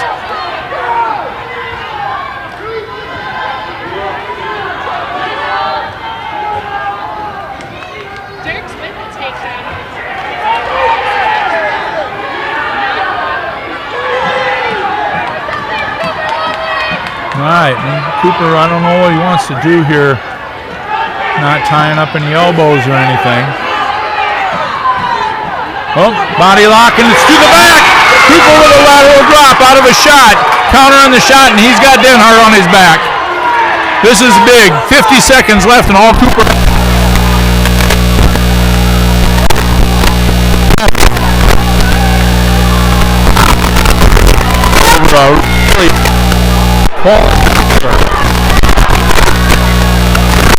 Oh, yeah. Coaches are getting, get over here, get over here.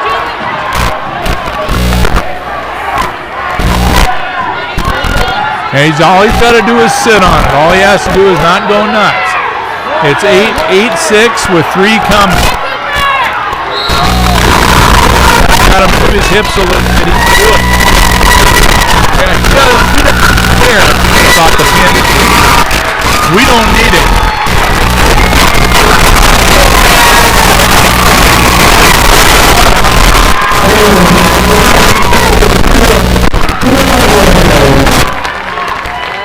Boy, a little shot, and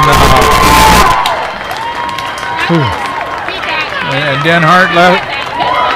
Yeah, Denhart left his arm up just a little bit. Cooper got the throw out of that one. Hit him quick. All right, now we got a huge match. Kemper and Carroll match up. Now Earl Beck now as a state qualifier last year from Kemper, and he was third at 152 last year. State qualifier 145. Yeah, we'll see what we can do here. But now this on paper probably the edge to Earl Beck, but Clucky's wrestled well. And as we've seen, anything can happen today. You know, both guys have beaten a couple of decent guys getting out to the finals. So speaking of the 5th place match, that is at 182 already over on Mat 3. It is Devin Westwood. Price was period. Dirk's trying hard to get some points over there with that first period. Yeah, he was down on his back twice. He gave up 6 back points or something and you just, It's hard to recover. yeah, that's hard to do. Oh, there's a shot by Earlbeck, and he's got Owen down. Good shot on the lower leg by Earlbeck. A little more experience.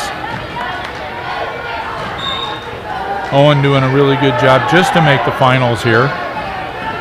Had a pin in the first round. First year varsity wrestler. I think he filled in a little bit last year, but he had a 6-2 decision. Make it into the finals. Looked pretty good.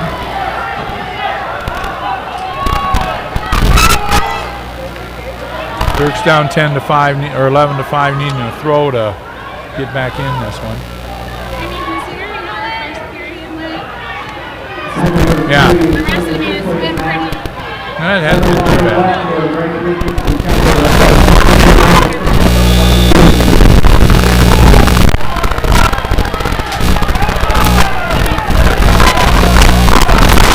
Boy, Owen doing everything he can, but Earlbeck hanging on to that spiral ride.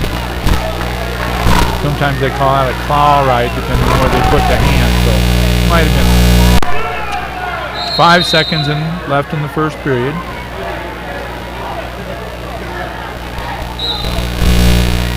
Dirk's now down 11-7 with just 19 seconds left. It's going to be 12. And he's going to let him go and try to throw him. So he needs 19 seconds for 5 points to tie it up.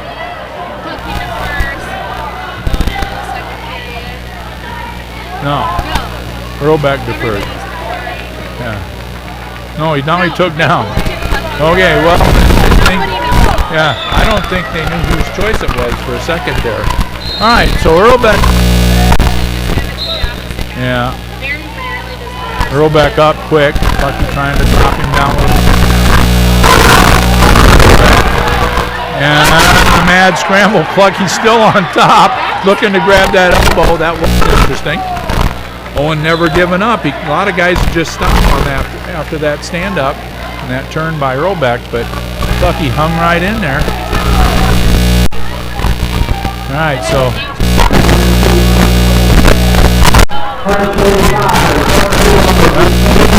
Tough.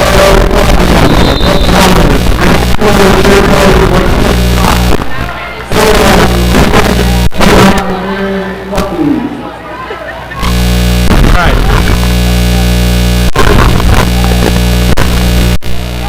We're not overly professional. We just chat and have a good time. All right, Clucky with the ride on that elbow. I mean, you got a lot of pressure on, keeping that wide base. I mean, I know he wants to tie up a wrist, but Earlbeck's keeping him out there. Clucky now with the claw ride on. Got him pushed down, using his hips well. Trying to get a half, but they're so close to the edge now.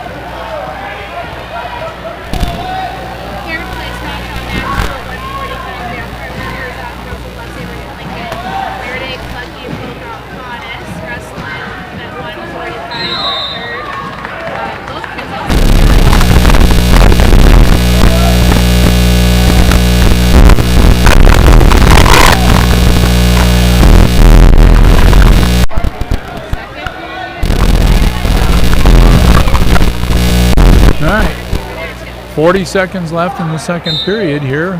Clucky's ridden it so far, and he's still riding it. He's got, what? All right, I think we got a little knee twist on the way down there from Earlbeck. And he's hurting. No, everything's fine. Yeah, well, Earlbeck up part way and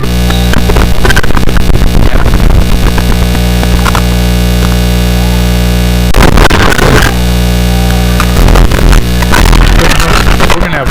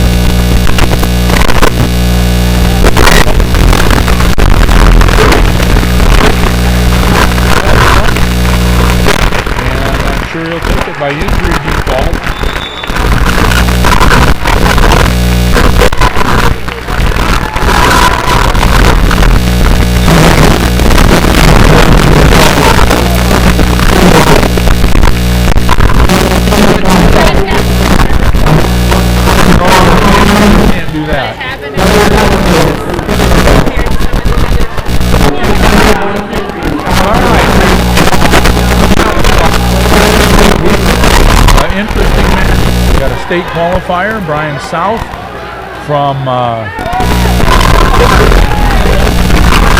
area, Gyro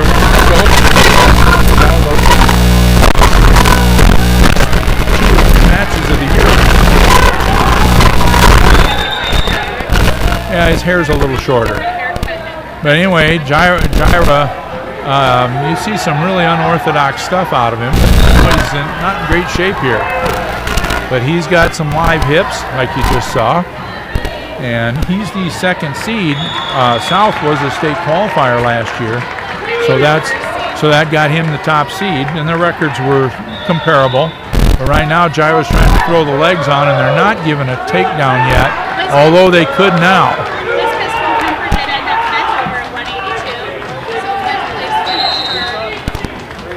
Camper? Yeah. Okay. Bryce was. Oh yeah. I was like kind of ridiculous to take that. Yeah, they gave that at the last second there.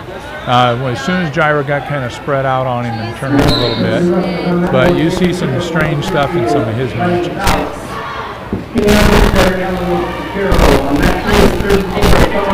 Yeah.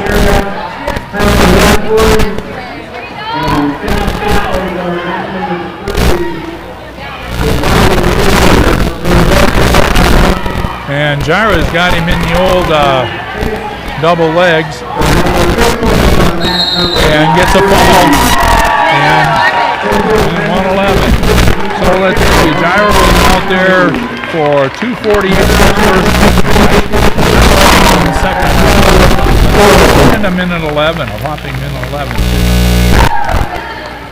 30 and 38. So he was about 4 minutes.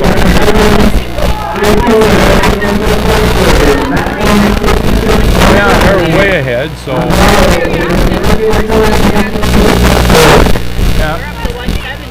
Yeah, so we got to focus in over on Jeep.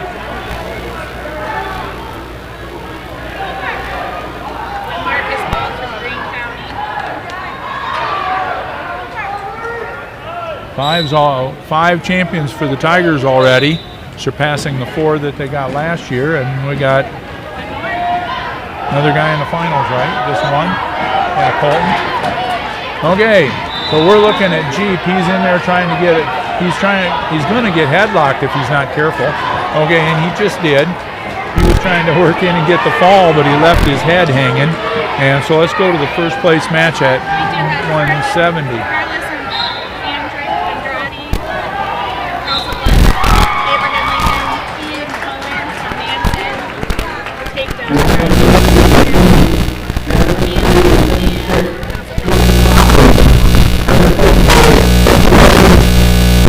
Anyway, 70, right?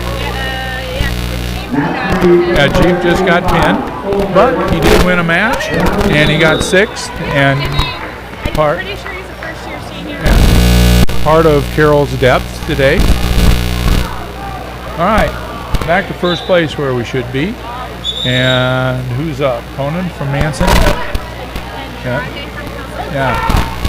Conan here came in. He's now 10-1 now. Pretty decent.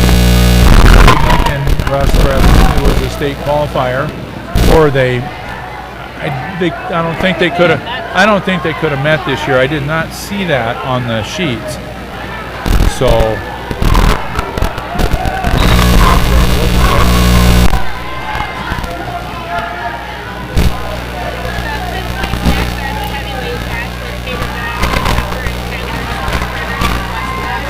Was that?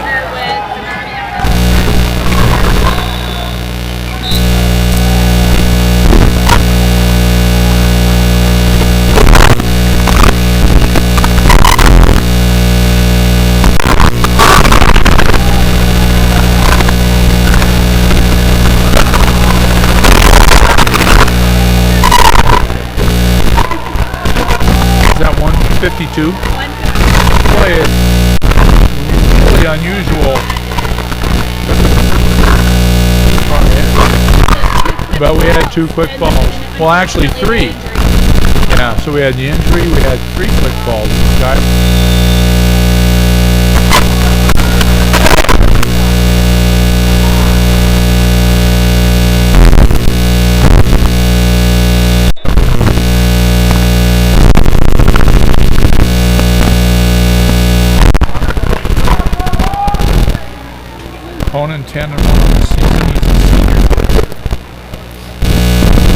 First at 170 last year, and back at 170.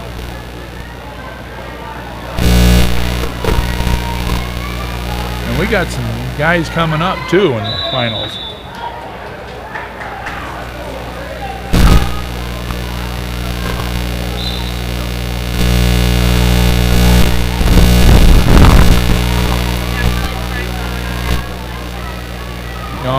On paper, looking at the finals, there's going to be a heavy favorite at each of them.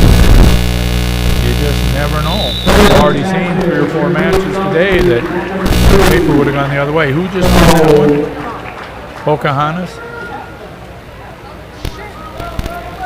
17-9. Westwood, yeah. All right, so we're still sitting here with the 170-pound match in the finals. And we've got an 8-2 lead for Conan, and he's going to make it more with some back points here and a tilt, cross arm tilt.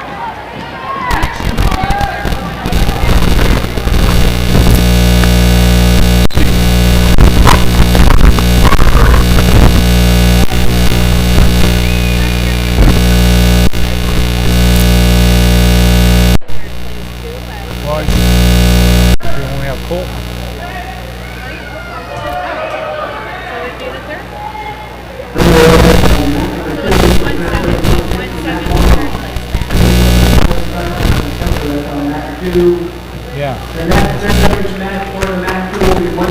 That'll be Regala. That's over there. Okay, so we got Chase Regala going to be wrestling. We've got Kemper headlocked over here, and we've got in the finals. I'm sorry we're neglecting the finals, but it was 13-2, and Conan from Manson just gets the fall. Champion, repeat champion at 170. Conan from Manson. Pretty good match. Okay, now we'll try to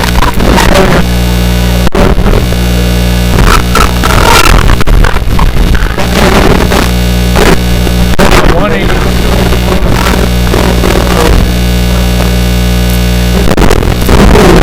Shorts in his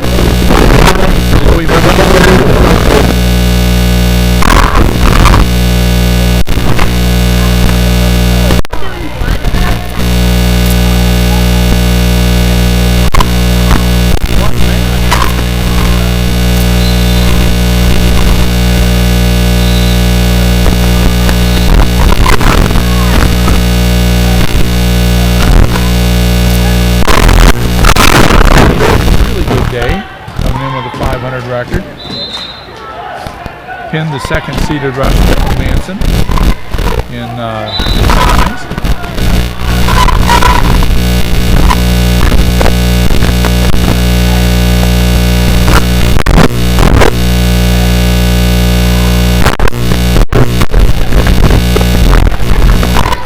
So you're not seeing we got Chase out there. Yep. He's our match. So let's. So that's the third.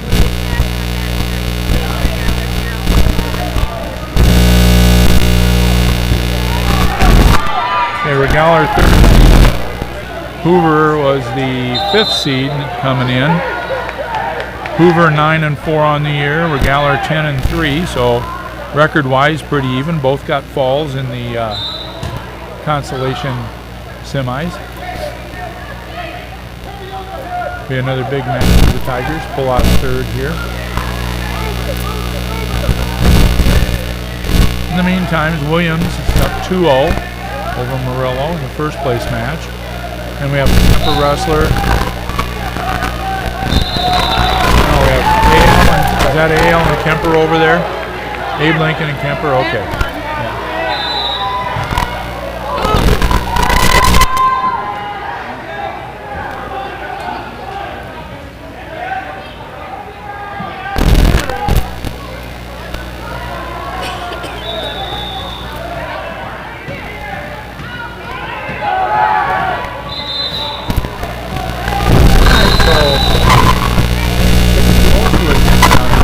They got run off the mat.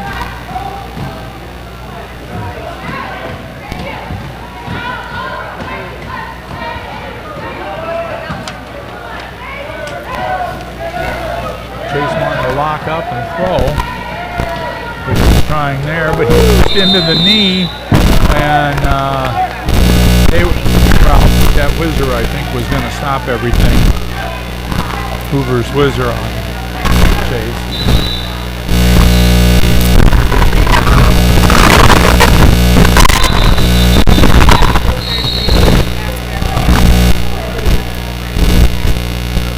Well, that will work. Mat 3 and you're seeing double. You got Karen warming up, his brother getting ready to do talents.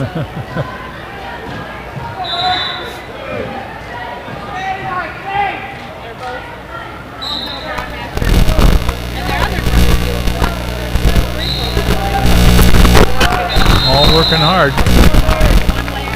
All right, so again, in a kind of surprising match to me, Williams only up 2-0.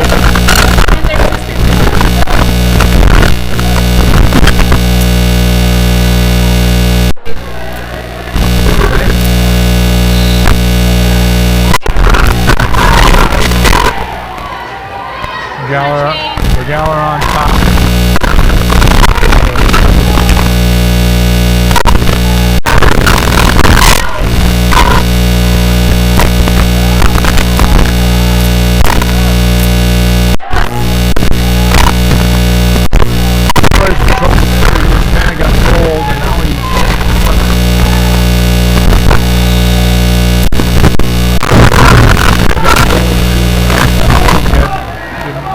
To get out to the side to stop it.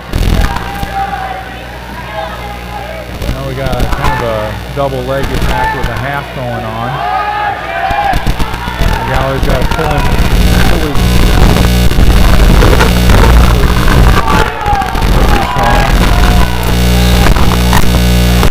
From Cam. Wait, is that the mat you were talking about? Yeah, we've got to get him slid up on the top, but if you can see the angle, the Cam wrestler's got his top of his foot over the galler's thigh or back of the leg and can't get it out of there.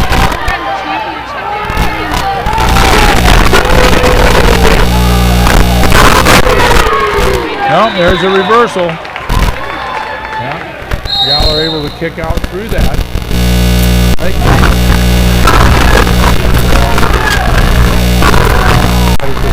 Over here with a thrust, he's going to give up one.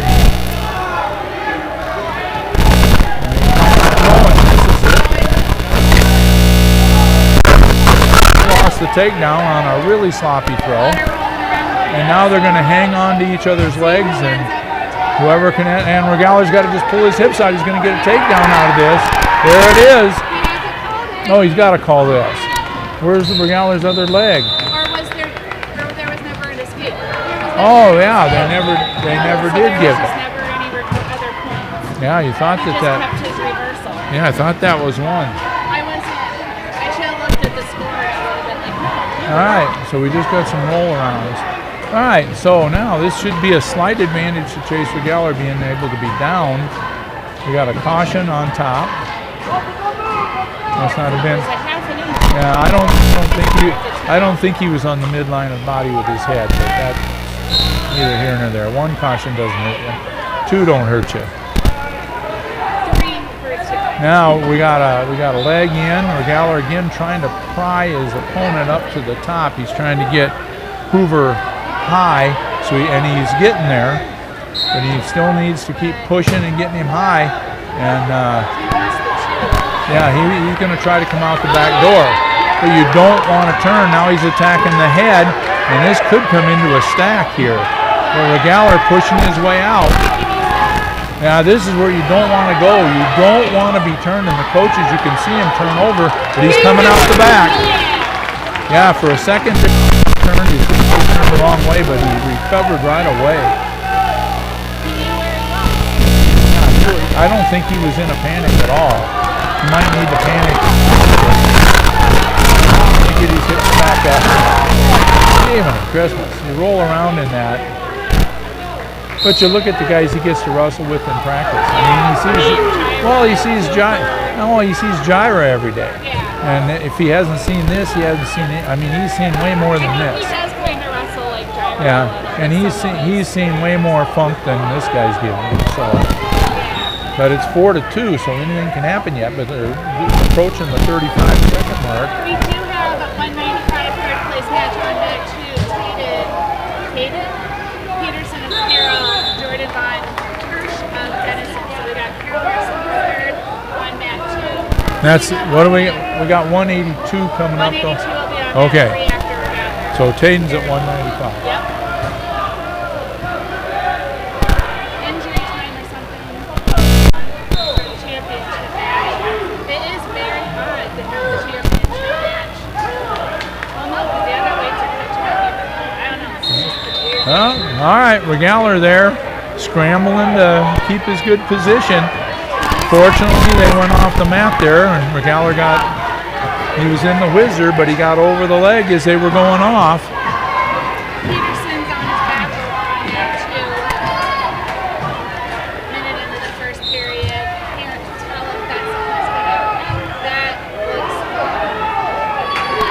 My angle's not the greatest to see where the other shoulder is. Yeah, Taden's going to end up There it is. fourth by fall, right? All right. So Chase, you're sitting here with a restart, 8 seconds left. He should be pretty safe in Oh yeah, third place.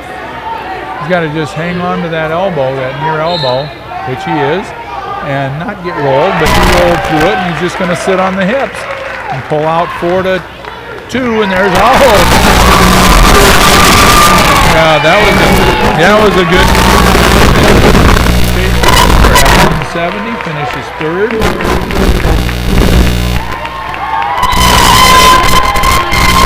Championship match of 185, Denzel Williams. Deontez Williams, I apologize, is going to come out over to Denison. So we got Don in first place at 182. Mat number 2, is 220 over Dave Hunter of Westwood. And we have that was Deontez's third win in the Tiger or Carroll Invitational. Yeah. So that was another solid match. Okay, so what do we got over here? Cooper Harmon, Mason, and Kieran Wilson from Carroll. Kieran is 2-1 for the day. And that's Tiger Invitational debut. 182. Yep. Yeah, he's 3-6 overall.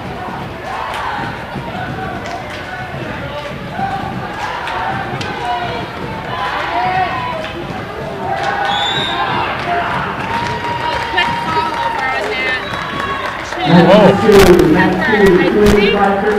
Reversed.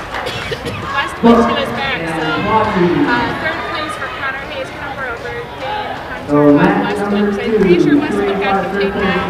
And then there was a reversal to the back. Yeah, I think Kieran's only 1-1 because he had a bye in that first round. Oh yeah. But whatever. Win's a win. Yeah, well, you don't get a win for a bye. So Kieran's 3-6.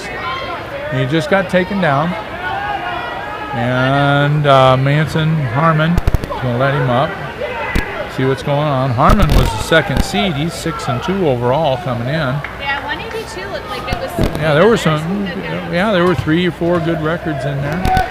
Oh, boy, you got tossed there. I wish I would have seen the match with Denison and Manson to see what happened there. Well, yeah, the Denison. You mean at 182? Yeah. Yeah, Denison wrestler pinned him in just over 5 minutes. So I kind of wonder if he got caught in something or. I don't remember, but. That other match. But anyhow, heavyweight match for third place on that to Leon Manson and Garrett Plaggy Jr. from Denison.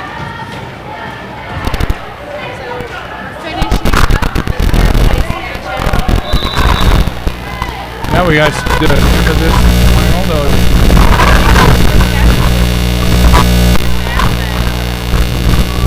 Oh, yeah, they're not going to put it.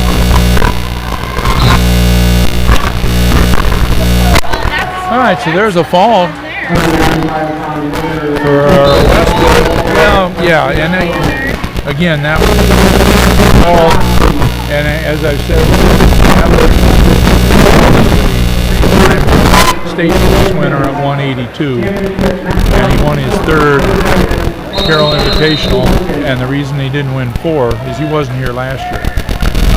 Instead of 8, I'm sure he's supposed to go a little farther than he can this year.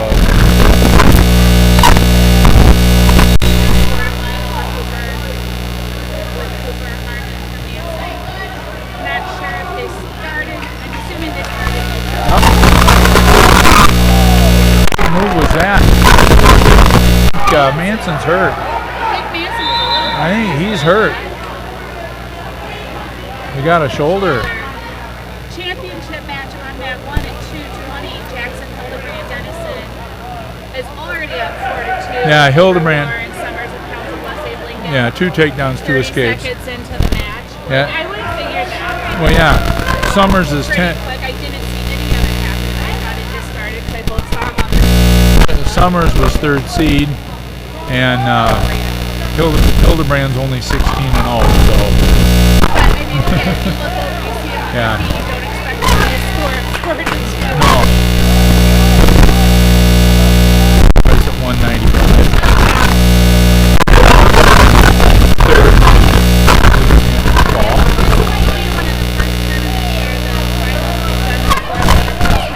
Yeah.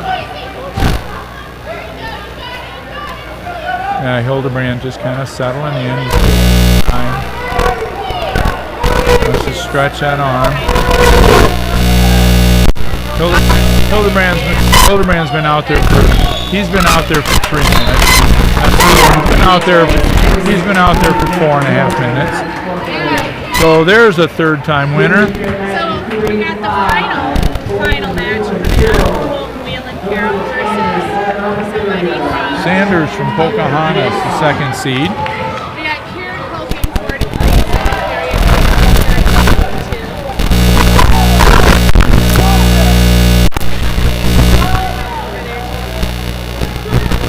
What do we have after this? This is it. This is it. Wrestlers. Weird if the finals get Yeah. Oh,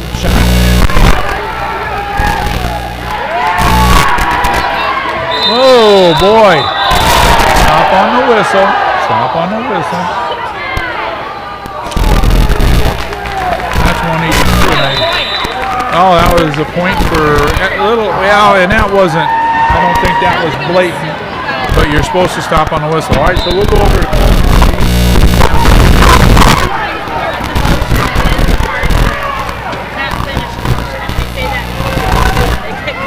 Yeah. They were already in motion. But they just ended it.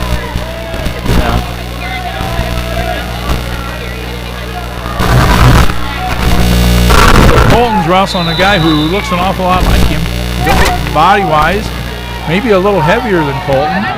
And again, heavyweight, Colton should be the favorite here, but you just Pocahontas Senior, you got something behind him probably. Colton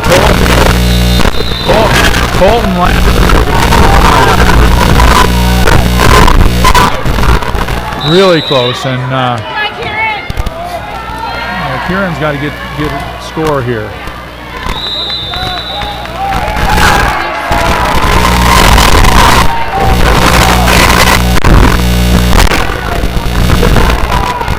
Colton I'm wondering why, he can't get that underhook on this other side. He usually likes to pick up some kind of an underhook, and as I said before, drop into the leg. That got him in trouble in the last match. He ended up that's what he's looking for. He wants to get underneath and then come into that snatch. Yeah. Kieran down 1, 1:18 to go. Colton and Sanders from Pocahontas doing a lot of pushing and shoving.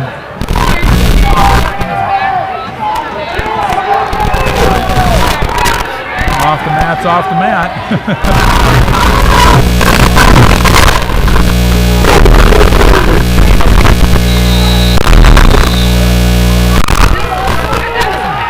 Yeah. Well,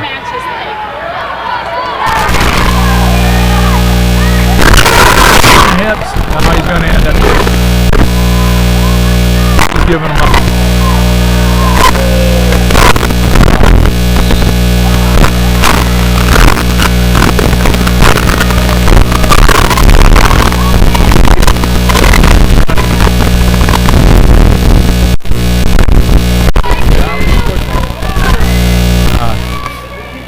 Colton obviously looking for a takedown here.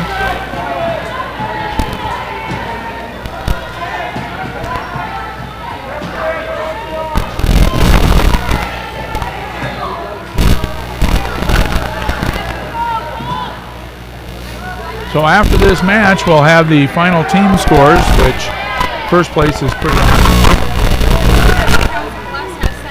and Council Bluff St. Albert or Council Bluff Abe Lincoln has second wrapped up, close though, and the Tigers are going to have at least five winners.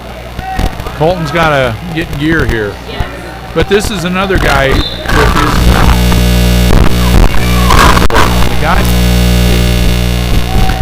There's a shot. That out. Yeah, and then the other.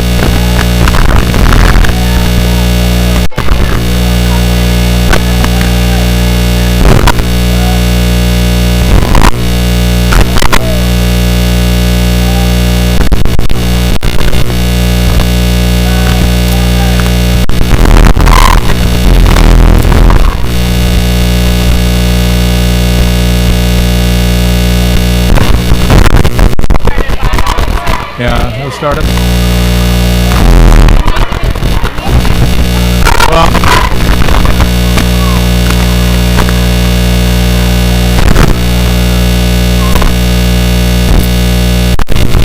heavyweight, it's tough.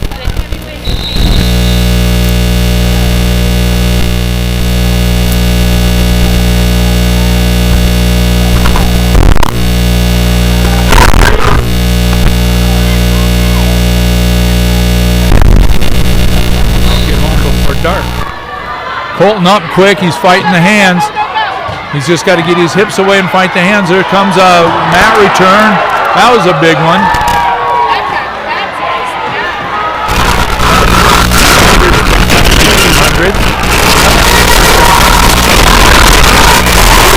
Tie 1-1.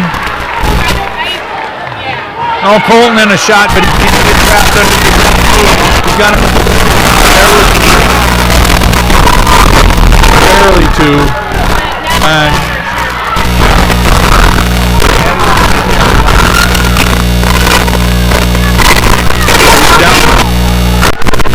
a lot of pressure upstairs, chopping the arm. Colton's probably a little quicker, but he's got. Oh, he needs to get him more into stall. Boy, I'll tell you. Yeah, Sanders is. Yeah, he's still got plenty of time, but he needs two. And if he doesn't, Sanders is not going to reach around.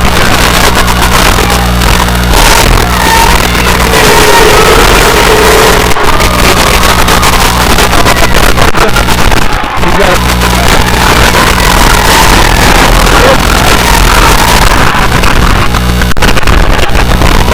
Boy, that was a tough shot.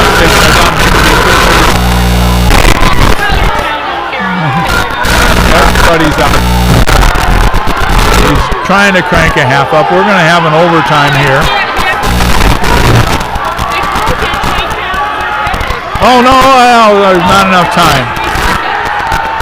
Boy, the mat return by the Pocahontas were some of the differences. So we're going overtime. You cannot afford to make a reach-in mistake. You can't do it. You know, Colton can underhook and maybe come to the side for his snatch, but you just don't want to get your hips in where they're not supposed to be. Because it would be really easy to get tossed here. and you don't know when you go to the ride outs what's going to happen. So for those of you, we got a 1 minute overtime. Holden's in, he drops it. There's a takedown, and Holden Whelan pulls it off. 5-3 in overtime. What a takedown. Holden Whelan.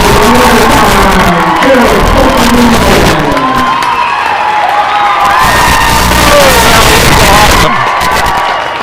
1, 2, 3, 4, 5, 6. Carroll puts 6 guys in the finals, and didn't we win them all? Yeah, but we had 6, and that was a close match either way. Carroll put 6 guys in the finals just like they did last year, and won all 6. So this is going to be extremely lopsided. It has to be, and if it isn't, I'm dreaming, but it's got to be the absolute positive most lopsided victory in any tournament that I've been around. I mean, I've seen some lopsided one, and a number of years ago we won a couple really lopsided ones from Carroll in our 5th and 6th years here when we were building the program. But boy, I'll tell you what, that was pretty cool. All right, so to run down Carroll's placement real quick, top 6 are going to get a medal.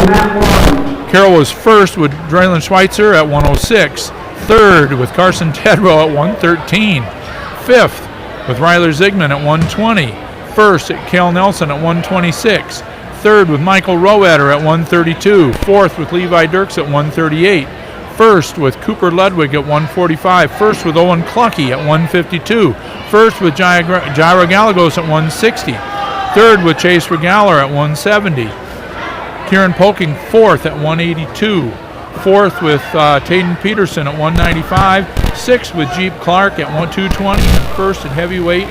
And you have 14 guys in the lineup, and all 14 of them place. And we have the final team scores. We have St. Ed's in 10th with 32 points. We have Van Dyke with points for Manson. 93 Green County in 7th with 99. Denison in 6th. Kemper in 5th with an even 100 points. Pocahontas 139 and a half in 4th. Westwood finished 3rd at 142. But also close like we said. Carroll with a commanding first place. And when you put 14 guys in the placement matches, the Tigers lost 4 of 14 placement matches. So you finish a day, and it's a credit to the coaches to look at them and say, you know what, we've got this tournament won easy before the finals, but by golly, we're going to finish it.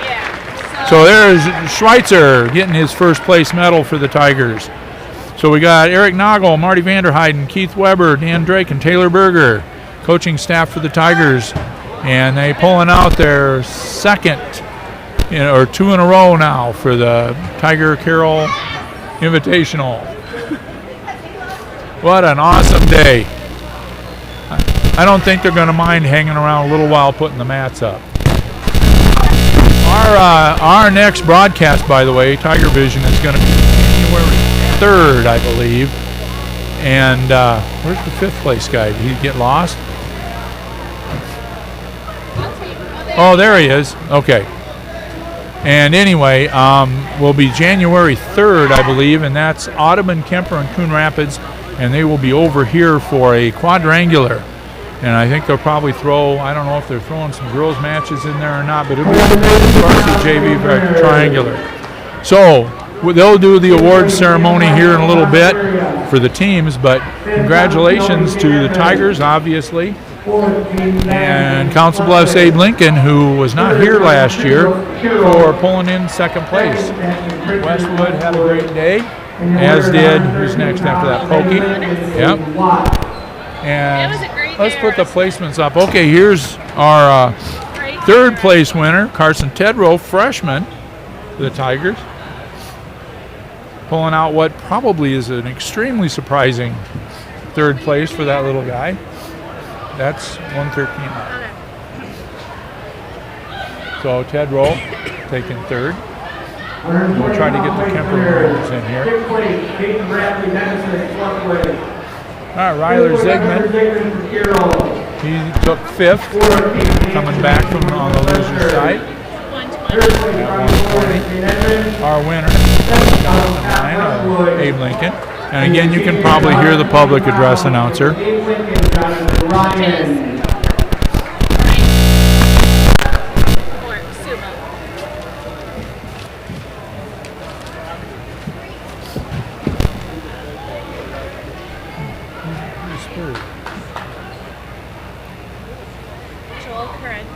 No, this isn't 26. 126 pound plate winner. I'm behind. Say that. I was 126. All right, you missed Fifth, something. Jeremiah Bird, Westwood. Fourth, Luis Avalos, Abe Lincoln. Third, Joel Carranda, Pocahontas area. Second, Luke Nicolai, from Mansfield, Northwestern. And your champion at 126 pounds from Carroll, Carl Nelson. What a great match that was in the finals. Nelson pulling it out to win his second Carroll Invitational. He won last year at 120. Again, while they're doing pictures here, I got to thank Miles Bogue, Brandon Bohawk, Brighton Treadway, and Pacey Bogue for this outstanding setup. I hope it worked out for all you guys. I know we're all over the place with talking and we do a little extra chatting, but that's the way it goes. It's a little more organized when we're having a dual meet. Is it though? I mean, you and Rowan are. Yeah. Well, second by Parkins from Kemper. And your champion at 132 pounds from Green County, Cable Peterson. okay, there's Michael Rowetter up there getting his third place medal in his first varsity. Marcus isn't. There goes Marcus. Yeah, Parker's only been in this gym 100 times. He got lost on his way out. He couldn't find his cowboy boots. Yeah, he's got some nice boots Those on. are nice boots. They're But- good with this. 138 pound plate winner. The things kids wear on the stands anymore. Yeah, it is nuts. It's a little more casual. Well, yeah, and it's not regulated like it is at state. So Which is fine. Yeah. It's fine. I mean, it looks like Hildebrand might be wearing it. Second down in the Pocahontas area. And your champion at 138 pounds from Green County. okay, so our fourth place winner at this weight, Levi Dirks, Carroll. Good day for him. McKinley Robbins, Green County. I mean, a lot of experience Winning it. the wrestlers got today. Like I said, getting some matches in. We haven't had a lot this year with the weather and the delays. Well, and there just weren't 145 pound plate winner. at most of the weights. There were 3 or 4 pretty quality kids, and at a few of them there were some absolutely outstanding people. So that was a good meet. Second, Brett Benhart from Green County. And your champion at 145, Cooper Ludwig from Carroll. Yeah, another great finals match between two really good kids, yeah. And Cooper pulls it out. Cooper's still undefeated on the year, I think, right? Yeah, he was undefeated coming in. So he should be This is the first I've seen the Carroll wrestlers wrestle. should be undefeated going out. It's kind of how that works. Yeah. 152 pound plate winner. Sixth place, Isaac Argottinger, Justin Ludwig. Fifth place, Dino Gilliam, Jane Evans. Fourth, Tom Heilman, West East Sloan. Third, Ryan Summerlot, Pocahontas area. Second, Jake Earlbeck from Kemper. Let's see if Jake can get out here if they took him out maybe. That was unfortunate. He hurt his knee. It was a 1-0 match with Owen, and Earlbeck hurt his knee. So, He must have gone to. and again, that's one that could go either way. So, Owen, it's not like Owen didn't earn this one. He wrestled hard all day. He's been a real. He's a good improvement. Well, yeah, good improvement from last year. Plus the fact he's sitting in at varsity at 152 and doing real well. I mean, he's getting a lot of good competition in the practice room too with Ludwig. Oh yeah. And Regaller and stuff. So. Well, that's what some of the guys say. I had Even the to. non-varsity kids, the JV kids are pretty tough too. So. Okay. So at 160 we've got Kemper's Nolan Simons fourth and Jaira Galagos first. He looked like he has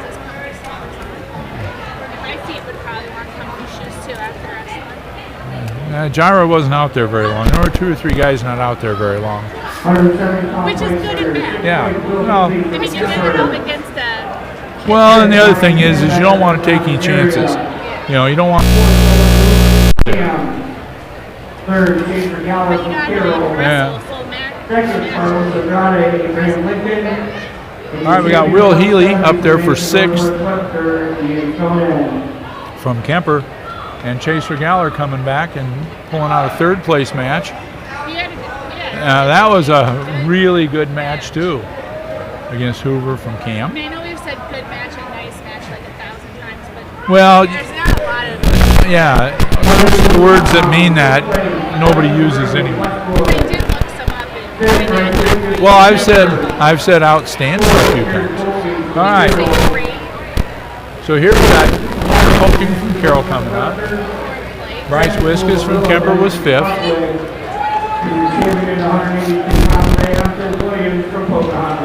And Chris picking up his 3rd Carroll Invitational win. We'll have to do some revisions. I think we only had 3 or 4 coming in, and we had that many this year to almost to double it, I think. Okay, yeah, Hildebrand and Deontez and Robbins. And there was another one I didn't say this to you. Oh, and DeWall the Westwood. Second is Alex Jr. from Pocahontas area. And your champion of 195, Jesse DeWall. Well, let's all get out there, guys. Somebody got lost again. No, Where's the 3rd place? I don't know. Oh, Dennis's coach is taking it. That was at 180. That was at 190. Okay, so Jordan Von Church. Well, anyway, Taden Peterson's 4th.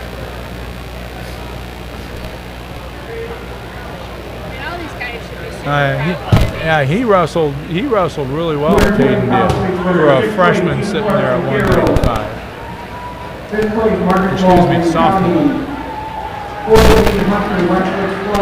220. G. Clark winning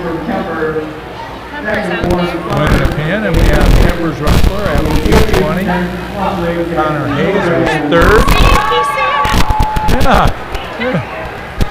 Dress up clothes there. Yeah, it was, they have fun. Oh, I should fix the screen so you guys can get their heads in there. I just realized you ain't seeing all their heads. Oh. No, sorry about that. Your 85-pound weight winner, 6th place, Nathan Benami from Kemper. 5th, Tyler Solberg, Westwood Sloan. Yeah. So we'll get this fixed up for the 285-pound match. Fix it for